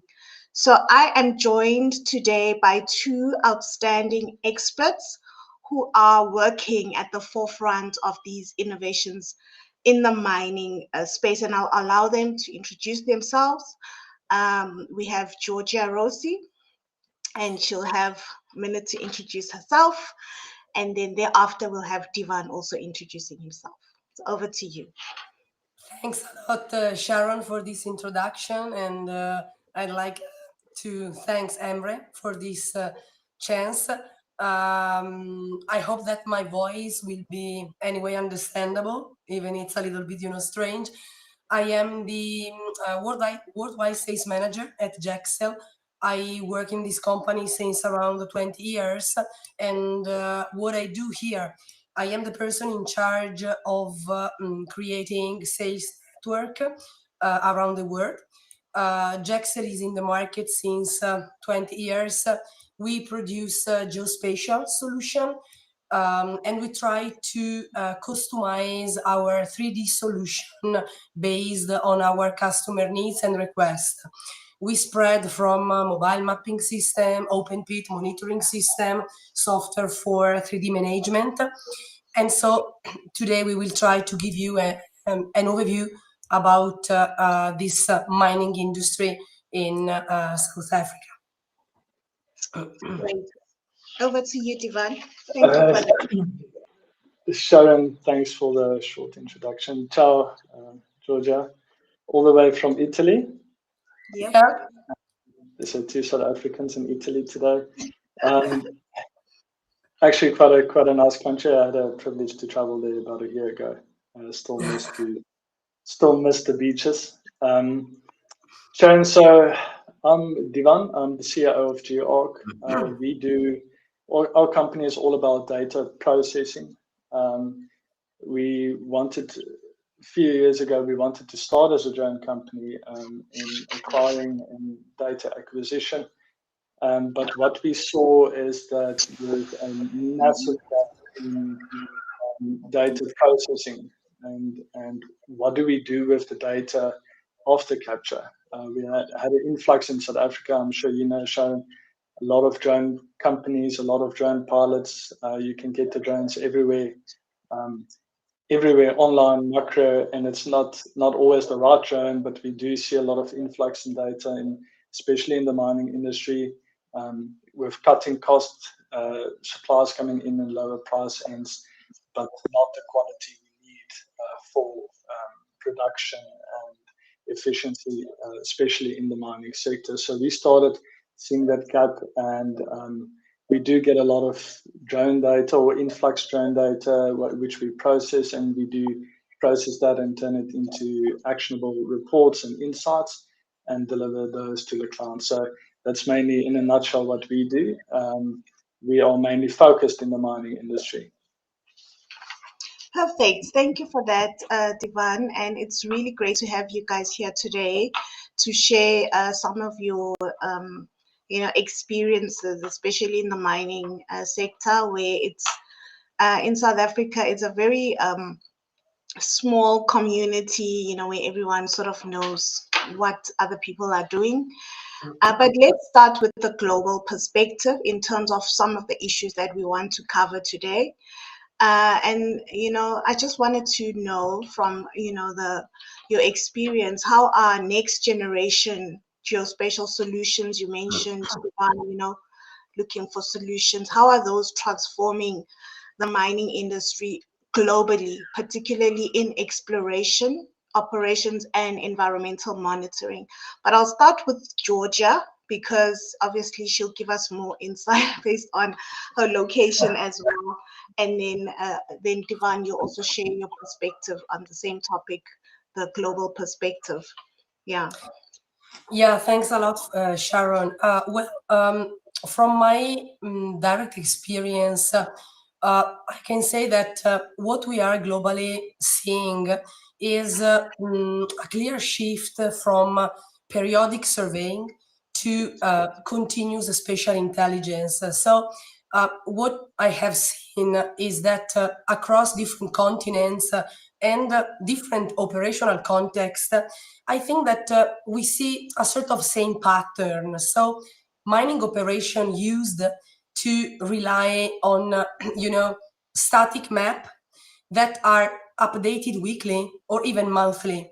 But today, that model is no more enough. So production pressure is higher, safety standards are stricter and higher as well, and also the decision cycles are shorter. So with the next generation geospatial system that include LiDAR, as Divan said, drone mapping and mobile mapping system. So we can say solutions that are integrated in specific workflow. The mine can now generate near real-time 3D updates in both open pit and underground environment. I think that if we talk about the exploration, this significantly reduce geological uncertainty and accelerate early stage decision making. From the operational side, we can say that this enables dynamic digital twins that improve blasting validation, stockpile measurement, and production control. And if we consider the environmental monitoring, I think that this supports continuous deformation, tracking, tailing safety, and stronger ESG compliance. So one of the most common and pressing needs that we see, in my opinion, is making these 3D geospatial data set accessible wherever they are needed. So it does not matter if you are on site, if you are in the office, or if you are in a sort of, external stakeholders.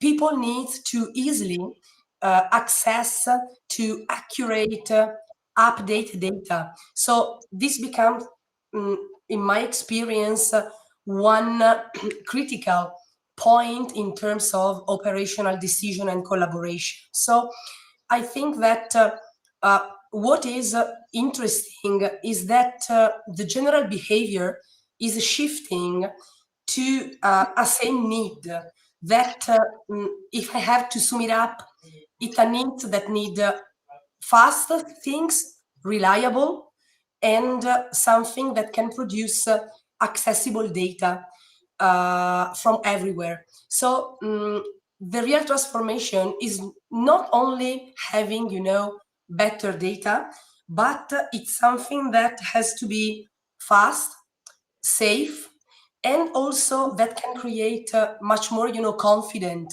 from the people who are working inside the site. Great.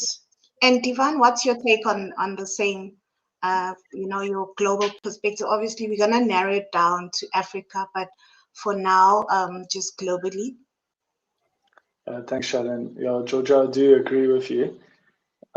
We definitely seeing a faster pace in decision making, and what we need for that is reliable data. So the press is coming more into capturing of reliable data, whether this is LiDAR on environmental, it's multispectral data, thermal data. And we see a great adoption of that internationally, of that data and the techniques. I think in the beginning, people were a bit skeptic. But when drones come in, it made it more realistic and faster and cheaper. Most of those sensors were already there for years on airborne aircraft and satellite. But we do see a faster adoption on the drones. I mean, so many sensors coming out on drones, and people are discovering new types of data and sensors which were already there for years. And we do see a boom in the adoption of that. And we're saying that the need for that data becomes more and more, and that turns into I would say, a faster pace in processing of data, decision making, and in return, that plays a huge effect on the production of the mine. And it's kind of a balance. If you do have all the data and you do have access to it, you can press the productivity of the mine. And we've seen that expanding globally in the adoption thereof. Yeah, I agree with you. And you mentioned access, having access to data. So definitely mining is a data-driven industry, and the geospatial environment is also key for unlocking some of that. And with that being said, looking now at Africa, so Africa it's globally we're known to be hosting some of the largest mineral reserves in the world, and yet the adoption of geospatial technologies it varies across the various areas in the continent. Where do you see the greatest opportunities for geospatial innovation in Africa, especially when it comes to the mining sector? And what are the challenges? Why is Africa so slow to, move faster than the rest of the continent? I'll start with you, Divan, because you're probably dealing with a lot of clients and seeing the gap and knowing that you have the skills, you have the tools, but companies are more slower to adapting to what you have. For sure, thanks, Sharon. Yeah, what we see in Africa as a whole, and I'm now going to exclude South Africa, but going a bit more up north, is that the opportunity we see is definitely greenfield mapping. As the world is moving to a more greener energy source, a lot of those minerals are situated in Africa. So it's really time that the exploration thereof gets jacked up. And what we've seen is we do sit with low-grade geological maps, low-grade GSD satellite imagery. We don't really find high-definition data in those areas, and that is what I've seen. And where I would say why and the challenges we find in Africa is definitely there is a infrastructure shortage. So travel times, having foot on the ground and traveling do take a lot of your time. I mean, a team go out to survey an area, and the quality and grade of the roads are not supportive. The quality and grade of internet connectivity is not really supportive, and it's getting there. But to transfer terabytes of data is quite getting a challenge to get that across. So we do have a limited infrastructure we need to take in mind when approaching up in Africa, and the decision making is not really that fast because of that, and it do take a lot of time. So on the environmental side, I think if we have more data available, exploration can take place much quicker and much more accurately. Where to drill and when to drill, and where not to waste time and where to focus on. So it becomes more precise. And I would say definitely in those areas, that's where the challenges are. Also, when it comes to legalization of drones to capture those data, that's also holding us back, even in South Africa as well. So the sensors and the carriers of those sensors are readily available, but also the legalities around it to mobilize that unit takes quite a bit of time to do as well. I definitely foresee there's a big market and a need for data-driven mining operations, but there is also a big limit onto how quickly and how big you can acquire those data sets on those areas. Yeah, I think that's where we found the limit.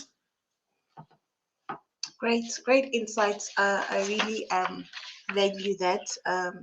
What's your take, Georgia? What's your take? Well, I had the chance to visit South Africa, and moving from Joburg to the other site, visiting some mining site. So I have the lucky, we can say, to understand what Divan explained. And I would say that from my and our experience, the biggest opportunity in Africa are in underground mining expansion and in open pit monitoring. So in underground operation, that is not only something that is requested in Africa Mine, but as I mentioned before, it's something that we can see worldwide. The operation in underground require fast and reliable spatial update, especially because we have to consider that we are working in GNSS denied environment. On the other side, when we talk about large open pit, this site need frequent terrain update, as Divan said, that can be carried on by drone. But of course, we have also to consider all the legal aspect of flying, not flying. If we consider the open pit, we work a lot also in the stockpile measurement, in the slope monitoring, and all this kind of, we can say, not application, but different aspect of the open pit requires productivity and safety. So the challenge are very real. And if we consider, for example, the environment condition are often very extremely demanding, because we are talking about site in which there's a high level of dust, humidity, high temperature, vibration. If we talk about the underground mining, then what we have seen is that the miner, the worker, needs something that is easy to use. So they cannot, they don't want, and they cannot waste, time in working on complicated interface with long setup procedure. So the technology must be intuitive and fast, easy to learn. And on the other side, I think that another important aspect is the versatility. So more and more people need system that must adapt to different environment, because on one day you work in the open pit, on the other you work in an underground, and then you move to stockpile. So what people need is, we can say, a technology that can be adapted to the different site without complex reconfiguration. And this is what we are seeing with the SLAM technology that we produce, the Aeron, or also with the open pit monitoring system application that we have, in which, for example, we had a customer based in Africa, and he was requiring a specific customization of the system because they needed to reach cavity. They work in underground mining, and they needed to reach cavity. And so working together, we, we can say, develop a solution that enables to move the sensor in the cavity on the length that they desire. So the idea is always to try to understand, satisfy, and mainly adapt the technology to the operational needs, not forcing the user to adapt to the technology, but vice versa. So this is, I think, the key point, considering all the other trouble that you can have, as Divan underlined.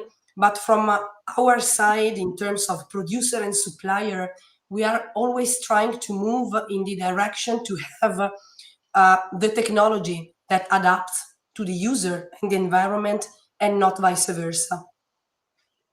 Yeah, I think that's quite critical, because then you're showing the real world impact. And with mining, you also need to consider the safety of certain areas. And if the technology is able to solve some of these problems and also give you information or data-driven insights, decision-making ability in areas also that are not safe. Maybe can we touch on that in terms of the technologies, that you mentioned, the LiDAR, the SLAM-based mapping technologies that can also assist with stockpile measurements and safety, or areas that are not easily accessible.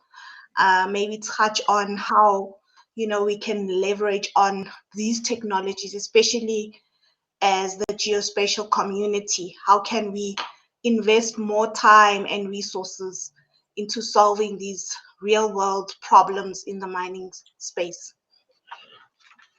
Yeah, I'll start with you, Georgia, and then we'll get Devon's input. Well, I think that in terms of the impact in the real world, of course, what we are assisting is that LiDAR and drones have greatly improved in open pit application, in stockpile measurement, because they increase a lot speed, precision, and safety. But I think that one of the real challenge remain the underground. And I think that is here where the real revolution happens, because as we mentioned before, underground is really a word inside the ground world, because it's a word with its own rules, it's complex, you don't have GNSS sign. So in this case, we can say that what we are assisting is that the SLAM is becoming not an optional, but really essential. And it's not only because, as I mentioned before, underground is a very harsh environment, because you have dust, low light, narrow tunnels. This is what we call normally nightmare. But the real, we can say, challenge is the geometry itself, because we are talking about long tunnel, repetitive path that really normally are a nightmare for surveyor, and especially for the mobile mapping solution. And from our experience, this is what this is one of the cases in where our SLAM-based system Aaron stands out, because it enables to fix this nightmare in a reliable and accurate way, so that you can in the end have your complete 3D reconstruction even in extremely complex tunnel cavities and stopes. So as you mentioned before, Sharon, of course, on one side we have the idea to keep the accuracy, the complete data, something that can be updated. But what also is very important is to improve the worker safety. And how can we improve the worker safety?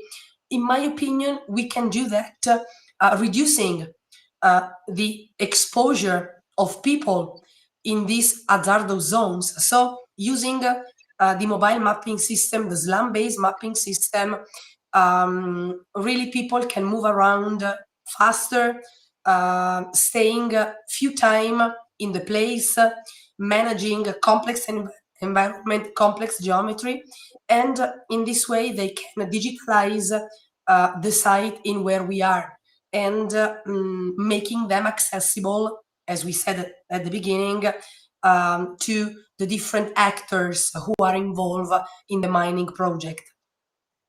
Great.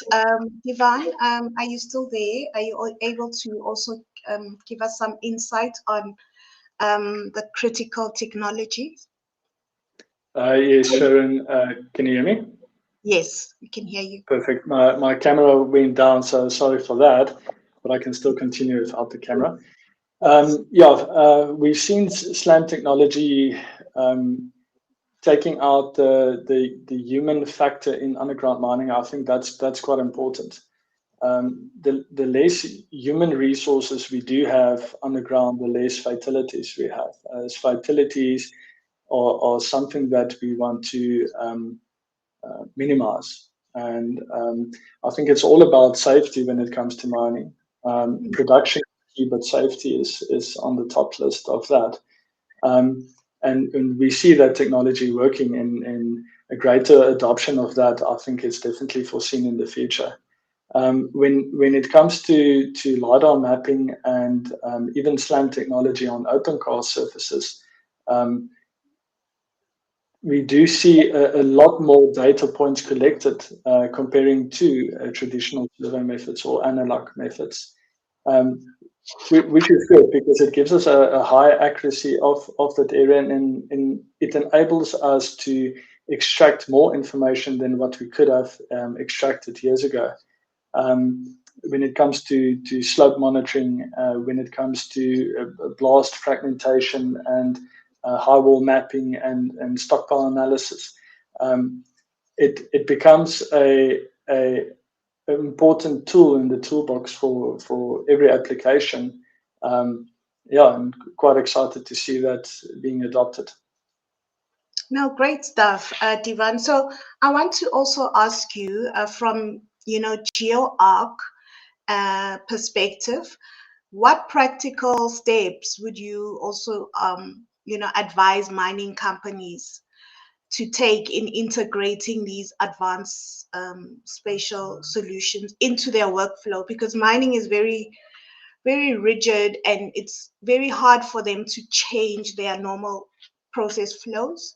So, but now they also have a very long value chain, exploration, pit design, underground operations, rehabilitation.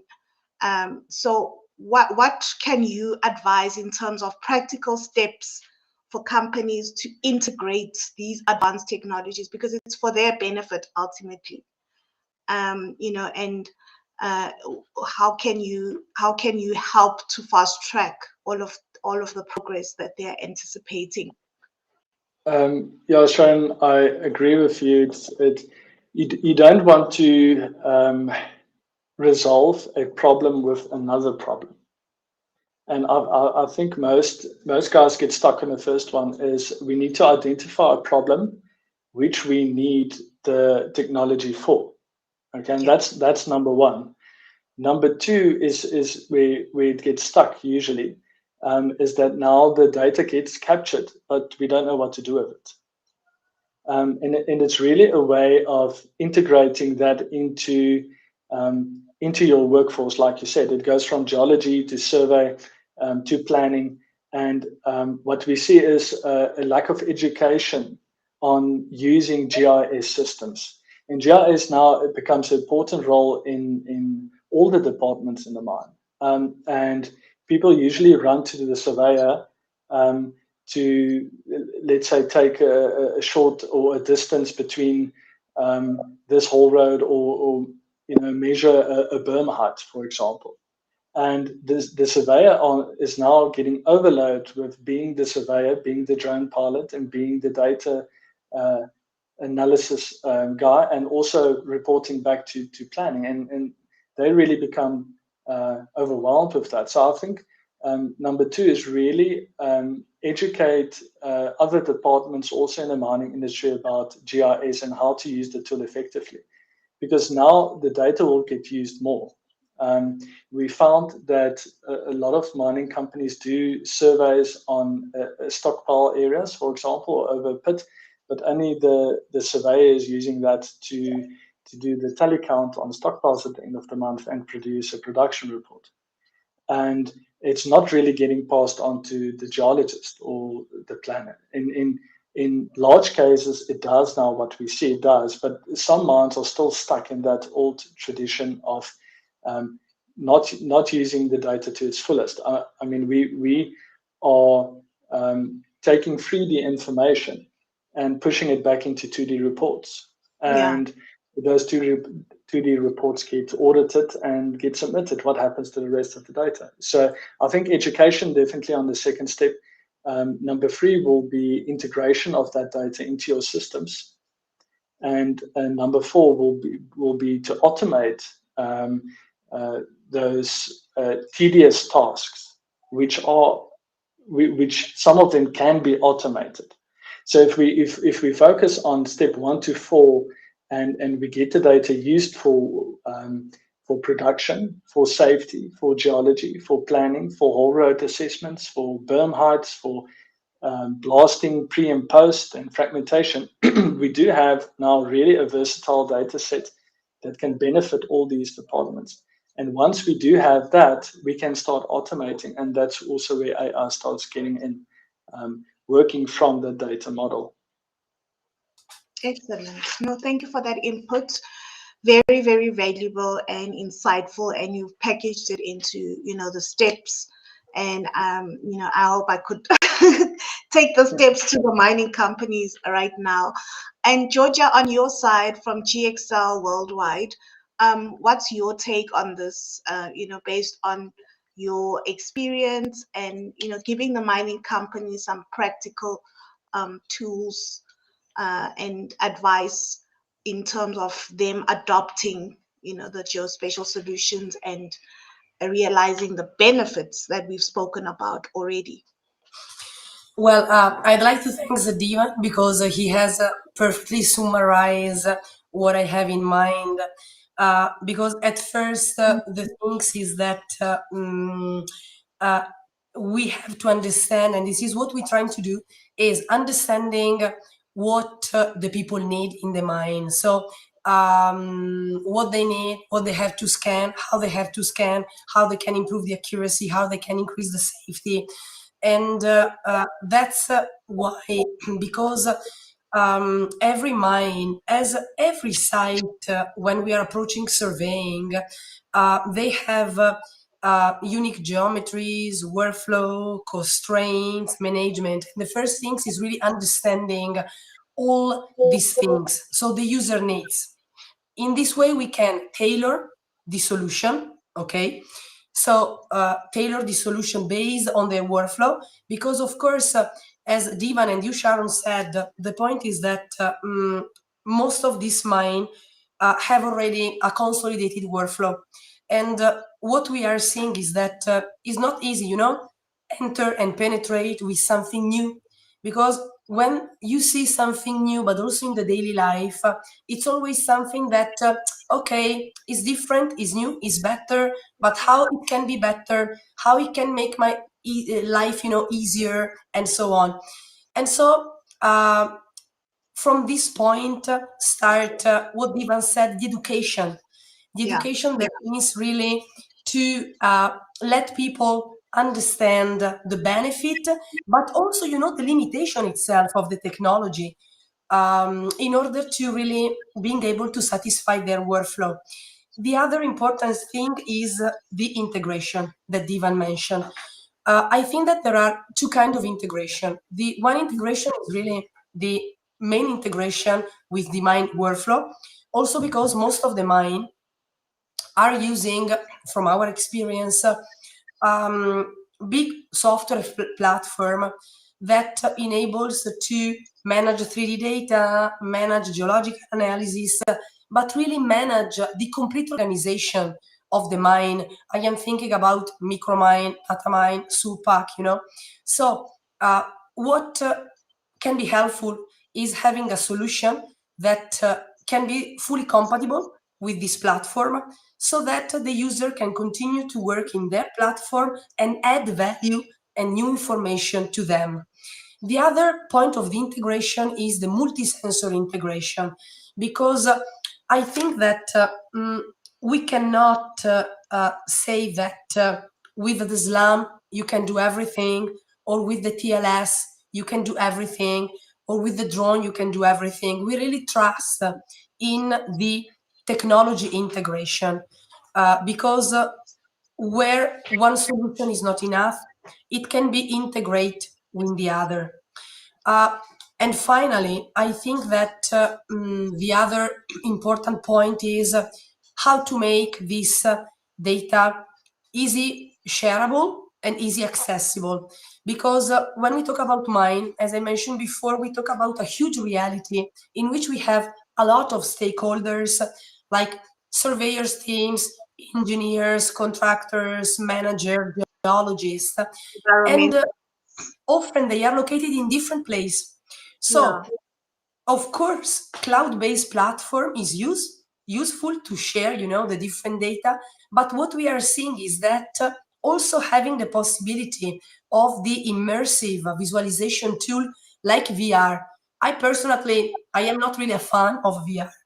But in some kind of application like this one, or even in construction, having the possibility to, enter by the VR in your site, take measurement, and have a look, really can help the operators in taking decision.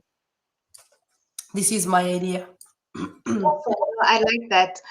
So to close our discussion, I want us to now look ahead over the next 3 to 5 years. How will, emerging geospatial solutions or technologies, real-time data integration, AI-driven analytics, how will they reshape operations? And what should mining companies start preparing for right now? Yeah, Divan, maybe you can start with that. Just give us your view. What is your prediction or your premonition about the changes? Because it's quite rapid.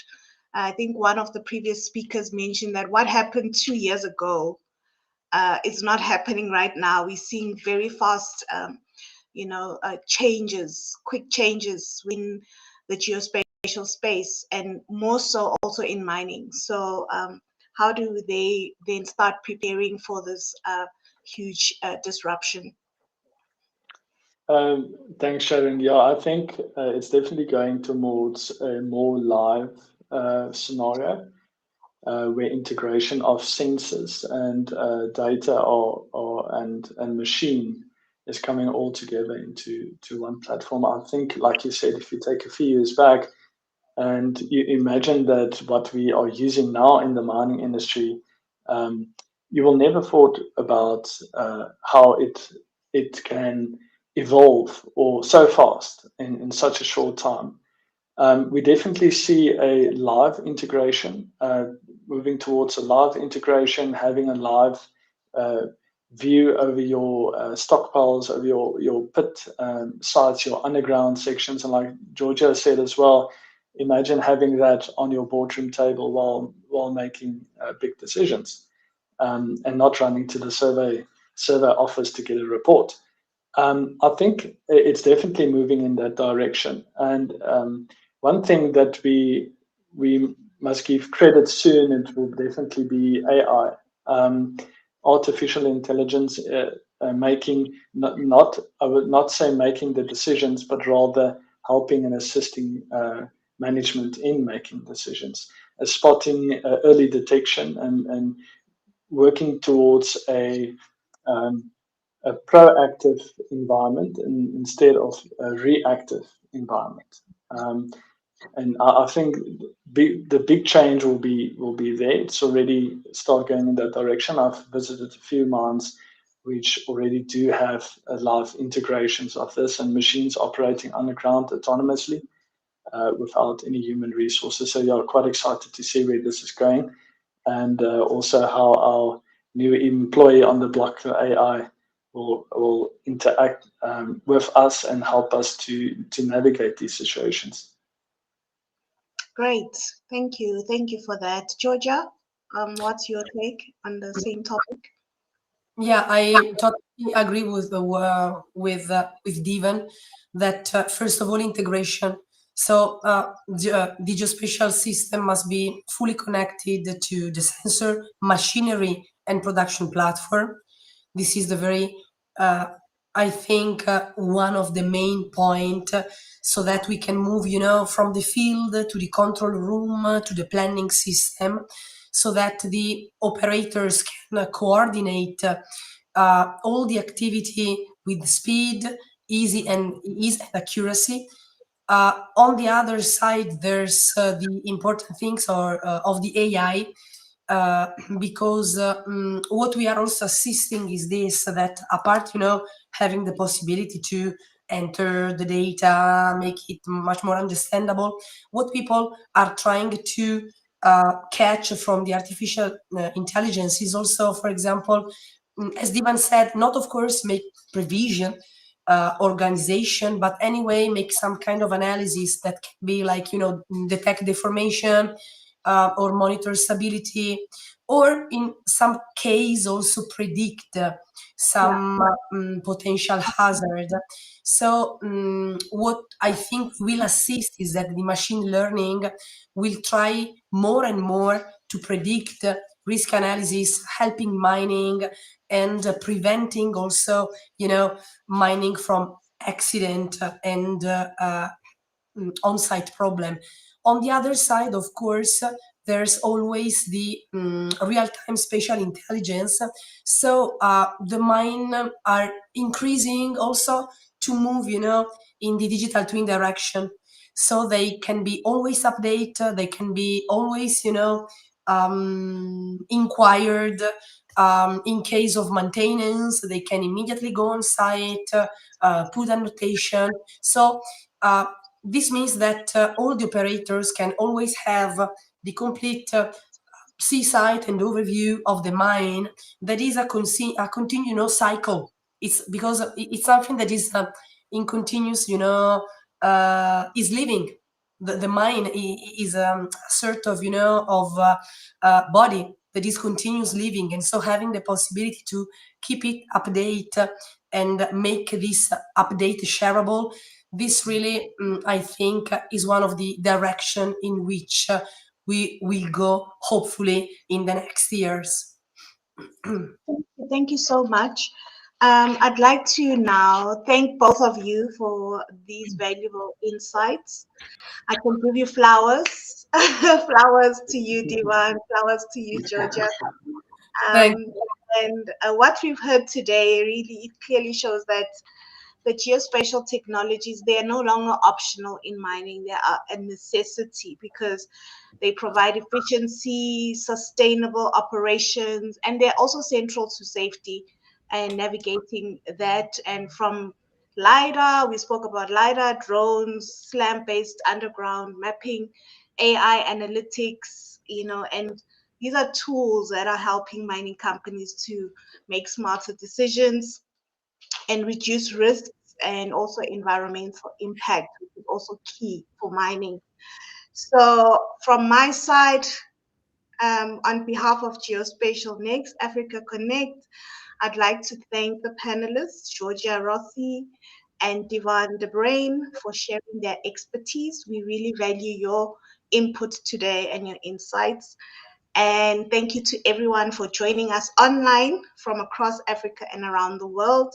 And more than anything, thank you, Emre, for inviting us here today to have this conversation and to really, have a meeting of the minds and have these conversations that we need to have. And thank you so much for your time. And over to you. Thanks for that. Your words, Sharon. It was great to see you in a panel, and your experiences, to hear your experiences, it was really valuable. I'm sure our audiences will take something with their package, and also and now we comes to end of today's panels and programs. So we will live again tomorrow at 2 p.m. in GMT +2, and we will continue with 3 more additional panels for tomorrow. And nice to see you again. And by the way, Georgia, I hope you will get back your voice soon. Thank you so much, Divan and Sharon. It was really nice to see you. Have a good day. Thanks for watching. Thank you. Thanks. Bye. Thanks.